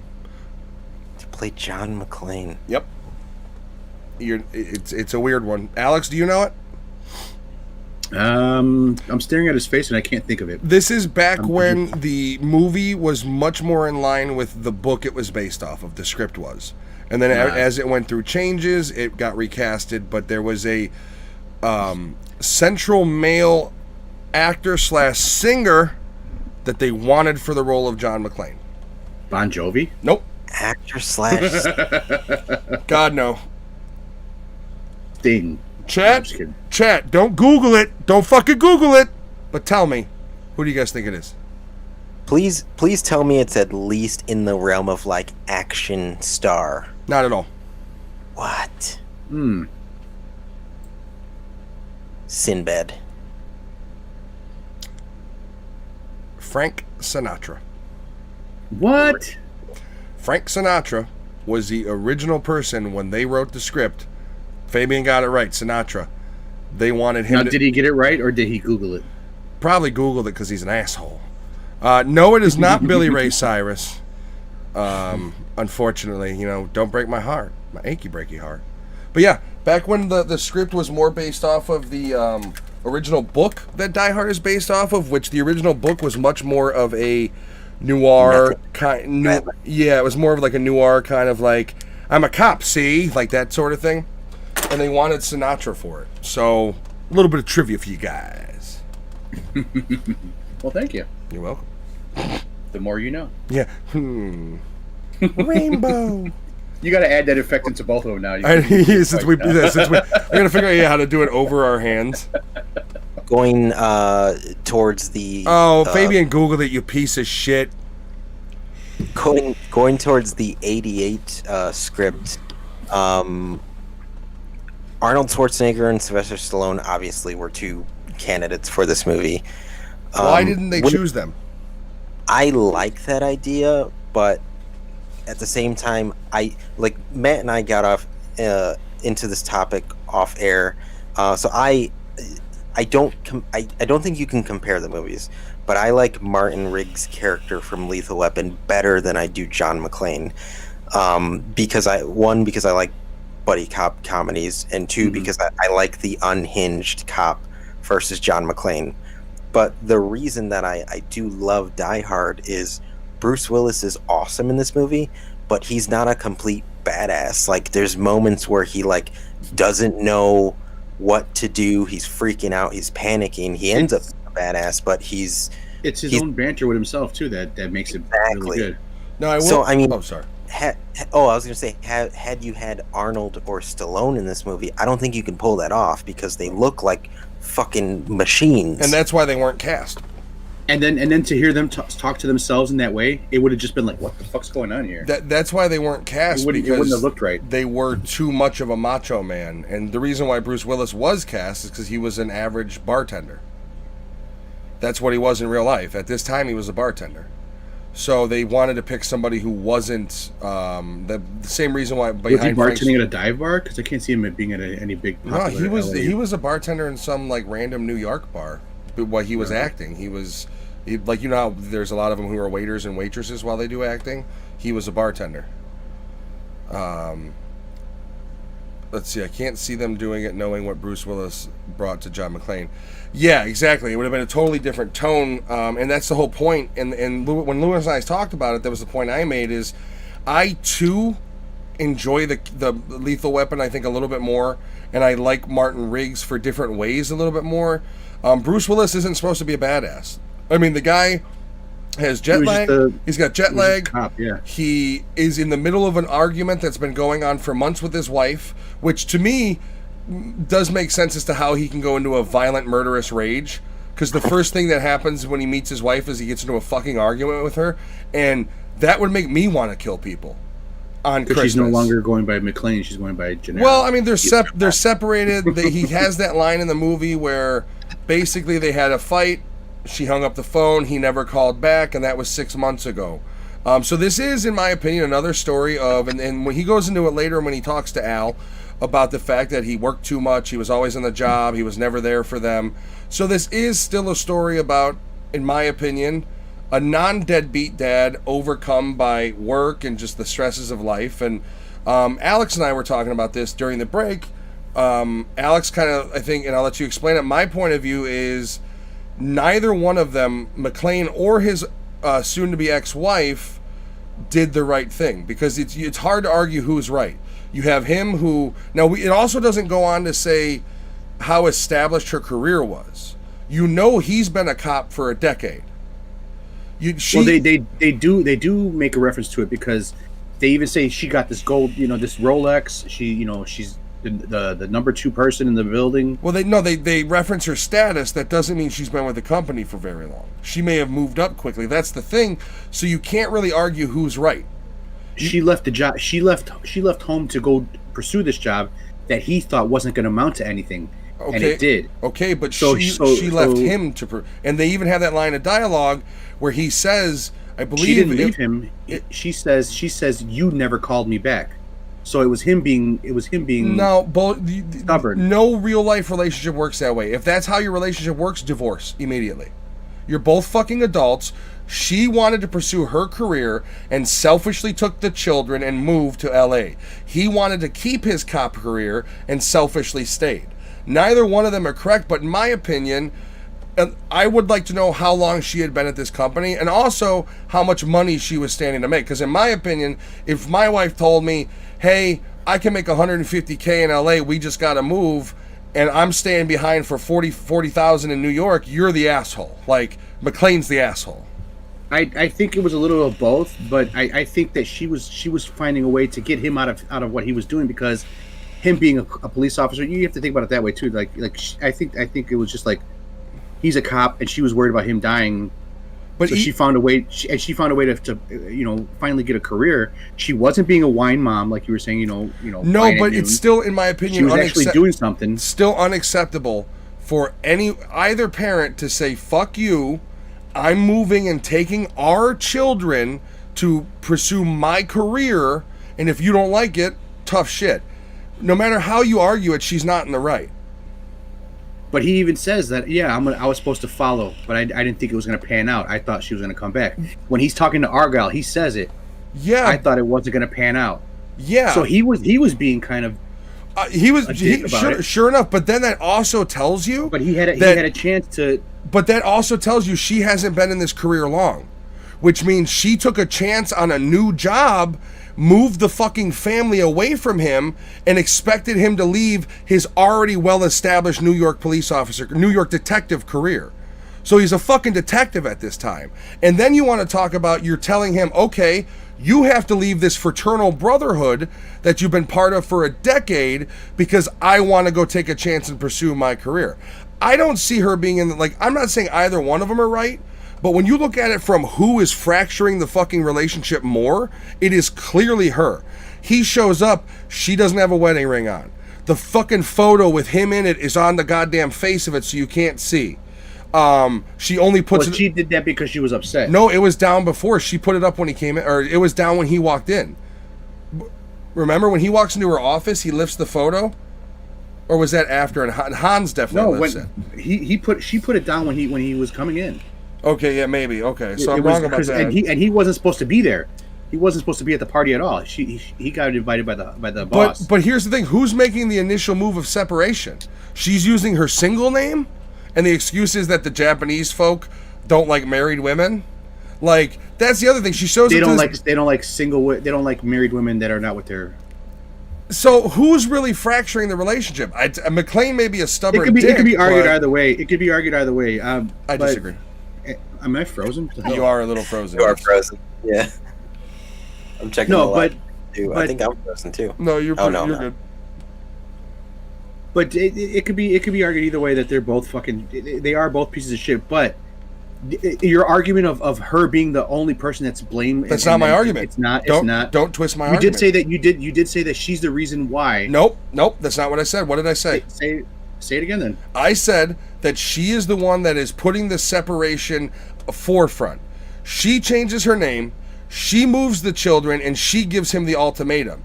How you can twist that as her not being at least a good chunk of the bad guy? Like, what else can you say to him? Like, realistically, he didn't want to leave a well-established career as a New York City cop for his wife's potential career that may pan out but might not. Like, you're literally saying so he's the bad guy because he was reluctant to leave his job as a New York City detective for this opportunity that would potentially become something. My shit's been frozen this whole time. We're gonna take a quick break, guys. We're gonna figure out Alex is frozen, and then we're gonna get back to it arguing with each other. We'll be right back. Drop out.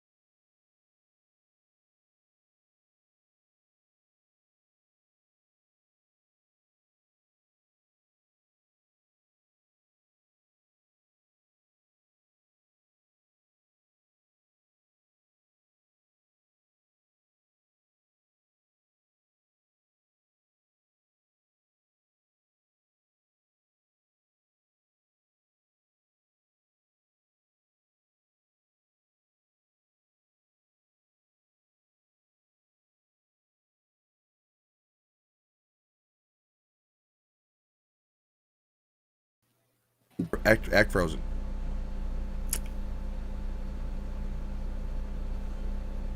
We're here. We're not actually frozen. We're back. We're here. So back to the argument. You're an asshole. No.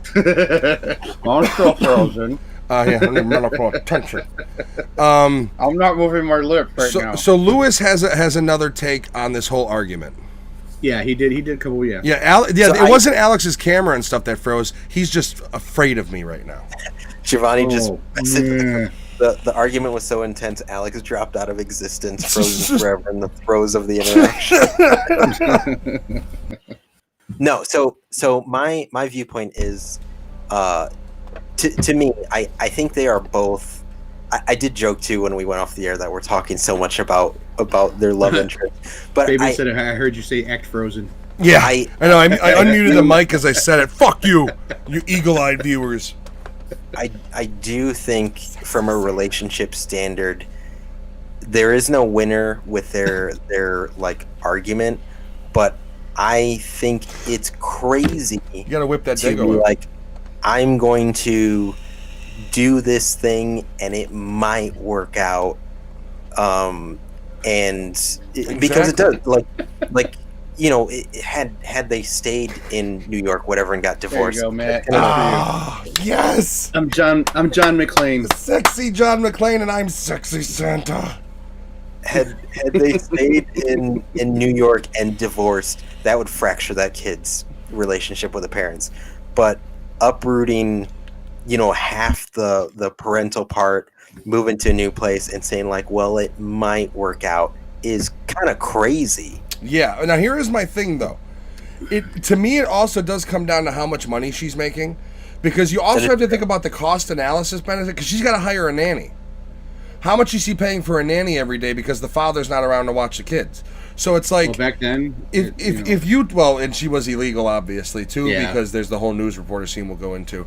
But in my opinion, like I said, I you can't say either one is correct. It is a marital argument. We don't have all the details. But from the outset, it is a wife telling a husband, basically, fuck your career and what you want. This is an opportunity I need to take, and by the way, I'm taking our children.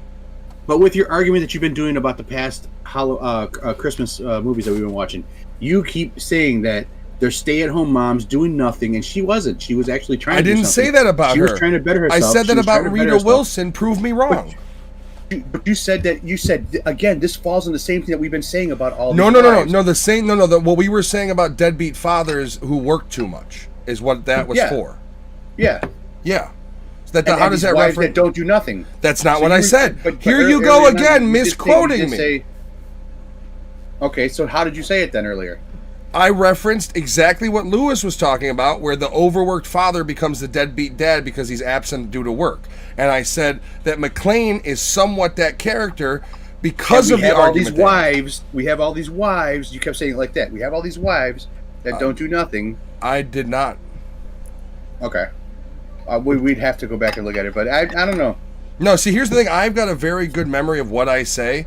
So when people challenge me and they don't quote me, I've angered my brother as a kid so many times with arguments because he's misquoted me, and I've told him that's not what I said. What did I actually say? And when you tell people that, they can't remember what you actually said. Never in a million years can they actually remember what you said. Verbatim. Never. Giovanni's got some comments real quick. Plus, she took the damn kids. I agree with you on there. An uncertain job, you have to feed multiple miles in a city you don't know. It is a big risk for her to say, I'm taking the kids. Like, if she would have left the kids with them, she would have been shitty, but she would have also been like, if it doesn't work, that would have been, it would have had to have been an agreement of like, I'm going to try it. If it doesn't work out, blah, blah, blah. One of the reasons why she probably didn't leave the kids is because he's a police officer. Exactly, but once again, here's the thing. I'm not saying she's the bad guy. I don't think either one of them are right in the discussion, but she is the one that progresses all of the separation shit. She changes her name back to Maiden. She takes the kids and separates him from the kids. She basically tells him how what he wants to do in life no longer matters, because by moving your children and pursuing your own goal, you are trumping what your partner might want to do in life. Whether it makes you good or bad, it's a very insensitive thing to do to somebody who's supposed to be your partner for life. Either way. Now here's the thing. If it does come out where it was a situation where she was standing to make 150K a year and he was just being an asshole in 1985 making 25,000, 30,000 as a cop, that's a different story. He's the 100% complete bad guy. You should be in LA. We're arguing about theoretical ideas of how the story is. Well, you misquoted me, and then you misrepresented what I said, so I had to do a deep dive. You were doing this before that even happened. Because Rita Wilson's a terrible wife. I don't think you can... It was written that way. The evidence I've presented, you can't argue that she's a shit wife. I don't feel McClane's wife shitty. I feel she's selfish. I feel he's selfish, but I feel she's more selfish by initiating everything that creates the broken home. She, I imagine, creates the ultimatum. She takes the kids. She moves all the way across the fucking country from New York to L.A. So no matter how you want to argue it, she puts the moves to motion to break the family up. Whether or not him, and like I said, I'm not gonna. I don't know if his whole thing was like, well, I've been a cop for this long. I'm a detective. You're making me leave everything I know. How is there anybody right in that discussion? And then neither one of them think of the kids. She doesn't think of the kids being home all day with a fucking nanny. They see her for a couple hours at night. That doesn't speak English very well. That doesn't speak English. She fucking sees them for an hour and a half a night before they got to go to bed. So she's not thinking about how the kids are being raised. He's not. He's drinking himself into a fucking stupor every night. So it's like neither one of these are good parents. They're both shit parents. But it's still great superhero. It does manly. It does make me think of the point I brought up earlier. Weirdly, there's so many Christmas movies that like the main focal point is like dad works too much. Because here I'll point out a couple. So one of the movies we went over, technically Lethal Weapon. Yeah. Technically, It's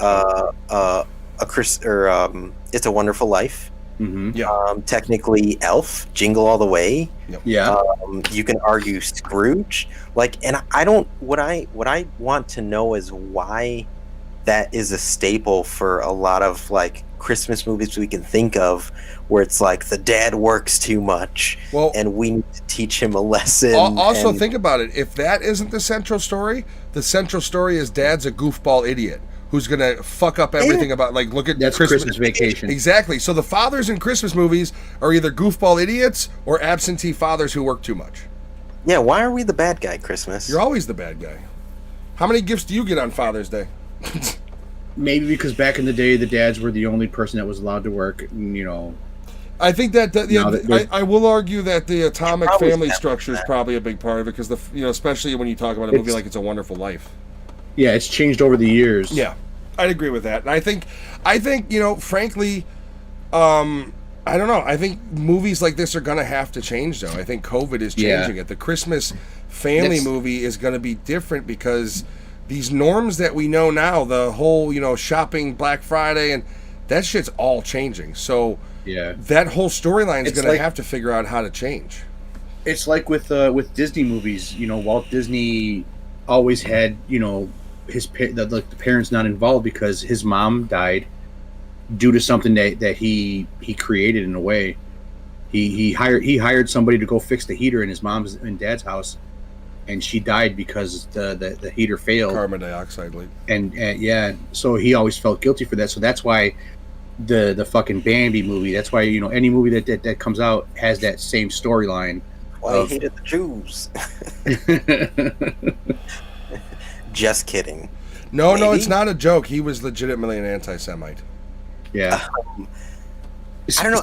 I've just always wondered why it's. I don't think it's even a trope in a bad way. I've just always wondered that when I think of Christmas movies, like every other one you watch, you're like, why is the dad the bad guy? I think a big part of it is you can't make the mother the bad guy.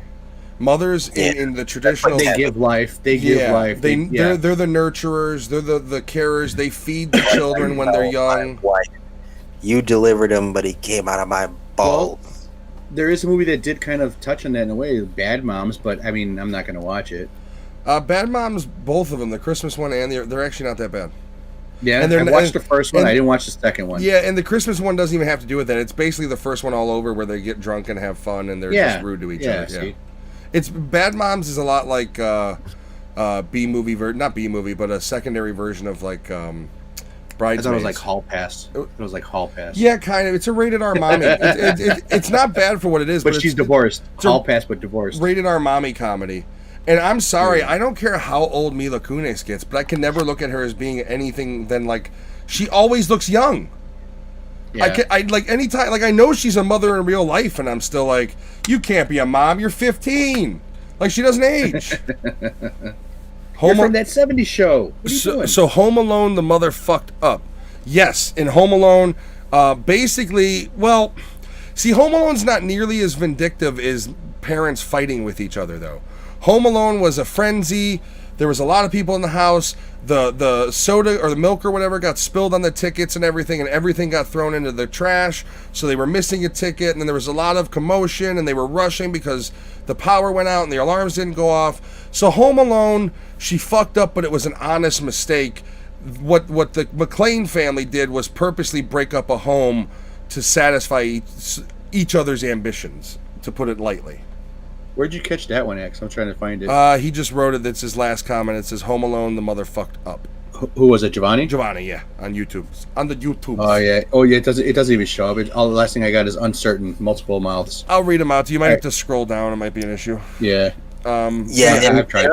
Honestly, the beginning of this movie with their marital situation is what happened a lot. Well, I mean, here's the thing, and I know we're focusing a lot on it, but people need to understand this marital situation sets up the entire movie. Without this marital situation, the movie does not exist. He would not be in L.A. This would not be something that McClane is involved in. So the fact that he is coming to L.A. for the first time to meet her in her new wildly successful career after not leaving off on the best terms is the precedence for why this movie takes place.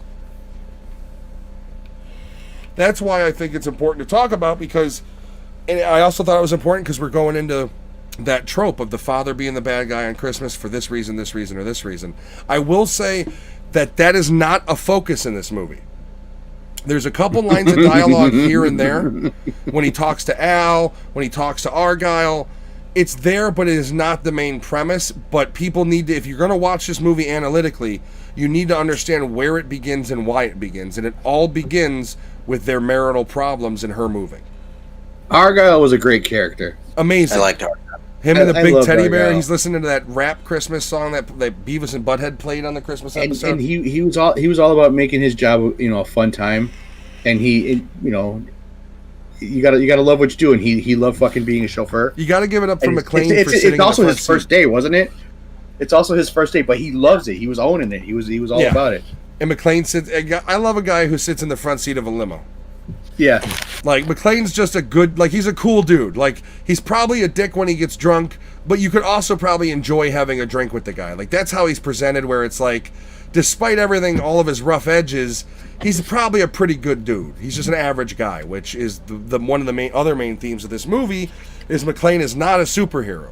He's an average New York detective. He's out of his element in LA with all these pretentious people, this foo-foo money. He's so out of place. And then he the only place he feels comfortable is violence, is kind of how they frame it. And here comes violence, and McClane just happens to be there to accept it. It really is a bunch of circumstances coming together at one time. And that's why I like his character in this movie, because he flips in the movie, like, when he starts, he's on the plane, he gets off the plane, he gets some advice about. By the way, I miss America where you can still smoke in airports. Yeah. Like, the first thing you used to be able to smoke in the plane. Yeah, the first thing. Well, Southwest still has ashtrays that they've welded shut into the seat handles. Yeah, because fucking revamped the fucking airplane. Yeah, you obviously can't smoke on it. But the first thing this fucking guy does after getting off the plane, during the opening credits after he gets off the plane, smokes a cig. Does the same thing in Die Hard 2 in the airport. First thing he does when he's literally, the movie starts off and then walking through the airport smoking a cigarette. Not that I smoke cigarettes, but there's something about films for me where the character smokes cigarettes that's always refreshing, because you don't see it anymore. But it's you know banned what? from like movies for the most part. One thing I have to say about going to an airport, you guys don't remember this, but or do you? I don't know. Were super passes still relevant when you guys were younger? I don't know. See, we never flew as a kid, so my memories of no. I'm talking about taking super transfers. Sorry, super transfers. The L for CTA. Yes. Okay, so was that still a thing? Where it was like you Sundays, bought the one ride and it basically went all day. Yeah, on Sunday you'd spend so much money. So I used to be able to take the bus to the train to the airport, and I would be able to go into the airport and fucking walk to any fucking gate and just sit there and watch planes land when I was a kid. So here's the same thing. My dad, in the same concept, we jump on the blue line, take the train all the way to the airport, and we would just walk around. We'd see the lights in that one area, and that was an activity we had, that memories that I enjoyed of my father and I, where you could walk through the airport. Now it was just, I'm going to take you for a stroll through the airport, see something different. Let's go have a fun night. Post 9/11. No, see, post 9/11, if you ain't got a ticket, you're getting tased. Yeah, so I used to be able to go to the airport, fucking sit at the fucking little thing. They had those little quarter. We talked about this before too, but the quarter slots. Turn on the TV. You could watch fucking all the local 257 bullshit 9. And while you're sitting there, they had these foam fucking chairs, and there's burn marks all over the place. Jesus. Because people would smoke their cigarettes and just put them out in the chair. Giovanni just wrote, because Giovanni works in the O'Hare airport. We still get asked in O'Hare where the smoking section is. People freak out when we tell them there are none. Those are stupid people.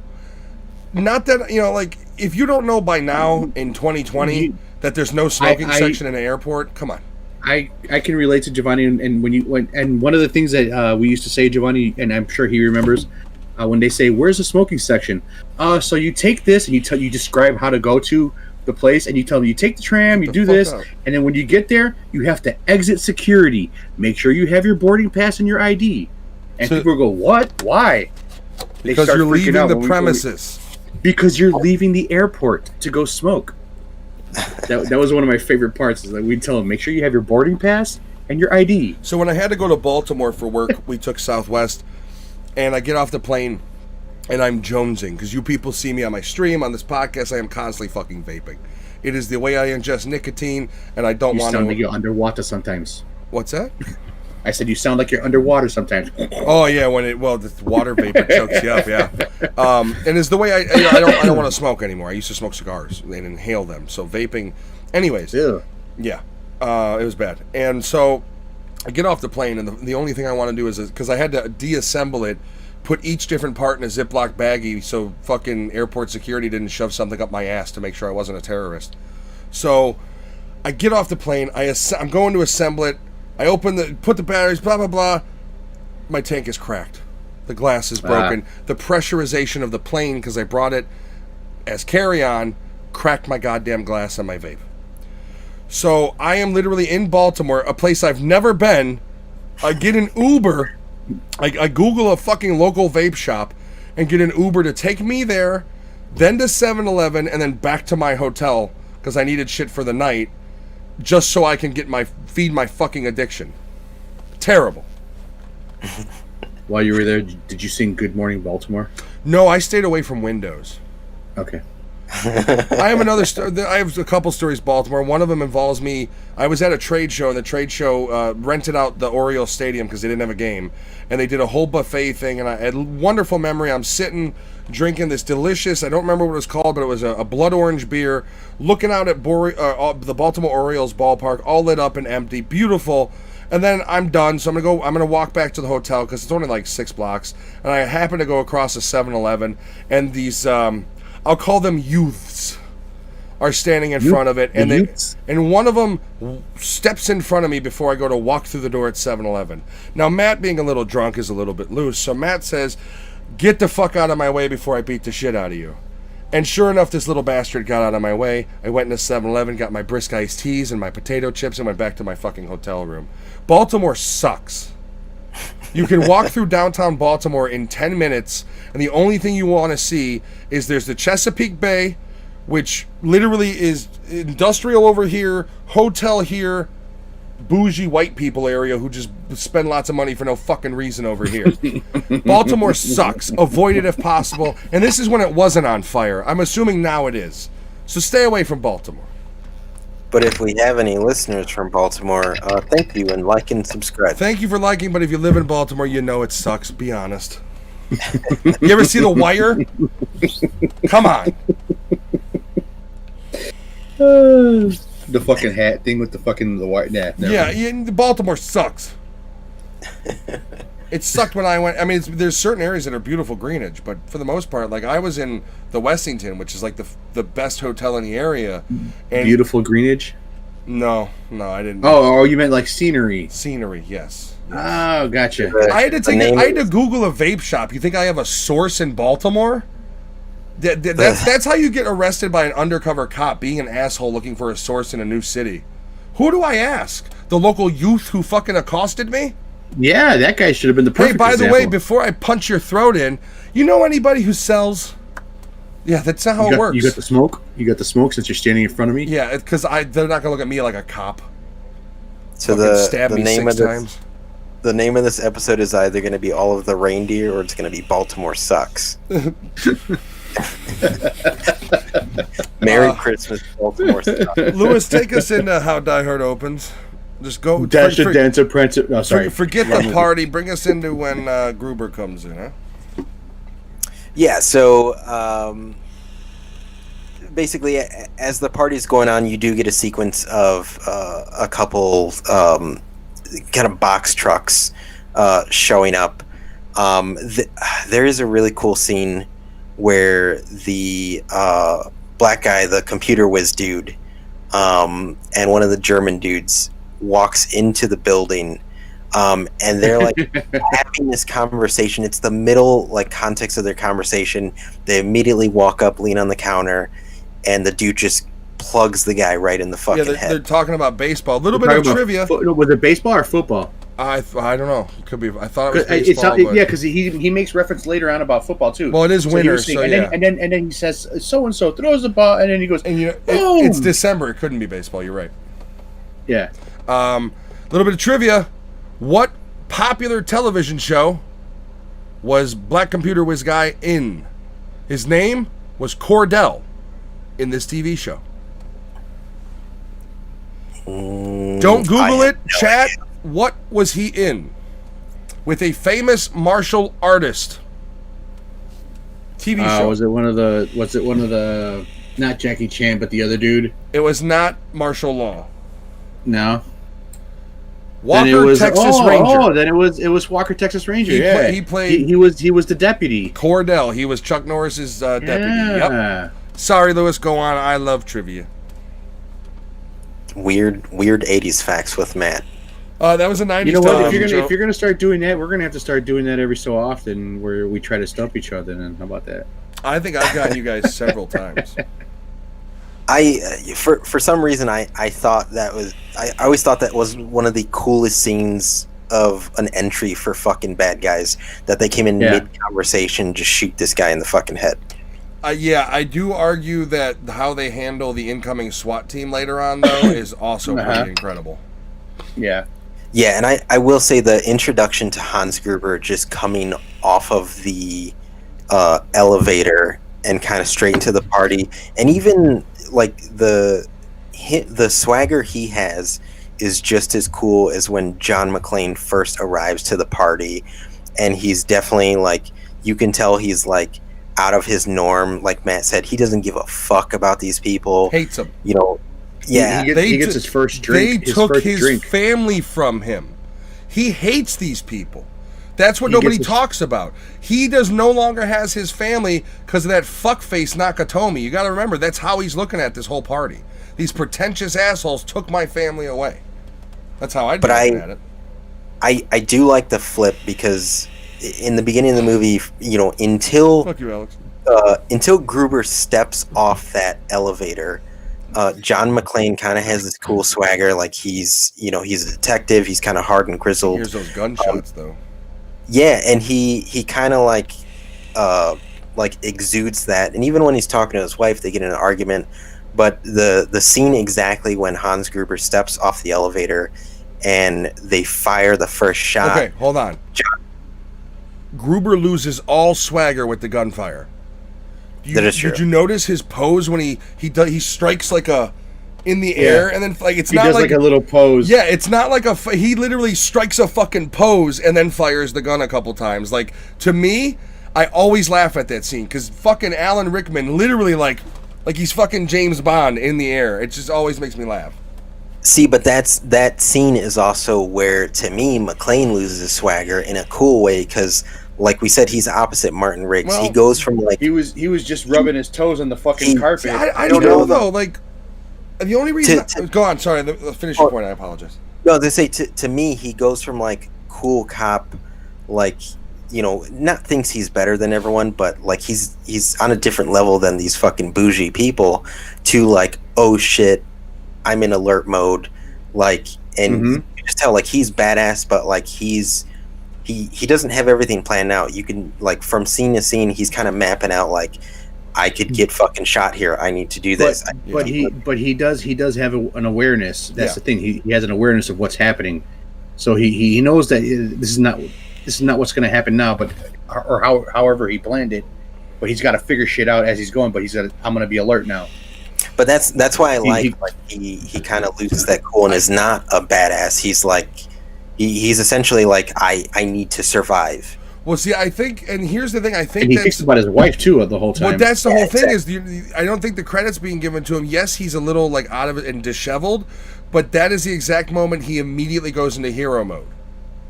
He stops being a guest at a party, and he, in his head, no matter what security's there, what's going on, he's got to go figure out what that noise was and fix it. He goes straight into that hero mode. And I will say this, the big difference between McClane and Riggs doesn't have a hero mode. Riggs goes from Riggs to murder mode. That's why he's more badass, because yes, McClane is badass, but he's not supposed to be badass. He's badass because he's supposed to be average Joe. That's what makes him so badass, is he's an average detective who rips apart 8 fucking German terrorists. So Riggs instead, he's badass because Riggs is the fucking trump card that comes out to murder everybody when Murtaugh's is disposed. So that the characters are different. He's a tank. He's a tank though. Like Riggs is a tank. Yeah, just going straight ahead. Where McClane is somebody who's actually trying to stay alive to find his wife and make sure she's okay. Now here's not only his wife but everybody else, but his wife is his main priority. Yes, and the cool thing about the Die Hard series is by the third Die Hard, McClane is much more like Riggs. If you watch the action scenes in Die Hard 3, specifically the hotel or the when they go to the one building and he notices the bad guy has the officer's badge number on, and he shoots the fuck out of the entire elevator full of guys. So from movie 1, McClane's out of his element. Movie 2, he's back in danger, but he's also you were that guy that did that Nakatomi thing, right? He's got some notoriety. Number 3 comes in. Nobody's talking about notoriety. They reference it once in the past of like, yeah, you did that how many years ago? You're a drunk now. Because his relationship's completely fractured again. And so the evolution of McClane is average Joe to somebody who surfs on F-15s. You know what I mean? So that like the fourth movie's goofy and the fifth movie's goofy. It's not McClane. 4 and 5 take McClane and turn him into the fucking Terminator. The true Die Hard movies are 1 through 3, and if you pay attention, there's an evolution of the character going from out of his element New York detective to by the third one, he is Riggs. He goes into these situations not as calculated. One of the fucking scenes I think of is when he slides down the steel wiring to get to the boat in number 3 and takes the sliver. He's full in. Every scene is McClane going, like the train scene going from shooting to shooting, so they definitely throughout the series evolve the character to be much more of the murderer machine than originally was. Yeah, and I do see Girani as a comment. He goes straight into cop mode and instinct takes over, which is badass, which I agree. I agree, yeah. And again, had this movie had Arnold, I would have loved to see Arnold shred people at Nakatomi Plaza. It wouldn't be the same. No, it would be too goofy. You couldn't take it seriously. You couldn't take. He wouldn't be able to fit into the vent. Yeah, very true. No, that's true. He was 6 foot. How do I get inside the vent and crawl around? I can't do that. 6'2" or 3", and wide shoulders. You're absolutely right. He couldn't have done that role. They'd have had to make custom vents for him. The vent would have been bigger, like the car. The other thing is you can't have an Austrian battling German terrorists. It's too confusing. No, too many accents. Matt did enlighten me on, because one of the things, and Matt, I'll let you explain. I'll just bring it up. One of the things that, as an adult man who is terrified of hurting himself, I can't watch this movie now in my 30s and not pay attention to John McClane's feet in every scene and think like, oh my God, please don't stub your toe. Well, the whole bathroom scene where he's profusely bleeding is like, Jesus. I stepped on a thumbtack once and I thought I was dying. Although Matt told me about the cinema secret of how that was filmed. They made shoes that looked like his feet. And if you watch any of the behind the scenes documentaries, they're ridiculously oversized too. So like if you pay attention in the movie when he's running on that glass, his feet are like caveman sized feet. It's the funniest fucking thing. Yeah, they're the Hobbit feet, basically. It's like the movie with Jackie Chan, the Bronx movie. Rumble in the Bronx, filmed in Canada, where he broke his foot, and they made the cast look like his shoe. Yeah.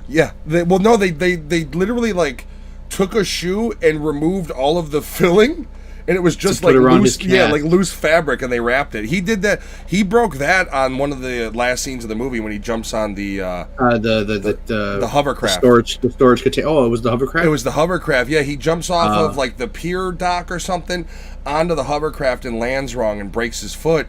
And I remember watching interviews where, like, Jay Leno's like, why don't you, talk to the stunt director? And he's like, I am the stunt director.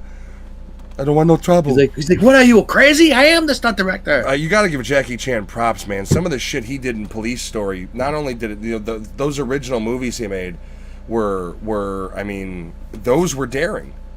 Like, that was shit that it was, Chow Yun-Fat brought it, but he also, Hard Boiled was a shooting movie. That scene in the first Police Story, the last scene where he slides down in the mall, the light pole, he had received burns and cuts and broken ribs and some of the shit Jackie Chan has done. I think, frankly, he needs to be honored in this country way more than he has been as far as what he's given in the entertainment spectrum. I don't think he gets enough respect for what he's done. Which, if you want to see an ultra-violent non-American movie, since we're bringing it up, Giovanni, if you're watching still, The Night Comes for Us. Yes. We'll be doing a review of that sometime. It's now one of my favorite movies because Matt kept talking about it and I watched it. I have to admit, I wouldn't shut the fuck up about the movie, but that is only because there is very few movies, especially in the action realm, where you will get me going, oh fuck.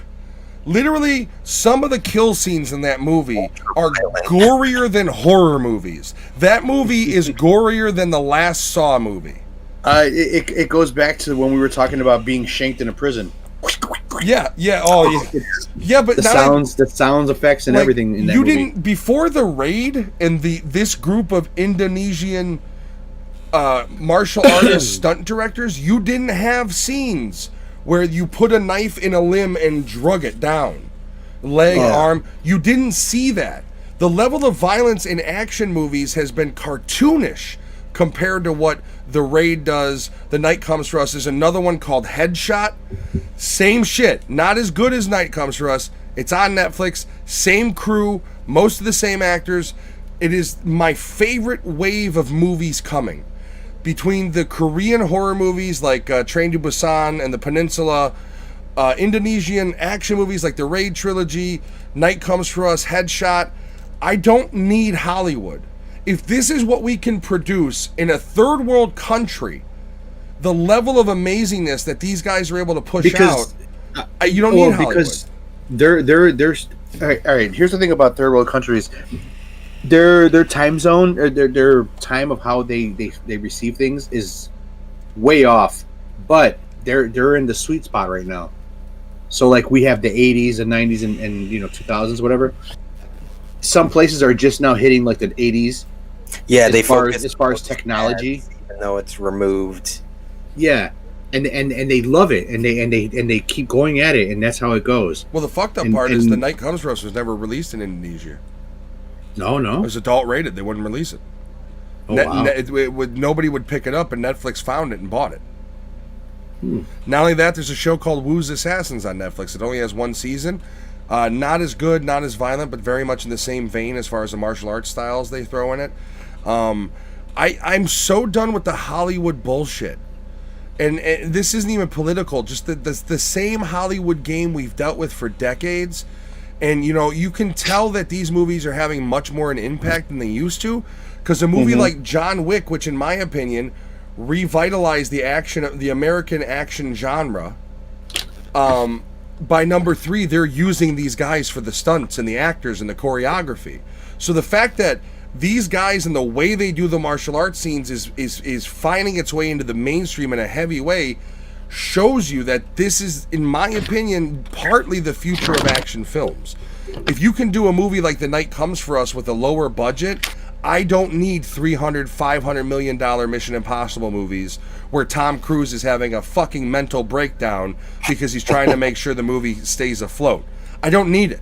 You don't need it. It's been proven, and that's why I think, I'm going to touch on it again a little, I think why Tom Cruise is losing his shit.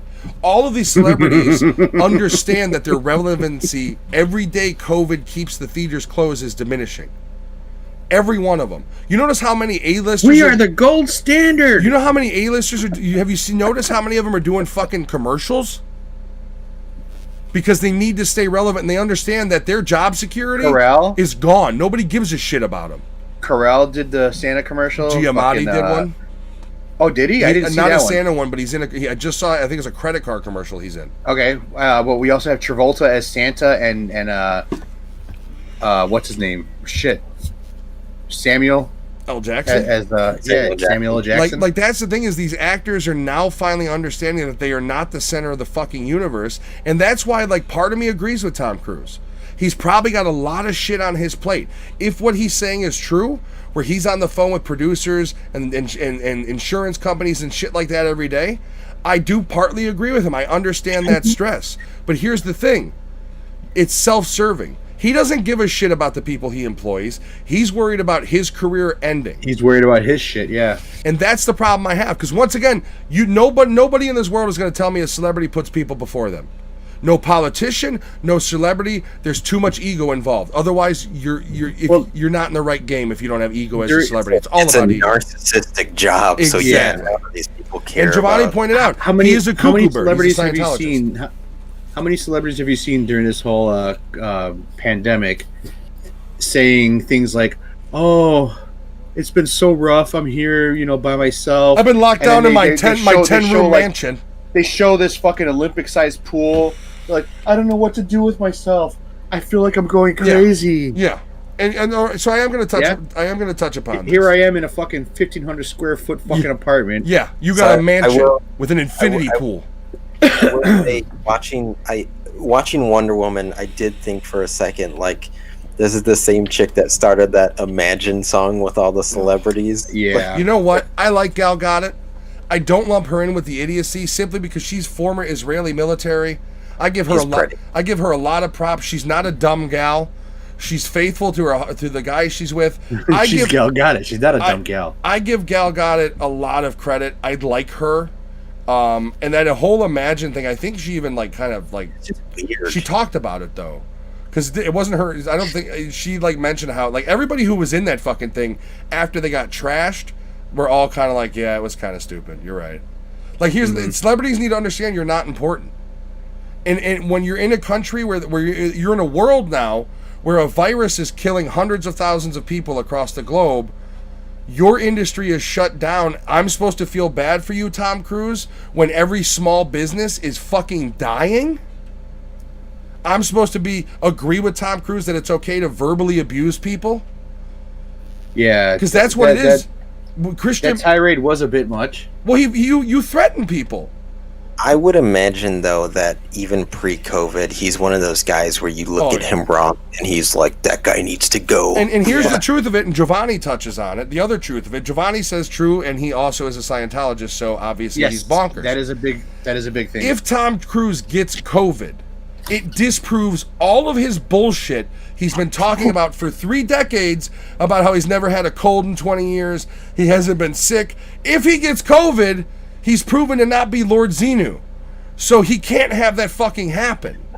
That's the other thing, is he's an asshole, just like the... He's put enough of his money that he should be the Lord Xenu by now, right? Yeah, they pumped him fucking as much as he's Johnny Depp's wine He fund paid- is he Tom paid- he paid Cruise's for that fucking tier. Scientology fund. Yeah, well, he got He the paid for premium that tier. package. Yeah, Yeah. he got the spaceship package. He's going up in space when Hubbard comes back. Sure.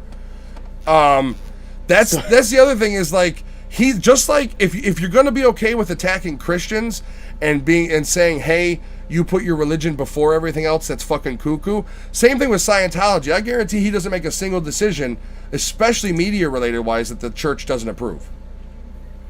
Like I said, I think they closed down. I got to drive down Lincoln, but I think they closed the Scientology area on Lincoln around us. Good. There was They're starting to get smaller. Hopefully it's another Starbucks that goes in there, right? Because we need 10 more of those on a fucking city block. But they got one just on the next corner, so I don't know. Oh, you never know. They might do it. Exactly. You know, every 5 feet. Every 5 feet. Exactly. They literally, those dudes with the rolling tape measurers? Starbucks hires those guys to find out how far they can put a fucking Starbucks away from another We got right here, 36 yeah, 37 right meters right here. We need it. 37 meters? Sorry, I was doing 37.6. Oh, whatever. No, we're going to have to cut the line in half from that Starbucks. Put a new one over here. Fuck the Scientology building. People need their cafe. Lewis, go ahead. Their grande chocolate mocha. I do feel bad because I'm looking at Lewis and he just kind of looks like, shut the fuck up. I got shit to say. No, I got off on a tangent looking up the dude, the head of Scientology right now, David Miscavige. His wife hasn't been seen since 2006, but Scientology refuses to report it as a missing persons. So she's around, she's just not being seen. Giovanni with a good point. Example of COVID damage. 70% of restaurants, bars permanently closed in LA alone. There are larger issues for sure. Here's the other thing. Hulk Hogan just opened up a new fucking restaurant in LA. Who? Hulk Hogan. If I ever went to that restaurant and I ordered a burger and they asked me what kind of cheese, I'd have to sing Real American.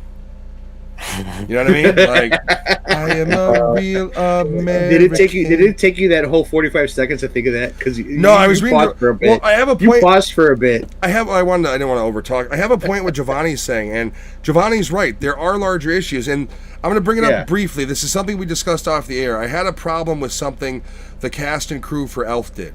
They did a live showing of it, and they had a benefit, and Lewis has a point of this, and I'll let him go into it if he wants to bring it up. I guess to go into that. So it was for the Georgia Democratic Party for the Senate race. Senate race. This is the text message I didn't acknowledge. So basically, they held the fundraiser, did a live reading of Elf, and all of the funds raised went to the Georgia Democratic Party Senate race.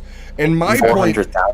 $400,000. And my point is, oh, wow. And I'm not saying that like I don't have money to donate. I'm not going to tell people they need to donate, but it is very fucking tone deaf for anyone in Hollywood to want to be taken seriously and then go ahead and do a fundraiser for rich politicians who do nothing but pump you for tax money and make laws to restrict the freedoms in your life. And they're doing a fundraiser for them, instead of for restaurant associations, because there's a whole fund for employees who are out of work at restaurants. They're not funding. Why isn't there any money going to? Nobody hears anything about going to orphanages. Orphanages aren't struck with fucking COVID. And so my point is, and not to mention, these are the same people on Twitter that if you're a Trump supporter, you're a white supremacist. Jon Favreau has openly said this on Twitter. So I have a problem with anybody taking a beloved Christmas movie and turning it into political propaganda. And Lewis asked me if a Republican did the same thing, would I feel the same way? And the answer is absolutely yes. And this is the same reason I hated seeing bands when Bush was in power. Because you go see Stone Sour and you got to hear the lead singer's fucking views on Bush for 25 minutes. Once you add politics into an art form, you immediately create propaganda. It's as simple as that, and I feel what they did was tone deaf. If they would have donated money to anything but fucking money-grubbing rich politicians, I wouldn't say a fucking word. But I have a huge problem with the fact that they decided to raise funds for one-sided political party instead of trying to help the American people. That, to me, shows how out of touch they are and how irrelevant your average Hollywood actor or director is. Jon Favreau may be a genius. He's also a cunt. That's my whole point to it. I don't like when people create propaganda to be self-serving. Because Orange Man bad. Once again, That's the reason. It's because Orange Man bad, we're not going to help out people who truly need it and instead give a bunch of money to old white people to rule our lives. I have a problem with that. Now, I know Lewis had a take on it, so I want to let Lewis kind of give his opinion on it. Oh no, I approach things with a nihilistic point of view. Like even before the pandemic with Hollywood, like I said earlier, like these actors are narcissistic pieces of shit. I mean, all politicians as All well. of them are. That's the thing is, if you get into politics or acting or music or something like that, you're a Nope. narcissist, whether you admit it or not. Isn't that what politicians are? They're fucking actors. Well, they're not supposed to be. They're supposed to be representatives of us, and we're donating funds to them. We're donating But in the real world, We're donating these politicians $400K to them instead of people who actually need it. I'm not saying it's gonna, if the $400K is only gonna go so far. I get it, but why are we doing this? Why are we not focusing on what's actually needed? And to me, like I said, it just shows how out of touch Hollywood is and why their power is shrinking more and more. And we'll be back next week with our TED Talk for Nerditude. I can go on for hours. I'm caffeinated, okay? I had my bump of cocaine when I took a dump. That's my I think you did. No, Did you blow it up your ass? By the way, instead of- go to infuse.com. Get yourself one of these beautiful bottles. 15% off, right? Use the code NERDitude, NERDATTUD, 15% off, 15% off. This is a custom bottle I did have made for my stream. The idea is Lewis and Alex will get one of these, not the big one because it's fucking huge, it's bigger than Lewis, but I will get you guys with the movie podcast. We do have a lot of stuff coming up. We're gonna start into this year, and this is why, just like PBS, you viewers are so important. We need follows. We need you to share it. We need you to basically pimp out the fucking podcast as much as you can, because if you do, we already have ideas of t-shirts and stickers and all this cool shit that we want to be able to give away. We want to be able to reward people like Giovanni and Fabian for being Rob Macabre, who does all of our artwork. We want to be able to do giveaways, but we can't do that, frankly, until we are starting to either be making money or in the direction of making money. We can do small things, but until we are big enough to kind of start sustaining a little bit, we have to be limited in how we do things. Now, certain friends of the show are going to get little care packages from us when we do have them, regardless of making money or not. But the whole point is do what you can, get us out there. If one of your coworkers is listening to something on Spotify, tell them to go fuck themselves and throw the podcast on. I don't care if you're in retail. I know I curse a lot. Listen to this episode and realize why you said it. When you're in the car with the family on a nice long Sunday trip, throw it on, earmuffs the children, or not, I don't give a shit. Put down your crack pipe and share the fucking show. That's how we can... Buy your kids some noise-canceling headphones and tell them to listen to something else while you listen to this. Aren't all children on the fucking cell phones like 24/7 nowadays anyways? Pretty much. They don't even know you exist. Strap in your earpods. Kids here. AirPods. Hey, so before we jump back into Die Hard, just because we mentioned the pandemic and COVID and fundraising, fucking Guy Fieri's raised $21.5 million. Nice. Badass dude. Which is crazy. Badass dude. He's And helping. he could take $10 out of it to fix his fucking hair. But yeah, he's fucking awesome. His hair is his icon. Like, I can't shave the You know beard what? because it's my logo. I would still watch him if he fucking shaved his head. Did You know how much poon he probably gets for that fucking 90s? I'd hope not. He's married. Yeah, I was about to say. I read an interview in Rolling Stones from Guy Fieri that was like almost maybe 10 years ago, maybe 2015. And this poor Rolling Stones reporter went to his house, and at his house, he's got an outdoor kitchen. Like, you know how people have like a barbecue aisle who have money? He's got an entire outdoor kitchen. And it's like a whole restaurant type setup out there. And the reporter basically tells a story of how throughout the day, all they did was eat and drink. And the reporter was so blitzed by the end of the night, he passed out. Which just tells me that Guy Fieri's a fun fucking guy to hang out with, unless you're his hairdresser. But, you know. Now, did he wake up with like stuff written on his forehead when he? No, was leaving but there? I guess Guy Fieri's a lot like 'Cause then Lemmy. the When guy you show up would've to his really house, you better be been- prepared Guy- to drink heavy. Guy really would have been fun if he did that. I fucking just roast thought you of on his something in forehead. one of the WWE videos or wrestling videos I was watching. Sorry, Lewis, go ahead. No, so I just wanted to mention that, and actually, Giovanni just commented he is awesome. He has done so much for the hospitality industry. He also has an entire yellow car.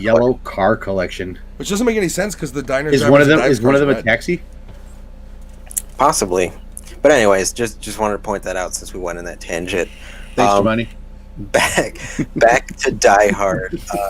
So the last thing we were talking about was the flip in kind of instinct that John McClane goes into, and this leads to what I think is one of the coolest scenes. The first kill he has with one of the terrorists. Yeah. I believe, if I recall correctly, he's on the not quite on the roof. But he's trying to get I think he's trying to get the fire department to come, and he's standing like towards the window trying to yell for them. So what happens is, so the scene you're talking about though is after Nakatomi's killed. Yeah. Yes. Yeah. So what happens with basically he's kind of like walking through the halls, spying on him, trying to see what the fuck's up. Gruber's meeting with Nakatomi, and he watches Gruber get killed, and basically, he watches Nakatomi get shot by Gruber, and there's a little bit of a chase scene with him, and he escapes, and that's where there's that famous line that I remember they even included in the Die Hard Nakatomi Plaza game on PC when it came out. I used to love that game, but there's that famous line he has where he's like, "Yeah, send the police, send the fire trucks. I'll kiss your fucking Dalmatian." Like, he's trying to get their attention. So this is when Al is called in, and he is in the gas station purchasing Twinkies because his wife is pregnant. Shit. Well, lot of Twinkies. he sets off a fire alarm. Yes, you are correct. He does get the so fire that's what alarm. happens. He sets off a fire alarm, But and then they call the security in the they front desk. they divert it.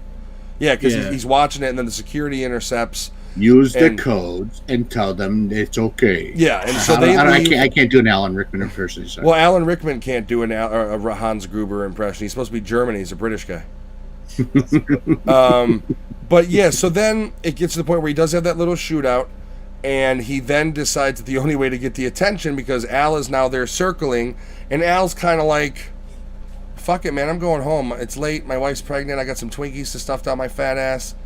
And I'll make one more round. Did anyone see how much gas was at the gas station Al is at? No. 87 cents a fucking gallon. Oh, that's bullshit. Cigarettes on the thing they said were like $1 for a pack, $1.50 or something was the sign. That's all stock footage. That's all stock footage. They had to reuse. It's 85. They reuse stock footage. There is a picture of my mom holding me, standing in front, or not far from a gas station, and the sign behind it says unleaded 86 cents. Yeah, gas was incredibly cheap before Desert Storm Uno. Yep. Thanks, America. And I was probably fucking 2 or something. Like that's always something I've always noticed, because the one time I watched it during the gas crisis, where shit was like $4.15 a gallon, I remember watching it and being like, fuck, 87 cents a gallon. Holy shit. That's better than ethanol prices. I don't even remember gas prices being like that when and I'm older than you. I don't remember that shit. I mean, you also I have a picture. I know at one point they did drop prices, and then they raised fucking extremely. Yeah. But I don't remember being that low. That's what I do remember. Where I noticed again when he walks out of the gas station, and there's that shot where he kind of like strafes and looks at the Nakatomi Tower. In the background is the pricing on it, and it shows 87 cents a gallon, which in the 85 I believe. I think it might be a little low for LA though, so I don't know. You know, but Al's doing his rounds, and they're not. You know, he's got to figure out how to get this shit fixed. And he basically, the one guy he kills in the floor that's being constructed, the same floor that I believe he ends up having the glass scene, because he throws the guy out the window. Al backs up, then they start opening fire on Al from another window, the terrorists do, and he gets out of the situation, gets pigeonholed because he dumps his car. They then know McClane is in the floor, like, you know, above them. He's like 5 floors above them. Goes in reverse and gets stuck like this. By the way, for a big guy to get out of that position, like he's not a tall dude either. So he's a shorter, plump man trying to drop. It was like 6 feet from the car door. Yeah. So The car's like this. Yeah, he's in a high-ish embankment. To drop from a door, it's about 5-6 feet. For an out-of-shape cop who's like closer to retirement than not. Yeah. Now Al does have his own storyline.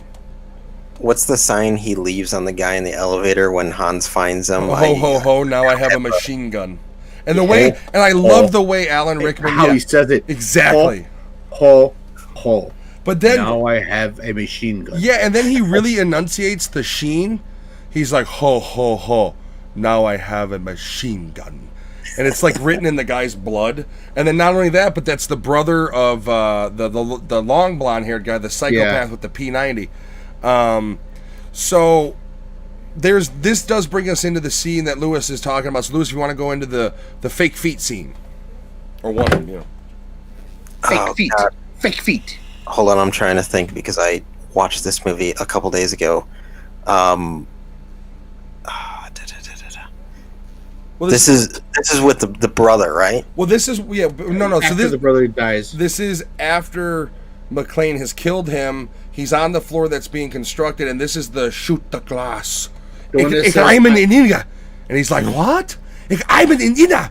And then finally, like, why does he understand English better than his native language? Why does it take Hans to be like, shoot the glass in his British voice?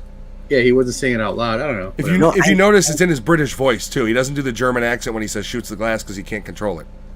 I was so caught up in the movie that I totally forgot that his accent is pretty bad. Yeah, it's not a great German. But you got to remember, Alan Rickman was doing plays at this point. He wasn't a big actor. They got him directly off of a play he had done, and he basically read the script and was like, "Are you fucking kidding me?" But like he was working on Death of a Salesman, and they wanted him to do that. Was he really working Death of a Salesman? No. Oh no. I'm just. I think he was actually doing like Shakespeare at that point. And so then, was this also was this for both of them?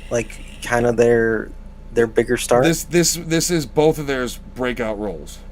Alan Rickman, I think, had been in one or two small independent 80s or 70s movies, and then mainly did plays.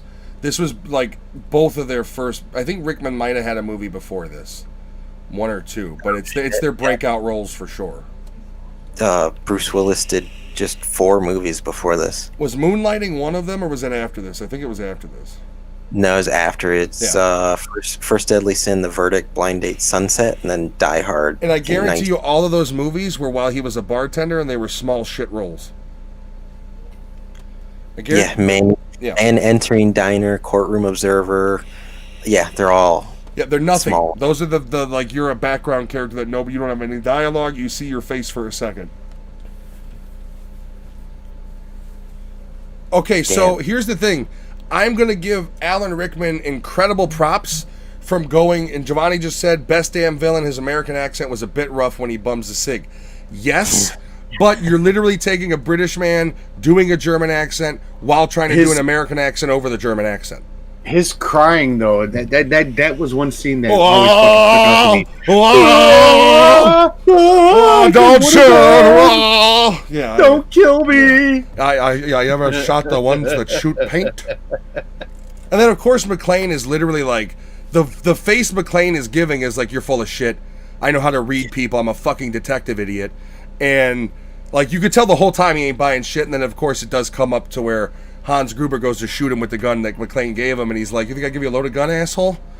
Yeah. Yeah. So, McClane's got some of the smartest dialogue in any of Bruce Willis's movies. Die Hard 1 is a much smarter character than Die Hard 2, because Die Hard 2 takes it in a cartoony role.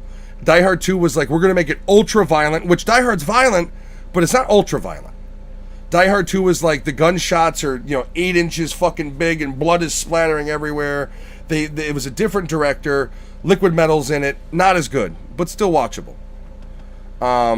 So where were we in the movie? Yes. So the scene where they catch up to him, he's on the construction floor, shoot the glass. Let me know what you think.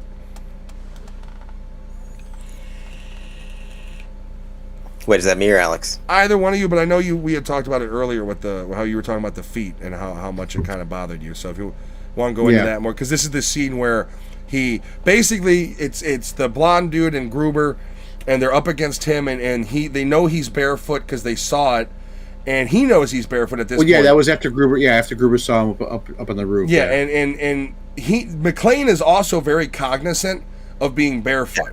Like throughout the entire movie, it is a central a thorn in his side, figuratively. He's always aware of it. And he even makes a reference like, "Oh, the only guy I run into or some shit like that Got about has smaller bigger feet- feet than me." Smaller feet than Or my no, sister. smaller feet than my sister. Yeah. Right. Technically, the fault of that fucker on the airplane who told him Yep. to try that. But it did work Take though. off. Because Yeah. remember when he's relaxed doing it, him. he's like, "I'll be." It works. Like he was all like holy shit. That's Like, what I was saying. He's Yeah, curling his feet on the rug. yeah, exactly. Now Make fist with your toes. Now, throughout this, we haven't talked about it at all. As all these things are going on in the building, you have the police show up first. The reporters show up. This douchey fucking reporter who doesn't. He is the reporter who, if it bleeds, it leads. He doesn't give a shit about you as a person. right. And the cops have shown up, and at this point, the FBI are now starting to come in. And then you start having the dialogue between the computer whiz and Gruber, where they talk about right on time, the FBI is here. Everything the police are doing, they know they're going to do it. They plan for They it were because expecting it. 2 steps ahead. this whole terrorist is not a terrorist action, it's a robbery. They're stealing bearer bonds, I believe is what they are. Yeah. Bonds. And the whole thing is they need the FBI to show up. They need the FBI to shut the power off because it's the only thing that would release the final lock. Cordell, Yeah. which is what I'm going to call him, is able to break through every lock, but they are relying upon the FBI to be their same stupid procedural group to come in, take over like assholes, and demand that power be shut down. Just like fucking Saigon. Oh, yeah, that's the other thing. Here's the other thing. Everybody was in Vietnam. Everybody in law enforcement, the FBI agents, another 80s movie where all of the experience these characters have come from killing in Vietnam. His partner goes, "I was in fucking junior high, asshole." Yeah, that is a funny one. I do find that line to be hilarious, too. But he also calls him Slick. He's like, just like Saigon, Slick. And this is also... So basically, they shut the power down, and the Gruber's group basically says, we're going to be at the top of the roof, to get the hostages, blah, blah, blah. McClane figures out the whole plan, and this is when he meets MacGruber.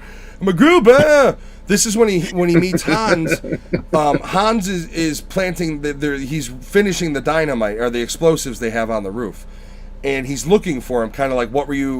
When he thinks about it after the interaction with Hans, what were you looking for up here? What were you doing? Well, he gets like a little a taste from what Al says. Yeah. Al. Well, Al tells him that the FBI is taking over. He says something. Yeah, he says something like, "Yeah, they're all over." Yeah, and he gets this thing. He's like, "Oh, what were you looking at?" He's like, "I'll talk to you later." Yeah. And then he goes, And then he realizes that I believe he finds the explosives, and then he comes to the point where they're taking everybody upstairs to the roof, and he puts 2 and 2 together that, oh shit, they're going to plan to kill everybody. Yeah. So he goes up there like a goddamn madman and opens fire in the air, scattering all the party goers. But then Mr. fucking Vietnam helicopter, he does try to get them to go downstairs first. he yells. He does, But because they're all fucking idiots, yeah, because everybody's a fucking, stupid ass. yeah, and he's don't know forced how to to open compose fire themselves, yeah. in the air against a helicopter approaching. So then they, of course, open fire on him. Then the bad guys open fire on him.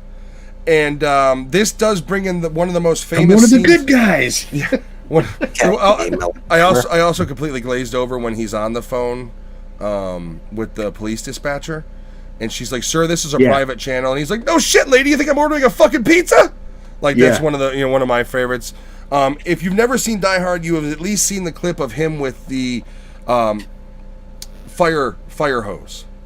Yes. Where he straps it to himself. And I have been talking a lot. I'm sorry. I'm going to shut up.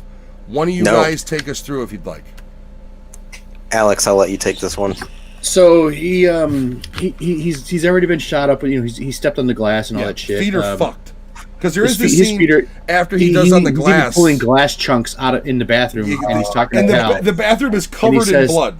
Yeah, he's like you got flat feet. You know, he goes over with Pal. He's like, well, there's only two reasons why you're, on the beat.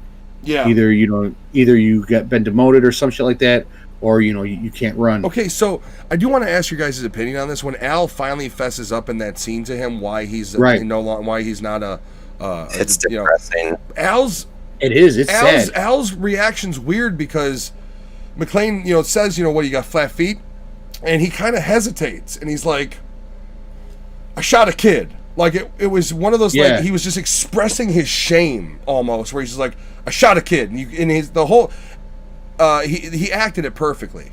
Because in that Yeah. scene, you see that he doesn't want to be a beat cop, gaining weight, not being a real cop anymore. He misses it, but he just can't bring But he himself can't to ever pull- he can't- gun again. Yeah, to ever pull a gun again, so he has to do something else, Exactly. and he's not going to sit at a desk. And to make comparisons, Lethal Weapon 2 stole that from Al.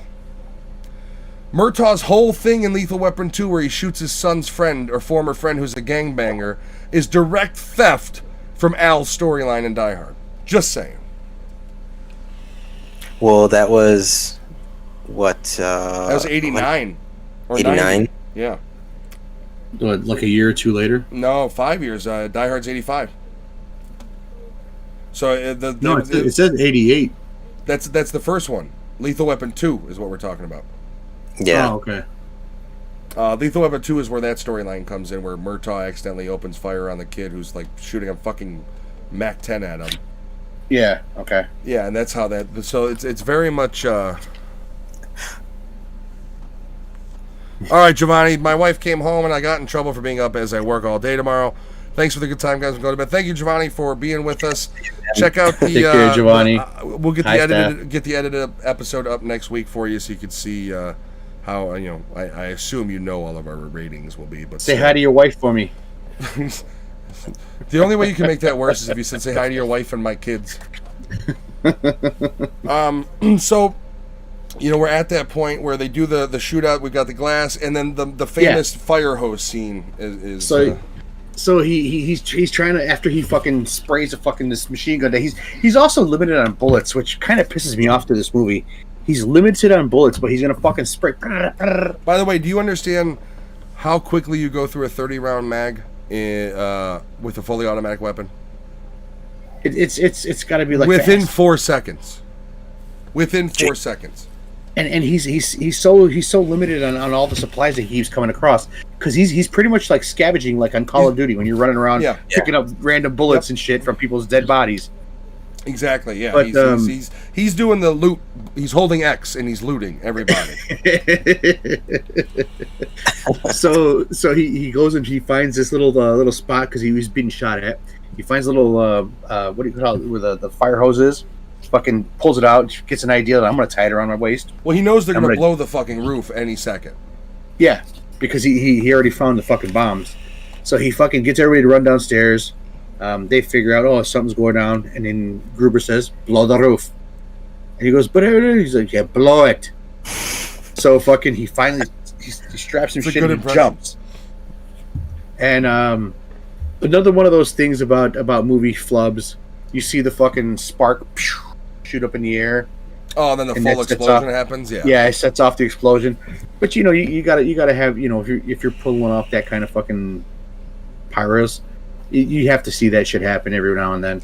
I mean, It- it's for 85. It's a pretty impressive stuff. It was still pretty good. Yeah, it was still Yeah. pretty good. And then you, So you actually had some dude hanging off the building too. Like Yeah. when they filmed it, some poor stuntman had to take that fucking jump. Yeah, Alex, it's not as big as fluff as the handcuff. the handcuffs. The weapon. I didn't even notice Watching that, them and then I fall went apart and back come and I back. watched it again, and I noticed it, and like you literally, they're not cuffed, and then you literally see Riggs's stuntman grab to hold the dude's hand. He grabs his hand to hold it. He's like, "We gotta touch." Yeah, you could tell the other stuntman was shitty, like he was new that day, and then this stuntman's like, "Hey asshole, we're supposed to be grabbing hands here. Come on!" Like, I went back and watched it, and I laughed about it. Good call on that one. So so the explosion goes off, and you see him falling, face first, kind of like, Yeah, that's in the. Um, So you remember the movie trailers for I don't remember the production company of Die Hard. New Line or MGM, one of them, whoever had it, they had that like the average, like the before a movie would play, it would show all these like scenes and then be like New Line Cinema. The scene you always saw was him jumping off the top with his arms spread and the explosion behind him. Right behind him, every compilation it was in it.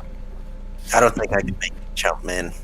Dude, my fat ass, I know the fire hose wouldn't hold, so I'd be like, I tell you this, I wouldn't have jumped face first though if I did jump. you know what I'd have been doing? I would have taken my fucking gun, and 2 floors down, I would have opened fire on the windows and shimmied instead of fucking swan diving to potential death. Throw the hose over and then slide down. Yeah, like open fire on the window. You've already wasted 50 fucking rounds shooting in the air. Shoot the windows out a little bit and try to crawl your way. Instead, he basically like, Jesus, take the wheel, and he jumps off the fucker as it explodes. Like perfect timing. I'm too afraid of heights. I'd just die on the roof at that point. And one I thing, am petrified of heights. yeah, I'm not. I don't like roller coasters because of that. I don't like high bridges. I got another stupid side story, but we're not going to go into it now, unless you want to.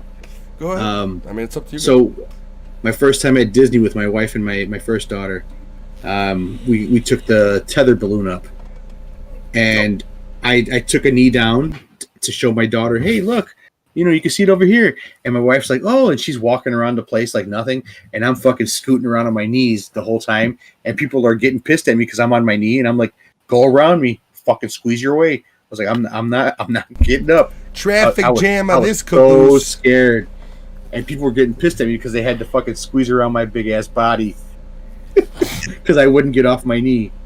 You were proposing. How sweet. So we were at so one thing that as a kid I don't think I realized for some reason, I always thought the explosion that goes on, there was also an explosion in the whole lobby area where they were partying initially. Mm-hmm. And there isn't a separate explosion. What happens is the helicopter gets blown up and goes into the window. And that's how you get how that floor is blown out because it rolls down the building. I always thought there was separate bombs they had set, but it's not. All that damage that happens from that is from the helicopter hitting the windows of that area and the initial bomb atop.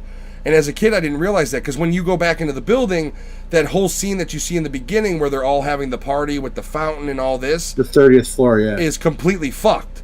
And I didn't realize that when I was a kid that was because the helicopter blew up and then rolled down the building and blew out everything.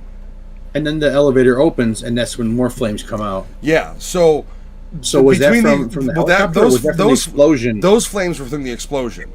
Okay. Yeah, but then you also have the helicopter blowing out the side, which I never put 2 and 2 together. Okay. The other thing is, basically one of my favorite scene in the whole movie is when he's fighting. No, when he's fighting, when he comes back in, and he's now fighting the blonde dude, and this is where you get the most realistic human version of McClane. Real quick, not to jump too far ahead from what we were talking about. That part where he does fucking come down with the fire hose, and he hits the window. Yeah, it cracks. Then he opens fire. He tries to use his bloody feet. Yeah, he tries to use his bloody feet to break the window. And just seeing that part right there, I was like, oh god. Yeah. I know he already picked up the glass, but he's got to have missed something. Like people bitch about he's stepping on stomping children's it back Legos. into his foot. People complain about stepping on Legos, and this dude is literally trying to kick open a window with his bloody, fucked up feet.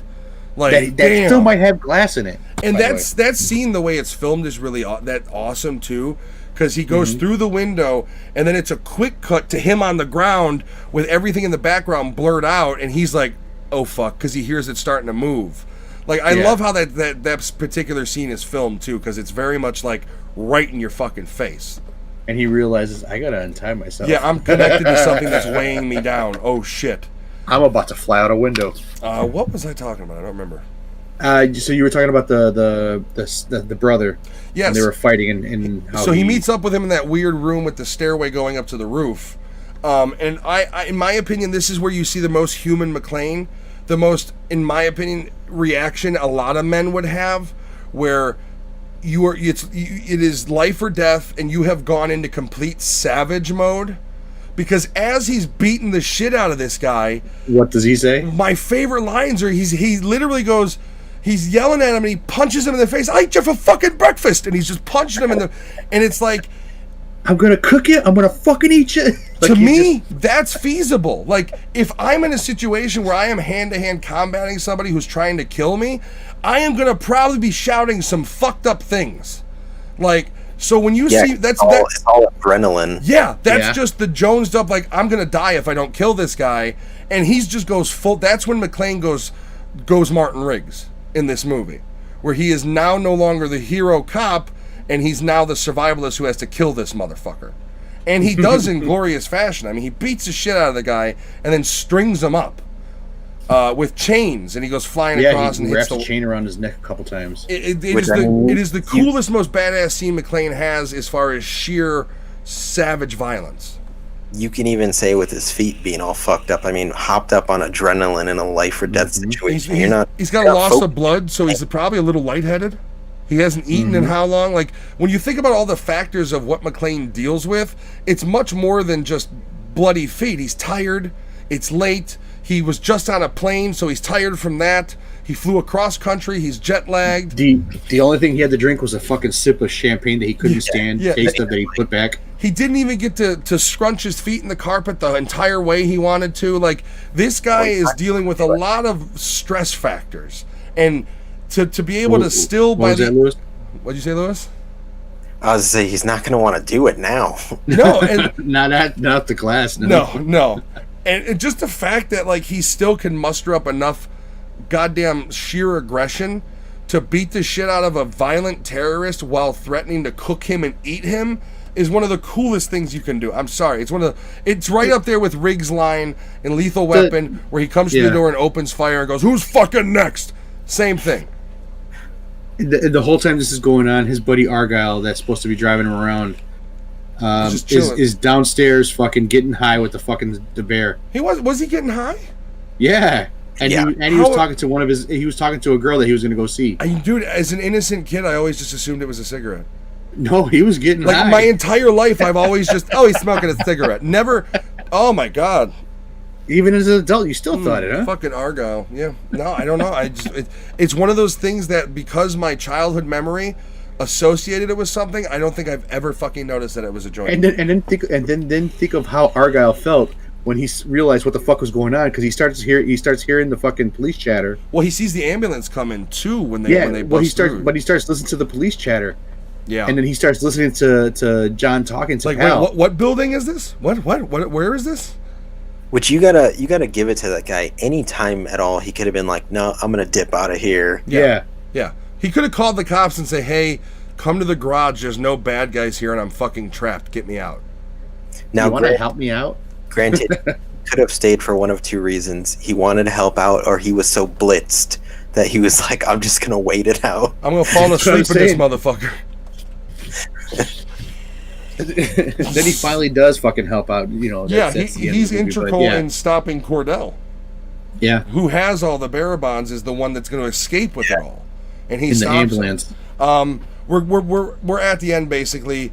Who wants to run us through the final confrontation between Gruber and McClane? If you guys don't want to, I will. I just feel bad because I know my mouth has been running a lot. No, you go for it. You two could remember the plot of this movie better than I can. Okay, so we are back on the 30th floor. McClane is beat the fuck up. He walks in and he knows he's going into an ambush. This is also an incredibly badass thing to do. He fucking duct tapes a pistola to his back, right? And who the hell has fucking Christmas duct tape at that time? I never saw it back then. Packing tape. Well, I don't know about Christmas duct tape, but it was Christmas. It was Christmas themed. Well, it's packing tape. You know, I guess you can because it's Christmas, so they assumed obviously that would be there. So he tapes his fucking gun to his back, and he basically comes out. He's got the machine gun, which is empty at this point. He's just like, Hans. Quick question. Yeah. He's got 2 bullets left. In the pistola. Yeah. Well, no. I think he pulled it out of the machine gun. Now, did the machine gun use the same guns and use the same bullets? No way in fuck. Because he did open it up and he saw the clips, and he took the bullets out and put them in the pistol. In real life, no, you're not going to get a machine gun round. I mean, typically speaking, AK-47s use what is it? 367s. I mean, the AR model is 5.56 or 2.23. A pistol is 9mm 45. You can get a 38, which is generally a lever revolver. You can get a 44 mag, 357.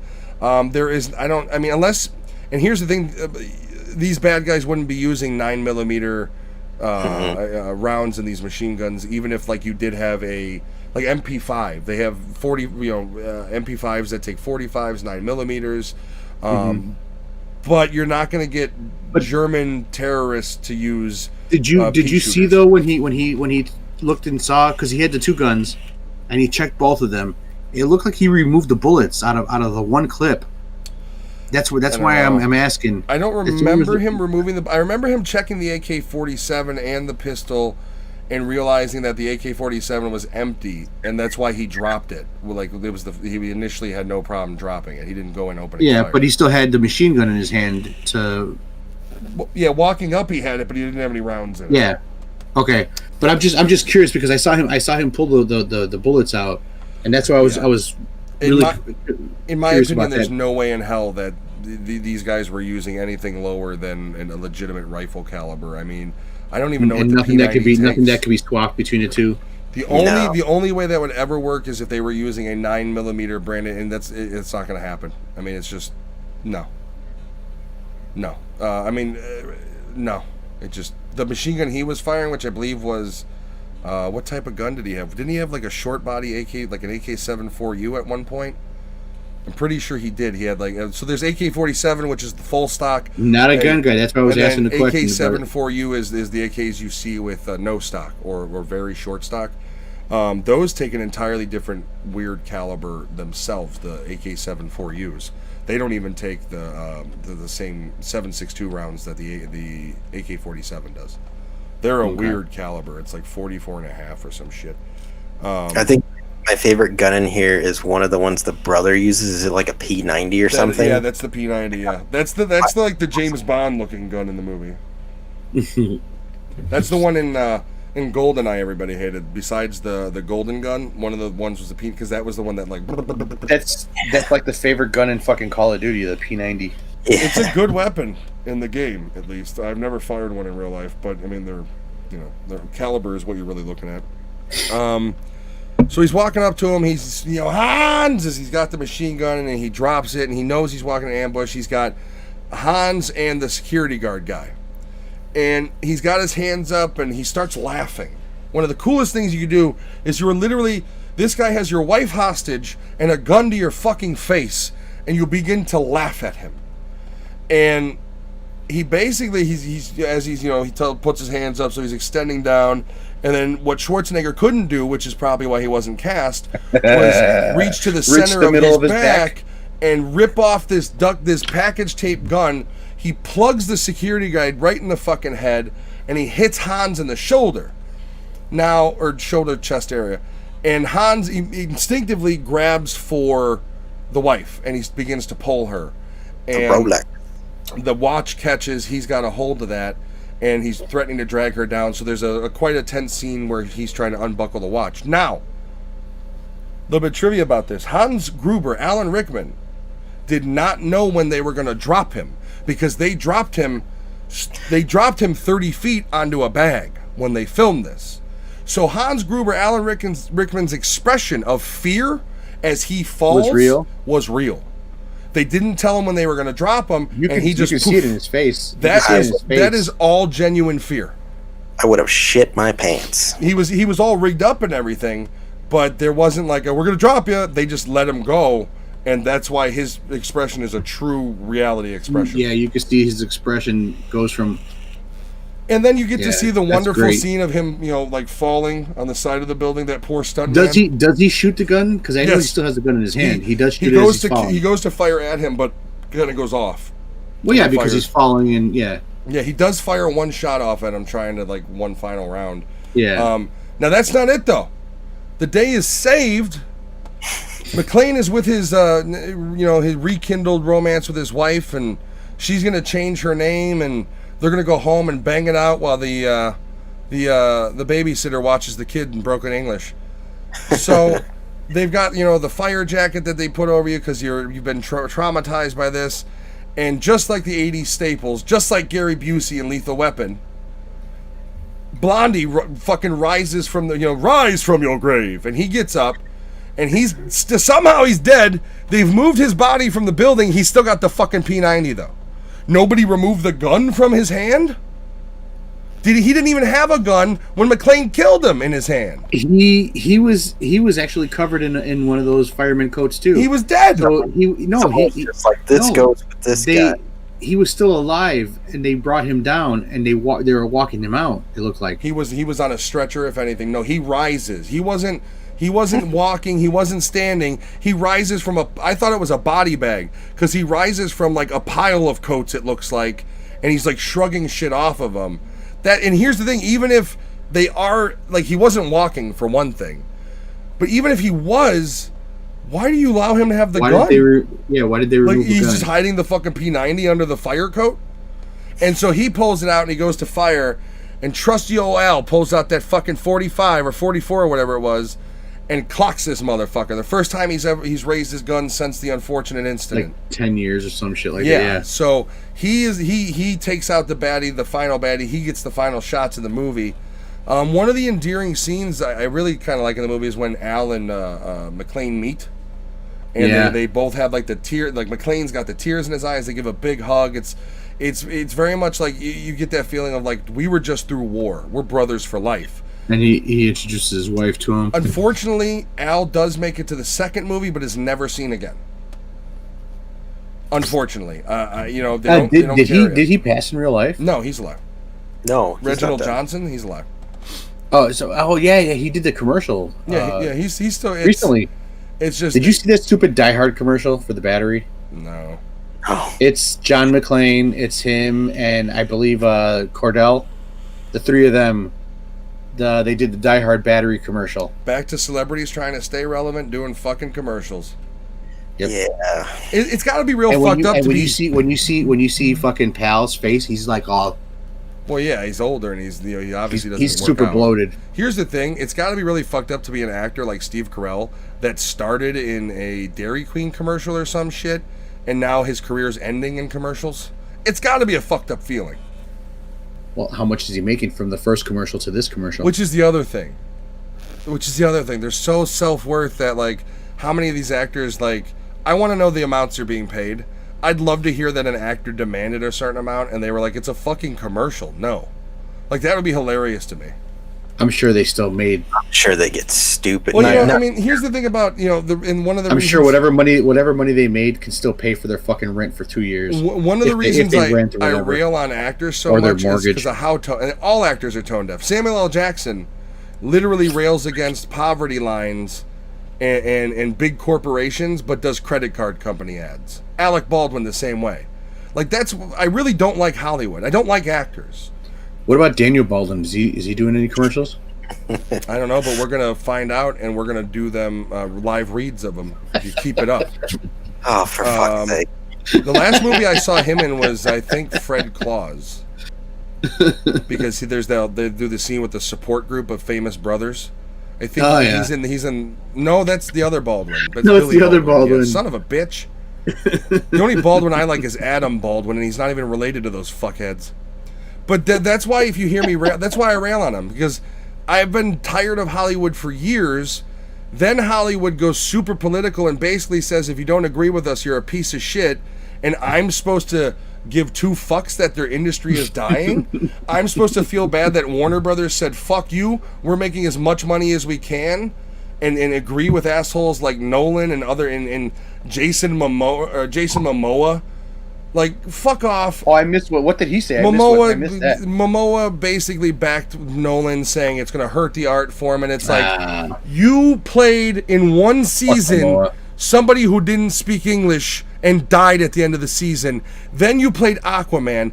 I don't need your fucking opinion on reality, okay? Your entire life is a goddamn fantasy, okay? I don't need to hear it from you. And it goes for the left or right. I don't need the people who support Trump running their fucking mouth. McConaughey did it right. McConaughey did the interview with Rogan, I believe, or Rogan or one of them, And he basically said, we need to knock this shit off. There needs to be no more left, no more right. We need to be a complete unit. And he touches on the point that Hollywood, basically, like what I say, is out of touch. And if you don't agree with them, you're the enemy. And that's why I don't have any, just like with the whole Disney charging $30 for Mulan. I don't feel bad Disney lost $8 billion. Fuck you. You bought every fucking license and ruined them. And I'm supposed to feel bad that you're losing money? Go fuck yourself. Same thing with Tom Cruise. Go fuck yourself.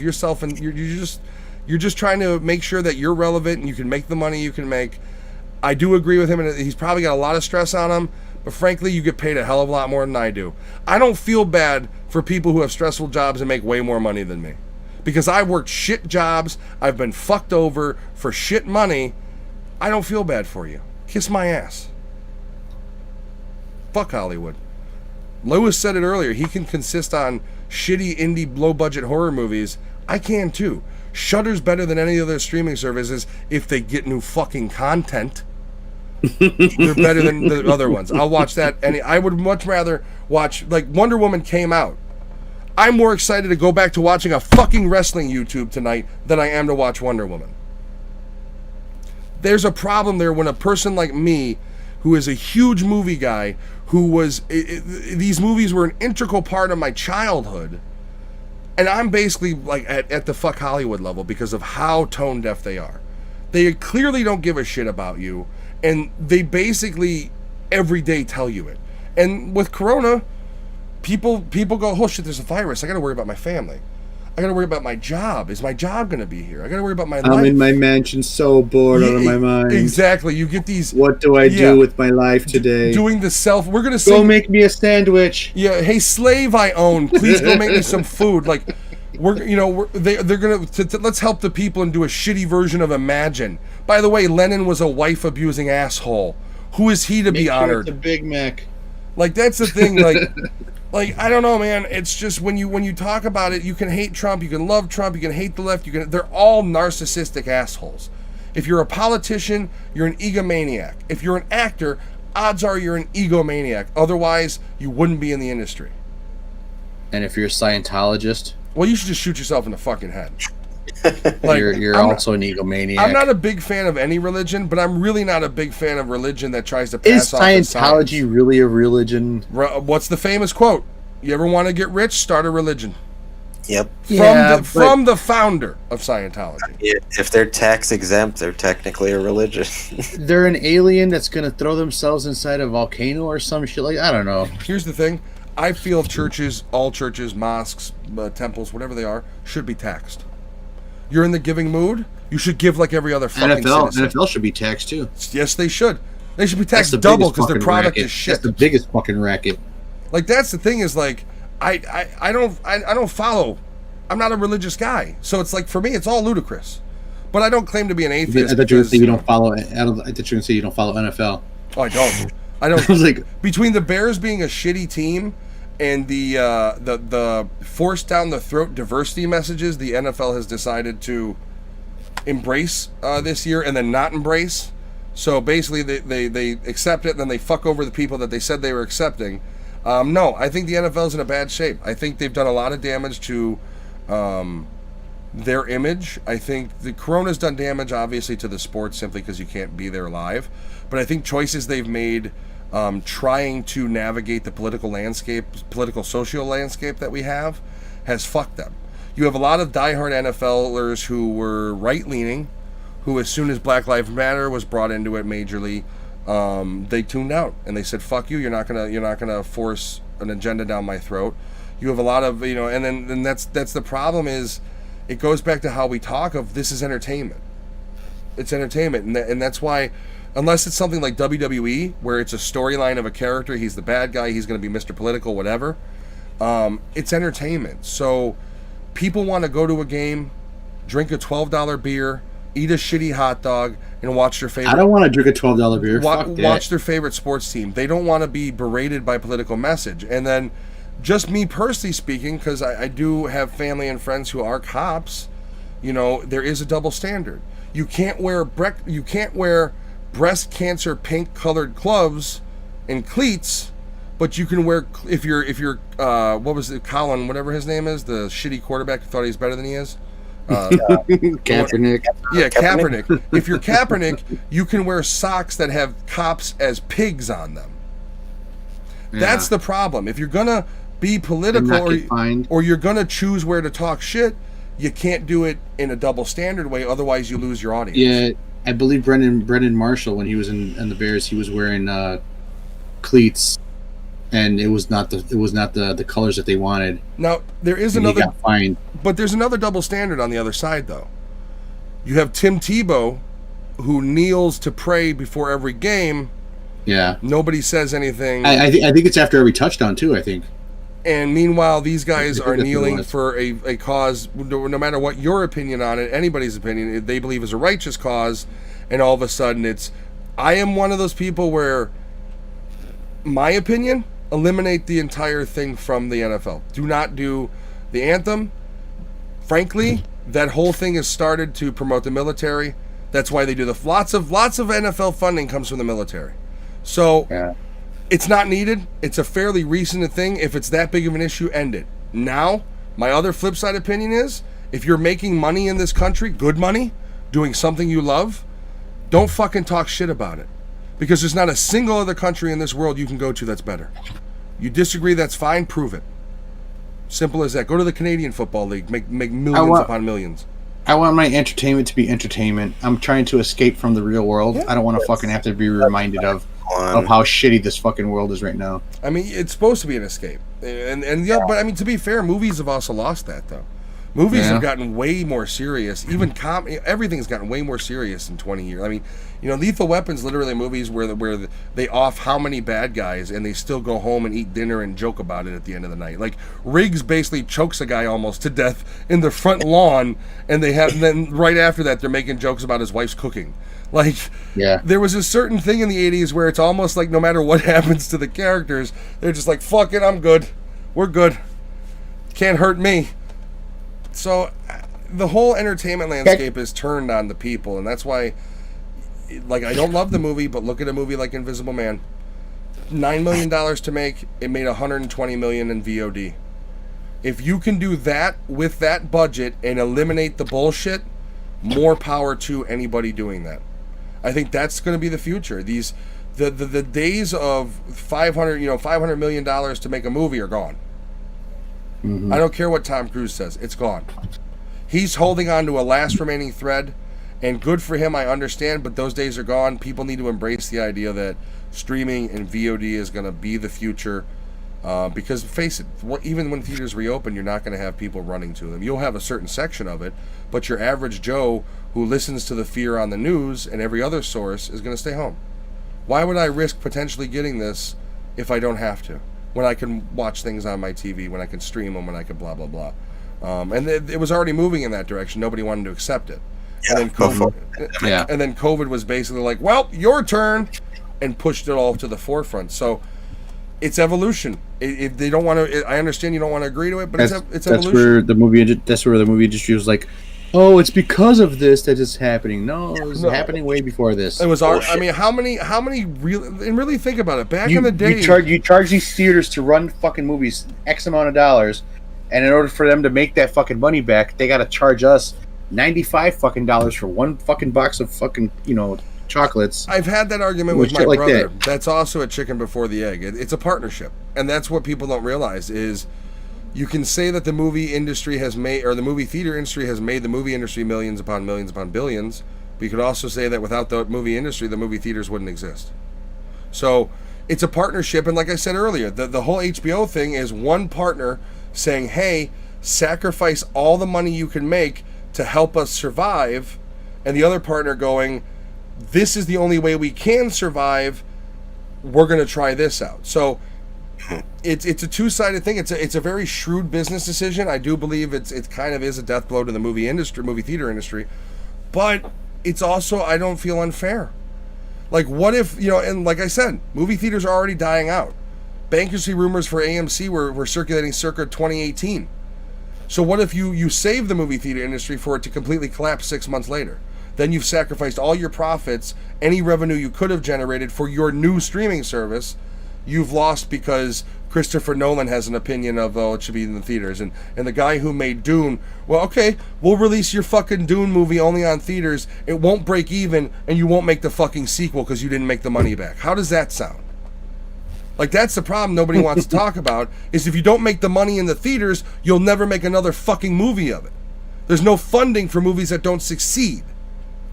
So it's all a huge shit show that is two sides of the coin, and nobody wants to listen to both sides. They want to say the movie industry is evil because, or the movie, HBO and Warner Brothers are evil because they want to make profits this year in a year where they haven't made shit.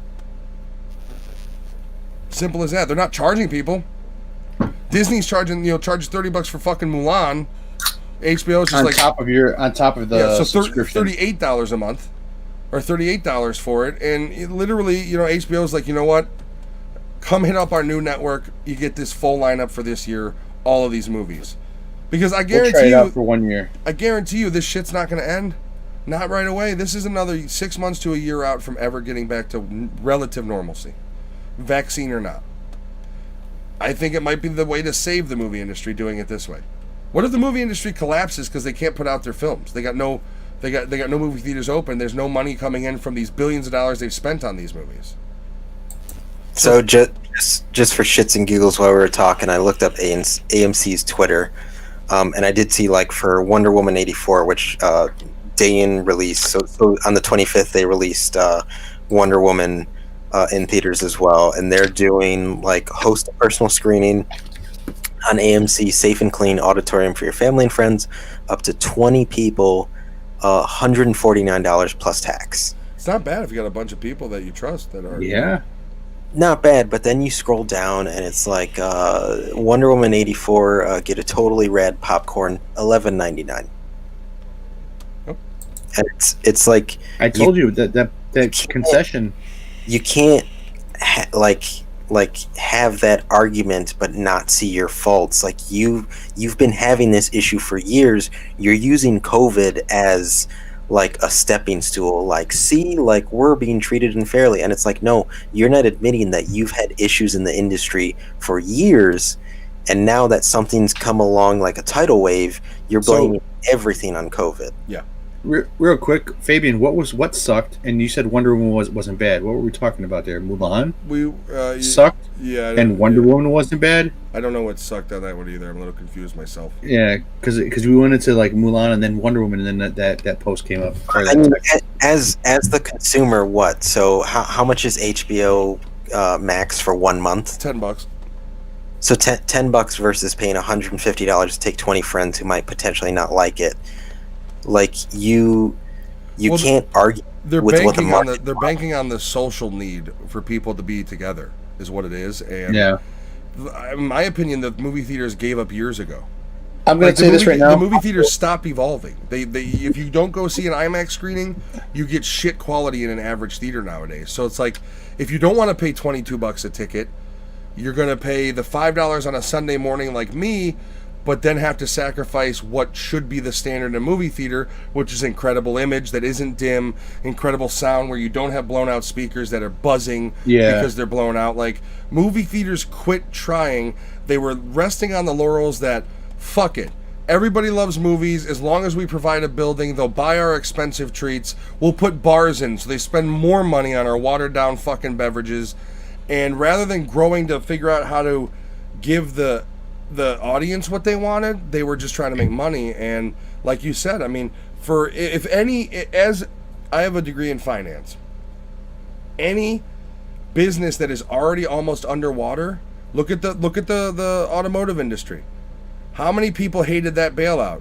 That's what Warner Brothers would be doing. They would be bailing out the movie theater industry, or AMC or whoever is potentially going bankrupt, by sacrificing their own profits. And frankly, I don't know if theaters are going to be the future of movies. Like, there's a very real idea that COVID ends in 6 months to a year, and theaters just don't come back because people are, why would we go to a movie theater? We've been stuck in homes all day. Let's go outside to a park. Let's go ice skating. Yeah. Let's go this. So even when shit gets back to relative Let's go to normal, a state park. Let's buy an RV and fucking travel. Let's go to a concert in an outdoor venue and sit on the lawn and enjoy.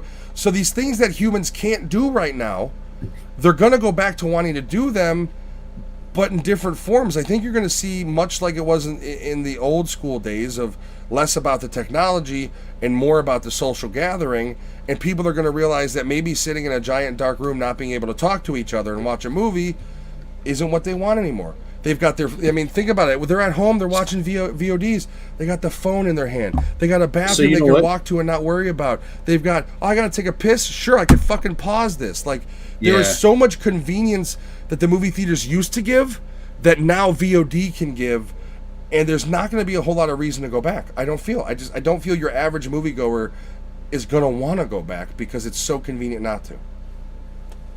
Something real quick. You have mentioned many times about how you would like to be reconnected with your friends and stuff.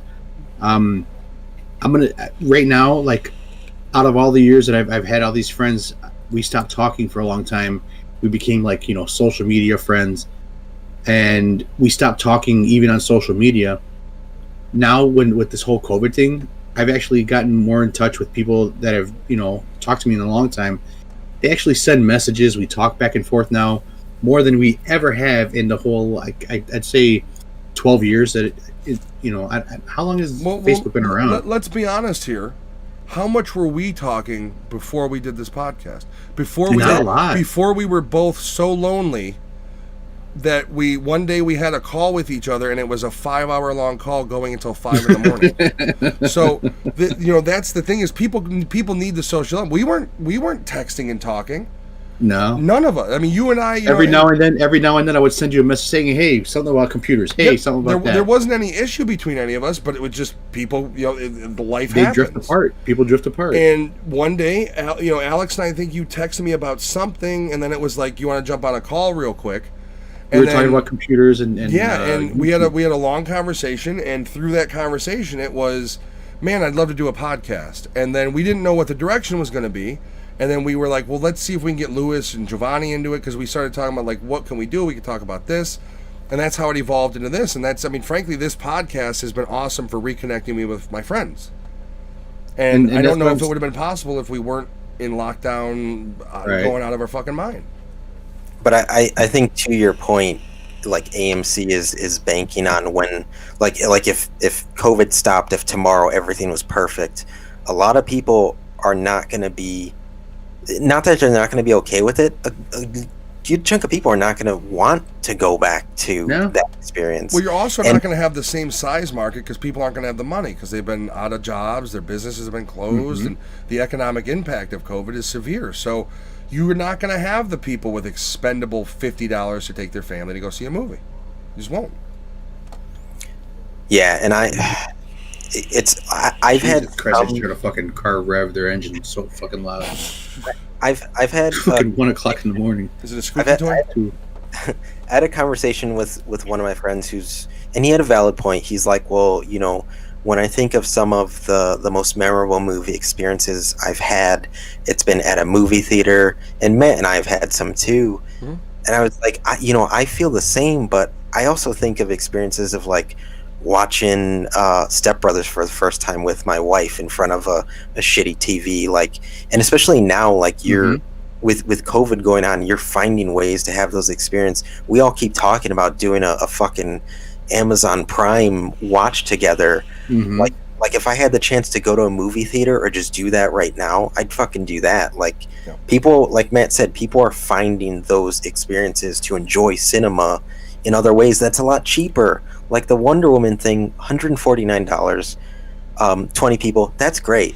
But those 20 people go there, they buy the popcorn, that's $11. They buy a soda, $4, candy. At that point, they've already bought a month subscription to HBO Max. Yep. So you're fighting with the market, and it's unfortunate, but that's show business, man. People are going to drift towards that.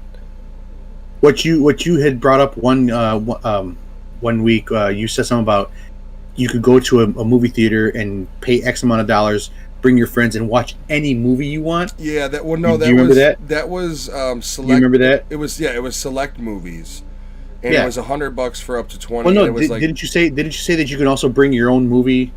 Yeah, which would be cool for like if we were to do something. But then once again, The other thing is, you don't know if you do go and do that, you're going to have the theater staff so far up your ass, they're going to be able to taste what you had for breakfast because of the COVID procedures. So once again, you're not creating a comfortable environment, especially when people are going from sitting on their asses on their couch, smoking the weed in their home, drinking the booze that they've paid for. Like, that's the thing is, people in general adapt. We are a species that adapts. So we have we've been hit with this, and people have found out that, I mean, people like me, I was an avid theater goer, but 6 months to a year before COVID, I stopped going to the movies because it was a shit experience. I am a matinee guy.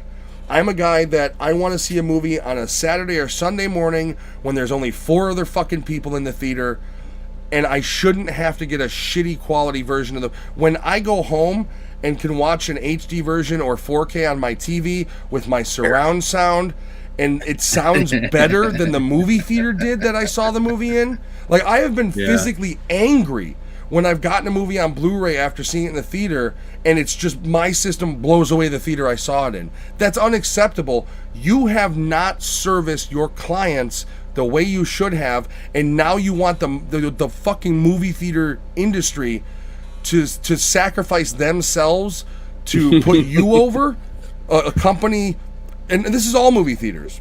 When you said that, I was thinking, welcome to Empire Records. May I service you? My wife loves that movie. But that's my big thing is, like, I understand people want to have the emotion and they want to go, well, some of my favorite, memories, and I've got loads of memories of going to the movie theater. But for me, the ability to pause a movie and go to the bathroom, and just in case my tummy's a little not great, I gotta miss 10 minutes of a fucking movie. It's like, I can watch it tomorrow. Yeah, I can. If it's 2 in the morning and I start to drift off, I can pause the fucking thing and go to bed and pick it up right where I left. It's like, there's too much convenience. I fell asleep at some point. I'm gonna rewatch it. Exactly. Like, that's the thing is, I've got 2 days. People are gonna like, they're not gonna draw into being like shuttered away, but they're gonna draw into what's comfortable. Theaters were comfortable. Theaters were a great place to go with your friends, and you get a recliner seat or whatever, or But then, and here's the thing: the expensive concessions, I'm not going to attack them on too much because it's how they make the bulk of their money. But once again, if you're not servicing your customers the way they should be, and then you're overcharging them, and then you're giving them sub-quality screenings, you fucked up. HBO didn't fuck up by trying to survive, because what happened? This HBO's idea may be the future of the industry and how the movie industry itself survives. And once again, AMC's like, well, you're fucking us. It's like, no, you fucked you years ago. When you're going into bankruptcy in 2018, you've already fucked up, and now you're going to blame them as your scapegoat. No. I actually had a heated argument with my brother about this, because he was on the side of the movie theater industry and basically looked at it like, well, no, they're fucking them. The movie theater industry's been there for them. No, partnership. Movie theater industry wouldn't exist without the movies. And hell, movies can obviously exist without the theaters. The movie theater industry charges them more money to put the movies in their theater. That's why they have to charge so much money for those concessions. So, and to Matt's point, I'll give you a good example. So most of the theaters I've been to in the last couple of years, and I usually don't go to theaters because I have more bad experiences, like someone bringing their fucking 5-year-old to the Halloween remake. That's this guy right here. I always love my favorite story of somebody threatening to shoot up the theater when I saw Resident Evil 1. I'm fine with you charging $11 for popcorn, but if you have an IMAX screening that you charge premium for, and all of your other screens in the theater suck ass, and they always do. If it's not IMAX or the Ultra HD or the whatever their name of their big screen, it's a garbage screening nowadays. Yeah, and you're making all your money off concessions, but not putting it into fixing your other shit, trying to force you to go see your $20 IMAX. Like, no, fuck you. You don't care about the experience. Exactly. Because you're not fixing your other screens. You're trying to funnel people into the one, and it's like this in any movie theater. If you're listening, any movie theater you can go to. Any movie theater. Yeah. I mean, and like, we care about you, but we're not going to fix nothing for you. And here's the thing: I'm not finicky. I go back to the days of some of my favorite memories of seeing movies. The Davis. The Davis Theater actually improved that place. Yeah. 100%. I don't know if you saw it when it was revamped, when it was done. I have not been That in place, it since they redone that it. place is fucking pristine. And- That's fucking an awesome place. And that's the thing is, like, the Davis was And a they still charge a nice price. The Davis was a shithole, but it was loud, and it was a nice, bright, big screen, which really is all you need to hook me in a theater, and you couldn't do that for me. You couldn't give me good sound. You couldn't give me better quality than my home. Why the fuck would I keep going there? When once again, I could pause it and go to the bathroom. I could pause it and make myself food that for an entire meal would cost the price of jujubes. Like, that's the problem. and here's the thing, the popcorn's $5? The popcorn's not my issue. The fucking $3.75 bottle of water is my issue. The theater box of candy that is $1.50, $1 at the Dollar Tree for $4 is my problem. I went to a gun shop in Tinley Park that I will never go back to again because I went there and they had the same. Charged too much for bullets? No, it wasn't even. Everything was too much. Everything. The ammunition was way more than it should be. I looked at this one clip for the one rifle we've had at my range I normally go to, and then I went to the shop and looked at it. It was double the price. That is how you lose customers, because I am not stupid enough to pay your prices for your shit quality. And anybody on here still listening have any gun rage experience or any kind of experience with theaters? But they would like to talk about. What a weird combo. That's my point. Well, we've jumped to two different. It's just a weird combo to ask about. Like, if you got any gun range stories while in theaters, I mean. No, not in theaters or theater stories. My biggest problem with this argument, because the CEO and all that keeps tweeting like, well, people want the experience, and it's like, do they? You guys don't care about the experience. You have so many shit theaters that have one good screen. I'd be fine with you charging concessions if the matinee screens were like just as good. Equipment was better. You know what? Care. If they gave us spaced out seating and gave us buttons to fucking call people to come bring us popcorn, I'd fucking love it. See, that's the other thing though. Bring me fucking popcorn so I don't have to leave my fucking seat anymore. With COVID, you got to wear a mask in the theater. You're gonna still have to wear a mask for a long time. Yeah. You're gonna be uncomfortable. They're gonna be watching you like a fucking hawk. So you're gonna have theater staff up like. I remember the days of being able to sneak a tall boy into the theater and put it into the soda cup. Gone. Yeah. Because they're gonna be watching you like a fucking hawk. That's the thing. Is like it's gonna be so constrictive as a viewing experience. Nobody's gonna want to go back to that. They're gonna go to the movies the first time and go, "Holy shit, that was horrible. Let's go home and stream some shit because that was terrible." Here's the thing about COVID. I don't mind wearing a mask when I have to. If I had to fucking sit at home, I'd rather not wear a fucking mask. I'm not gonna wear a mask. Well, that's the thing is you could stay home and watch the same movie, not have the uncomfortable. COVID's uncomfortable. This whole pandemic is the best way to describe it is highly uncomfortable. So just going out and about, there's already a level of not having the comfort you want, and then you multiply that with being in a room with strangers. You're all wearing masks. Theater, I guarantee you, the theater people are up your ass with their procedures. You can't even go get a soda if somebody's. Are they checking your temperature when you walk in? Yeah, the gun range does too. And really? I'm they always do? 34 degrees or 94 degrees somehow, so I'm like dead every time I go in. Really? Yeah. Well, you're not dead. It's one of those ones where it's like an iPad and you put your face to it and it does your temperature from there. Oh, that's weird. Okay, but yeah. Yeah, I don't know. Like that's the whole thing. Is like, I feel. I went to a doctor's office and they beam me in the forehead and then they beam me in the neck. Well, they wanted to. They're like, "You're good." Give you sweet kisses on the neck is what it was. They're like, "You're good." Yeah, I don't know. I don't feel like I feel like the movie industry and the movie going experience. By the time we get back to it, people are going to realize the all of the things that they were able to ignore because of the social element, because of the being able to see it on the big screen. Those the issues they ignore because of that luster is not going to continue. Nobody's going to want to go into an uncomfortable position, and the ones that do are going to be liars if they say it was 100% great experience. I love the experience of being around people watching movies and hearing the expressions and stuff, but it's not a big fucking thing for me anymore. Yeah, not when you go see Avengers and every asshole in the theater stands up and cheers because the fucking circles appear and the assholes jump out of them. Like, shut the fuck up. I don't know if it's because I'm older now and I could give two shits about being in that kind of experience. My TV is big enough for me right now, where if I'm sitting in front of it, it's fucking awesome.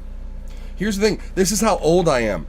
Virtually all the movies I watch have subtitles on them now. I am a fucking guitarist and drummer, and my hearing is shot. So if I'm watching a movie you at do night, the same thing I do. the subtitles are on. So for me, watching a movie like Tenet that's got terrible dialogue would drive me fucking Did you nuts. rent it or buy it? No, I haven't watched it at all, but everybody who saw it in theaters, like the one director, I can't remember what movie he directed, literally tweeted out, holy shit, watching Tenet at home with subtitles, it's a completely different fucking movie.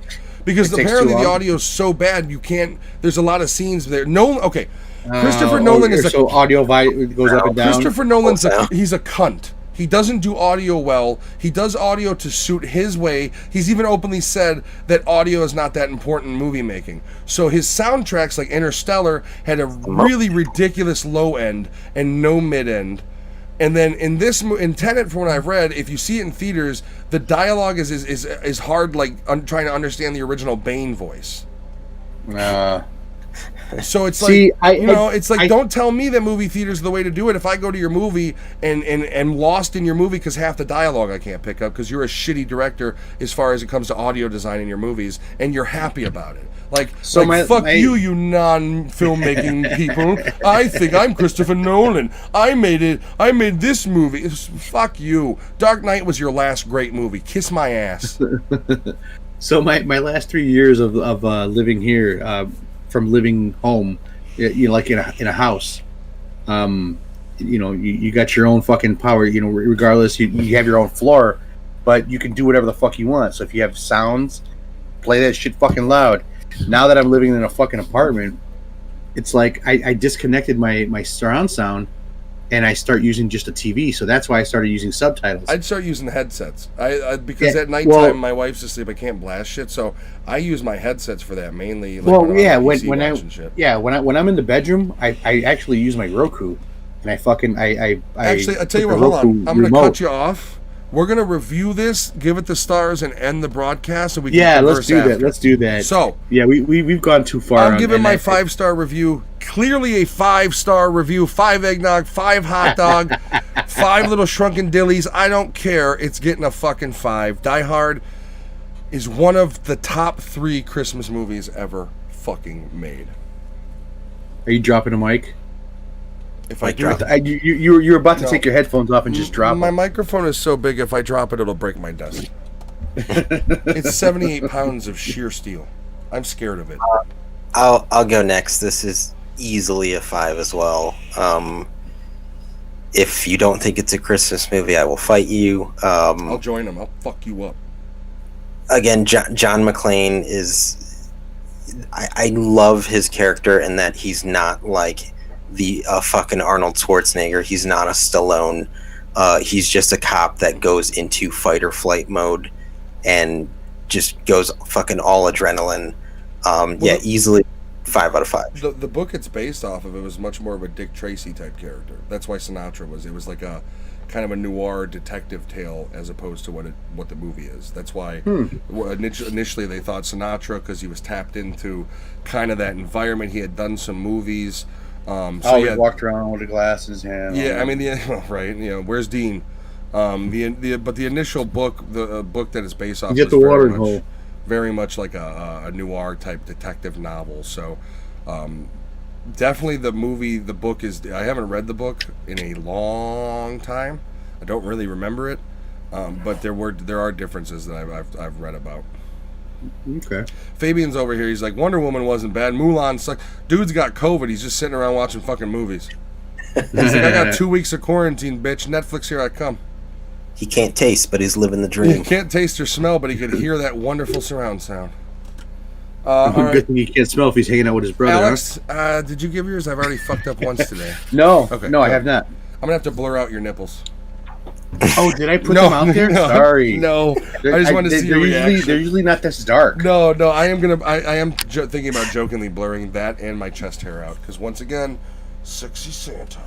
Well, according to what I heard about Twitch Blur my rules, face out at the same Yeah, time. Lewis's head is just blurred out like a giant nipple. Fuck it. according to Twitch rules, you're not supposed to show nipples of any kind. Yeah, anybody who Male or watches my female. cyberpunk streams knows that I've bent that rule a little bit by accident. Alex, what's your review? I like to get naked. All in my right, so I'm gonna give it 5 out of 5 as well. You better. John McClane. Yeah, shut up. John McClane. His character, just as a person, when you see him, he is trying to deal with some shit, and he goes from I'm gonna relax, I'm gonna finally find a way to deal with this shit, to arguing with his wife, and then finally trying to relax again, and then all of a sudden hearing gunshots and going straight into fucking cop mode. It's perfect. And as a person, when you're dealing with shit like that, do you think you'd be talking to yourself? Because I would be. Well, Yeah, and the thing fuck about it. it is, like, throw away. You know what I mean? If Like- you throw away the Christmas element completely, it's still an Yeah. amazing movie. Yeah, because he's actually talking to himself, saying, "What the fuck are you gonna do?" Yeah. And he's like getting mad at certain times, like, "What the fuck? Well, when what do you do?" when he couldn't save Ellis, he has that whole like, "Come on, Yeah. John, you let him fucking die," and he's like, "No, you Which didn't." we You never tried- even yeah. talked about Ellis. God, Ellis is a throwaway character. He's a coke fiend But who tries to he's such a salesman his fucking way dick. out of it, and Gruber sees right through him, and basically is like, and then he tells McClane like, or Ellis is like, "Come on, Hans, I'm gonna shoot booby, your friend." put the gun down," and like trying to play it up because he thinks he's winning. He's the Mr. Salesman, and then Gruber Yeah. shoots him to death on the fucking walkie because he's like, "This guy's a total waste of my time." But that guy alone, man, and then also the fucking the newscaster guy. yeah, we didn't. Talk, I love yeah. I love when he got hit. I love when he got hit in the end. You think John's gonna fucking sock him, Yeah, it's and the it wife. turns out that it's fucking the wife Well- that knocks him out. Well, the reason why she hits him is because the whole and we didn't go into this. I do apologize doing it right now at the end, Sure. but basically, he exposes the fact that They were hiding the fact, yeah. well, she had the photo face down, so they didn't know that Hans had met McClane at this point. Didn't know that she was related to him, saw the photo. And the only reason he saw the photo is because she was watching the TV, which was showing the news broadcast of them at her fucking home interviewing her children. And the only reason he got in there is because he threatened deportation to the babysitter who was illegal. Yeah. So he slimeballed his way in. So she saw it on the news, and he's the whole reason that she was really put into danger because he exposed the fact that she was related to this fucking hero running around the building. And so, yeah, at the end of it, they're walking away and she fucking clocks him. And then in the second movie, Deservingly. they're stuck on a plane together. The reason why she's in danger is because terrorists have taken over the airport and they won't let any of the planes ground and they're all running out of fuel. She's on the plane with him and he's got a restraining order and he's being a little prima donna bitch about it. And he's funny I in the second can't. one. I can't be within 30 feet of her or Yeah, something like yeah. that. Well, where the fuck you gonna go? You want to jump out of the And then plane? she tells the stewardess what happened, and she's like, "What did it feel like?" Didn't she It bring was- her it like was a almost, drink or something too? yeah, it was almost similar to Kindergarten Cop. What did it feel like to really that. sock him? Where's my grandson? Anyways, all right, we've But all yeah, given 5 our out of reviews. 5 out of 5 for me. I did love the movie, and it was awesome. It was great. We are gonna end here. Be here next week. It's gonna be nothing but us talking to each other. We've got a couple fun surprises for you. We might even carry some of the conversations that we were doing now. Yeah, it's going to be a lot of this. We're going to talk about the future of it, plans we have. We want to talk to you guys, see ideas you have, how we can get you involved. This upcoming year, the whole idea is to keep getting bigger and better. As I've said before on previous live episodes, we want to get more content. We want to think of things. We want to do things. As long Test out. What's that? Test out new stuff. Yeah, I hope in the next year to get at least a Twitch channel started with you, and we could do some collabs. we can do that within the next couple Just weeks. fucking around. So yeah, next week's going to be fun. Next week's not going to be any real movie reviews, but we're going to discuss the future of Nerditude Movie Podcast. We're going to where we want to go with it. We want to interact with you guys, get your voices in there. And next week's just going to be a lot of fun. It's going to be a lot of joking around, a lot of probably ADD moments like we've had on this one where we talk about random shit. Also, I might be a little different. I'm gonna do a dry January. Oh, Yeah, I'm going back to it, seeing how it feels. Oh, you don't want to go to But- the Joe Rogan Sober October? I don't know what that is, but I've never heard of it. Every But yeah, it every sounds- October, it sounds- him and like Tom Segura and the Bert Kreischer and one other one. They go sober October, where it's no weed, no alcohol, no nothing. Oh, okay. Well, no, for a while I was doing a dry Januaries for a while, and I stopped doing it once my youngest was born, because she was born in January, and I wanted to celebrate, and I just stopped doing it. Fair enough. But I'm gonna go back just doing it because I gained a little more weight. Let's see if that fixes it. So this is the last show with Alcohol Poison Alex. For a month at least. At least for a month, no APA. Matt, can you play a sad send-off song at the end of this? No, you have to play the Incredible Hulk. You have to play the Incredible Hulk scene. See, I was thinking different. I was thinking we do a freeze frame. We zoom in on you, and it's that song where it's like, I'll remember. I can't do a high voice. My voice is shot. Where it's like, I'll remember you, and it's like a graduation song. That's what it's, if we don't get fucking sued. But cheers to Alex for his. He's got 3 more days where he can have a drink. So after that, we'll see what Alex is like. So maybe he sucks, and we're just gonna force you back to drinking. We'll find out. Yeah. Well, no, by the 29th I'll drink again, but we'll see. By the 29th. Yeah, that's my kid's birthday. I'm assuming you're drinking New Year's Eve then. Well, yeah. Yeah. Okay. Once I go to sleep, I start. I thought when you were talking about when you were talking about how you started drinking again in January and stopped taking it off because you're like, my daughter's such a fucking no. I just had to drink. I was so proud and happy that I was having a second child that when she was born, I had a drink on her birthday, which was also the dating anniversary of my wife and I, which is the 29th of January. So very cute. All right, guys. Just having to fall on the same day. Yeah, good. Let's end this shit, and then we'll talk about it. See us here next week. Same bat time, same back channel. We're going to see you guys soon. My shirt? Alex will be taking more clothes off next Saturday. So we will see you guys in a week. Put X all over my nipples. Once again, next week will be a live episode. It's going to be fun. Next Saturday, we'll do 7 p.m. again. Won't be as long as this one. We're not doing. It's going to be a shorter episode. But it should be a lot of fun. So, as for me, I will see you guys next week, and I'll let the boys kind of sign out. Yeah, see you guys. Merry Christmas. Happy holidays. For tuning in or live or listening. Definitely come back next week. It's going to be fun. Yep. Thank you for being here. And also, just to give a quick shout out, if you do like any of the artwork, anything you see, Rob McCobb is the artist for us. So you can hit him up on Rob McCobb on Twitter or Twitch. He does have a storefront as well for he's doing prints of his original artwork. So if you like what you see, if you see any of the artwork you see is done by him. So if you like it, if you think it's cool, please do check him out. Yes, it's awesome. Also, Infuse for you. Yeah, if you are, not to do a full commercial, you see me drinking out of this water bottle. I know I mentioned it earlier. This is an Infuse system, basically. You can customize it too. Yeah, the idea being that if you like water, but if you want to drink more water, but you're kind of a flavor guy like I was, I drink a lot of soda, diet soda. Since I got the bottle, I haven't bought soda in like a month and a half, 2 months now. So it helped me completely, basically kick the habit of, and it was a bad habit of diet soda. But use the code Nerditude at infuseyourlife.com. Get yourself 15% off. We don't make any money from this. This isn't a financial sponsor. This is just a discount for you. Yeah, this is for you guys. I love the product. I'm trying. I'm in a phase of my life where my wife and I are trying to get healthier, and things like kicking soda was a big thing for me. So I loved it so much. I ordered this one for myself. This is a custom version. You can have them customize. Any of their bottles, the most you're going to pay for the customization on like a JPEG or a PNG is $5. And I ordered that, and I emailed them, and I said, "Hey, I'm a streamer. I've got viewers. I've got a podcast. I'd love to be able to get them involved and get this." And so it's purely for you guys. We don't make a single dime from any of the sponsors. We are not profiting yet. Yeah, there's no money coming in for us. So anything there's like no that. No profit yet. That's why we ask. Please share it as much as possible. Get your friends hooked. Get the family hooked. Whether after they put down that crack pipe. Get them watching the podcast. Get them listening and watching, But that's it, guys. We'll see you next week. Everybody have a wonderful New Year. We will see you the day after. Come on in. Be hungover. Joke around with us. Let's have some fun. Thank you, guys. Everyone have a wonderful night. Day. See ya.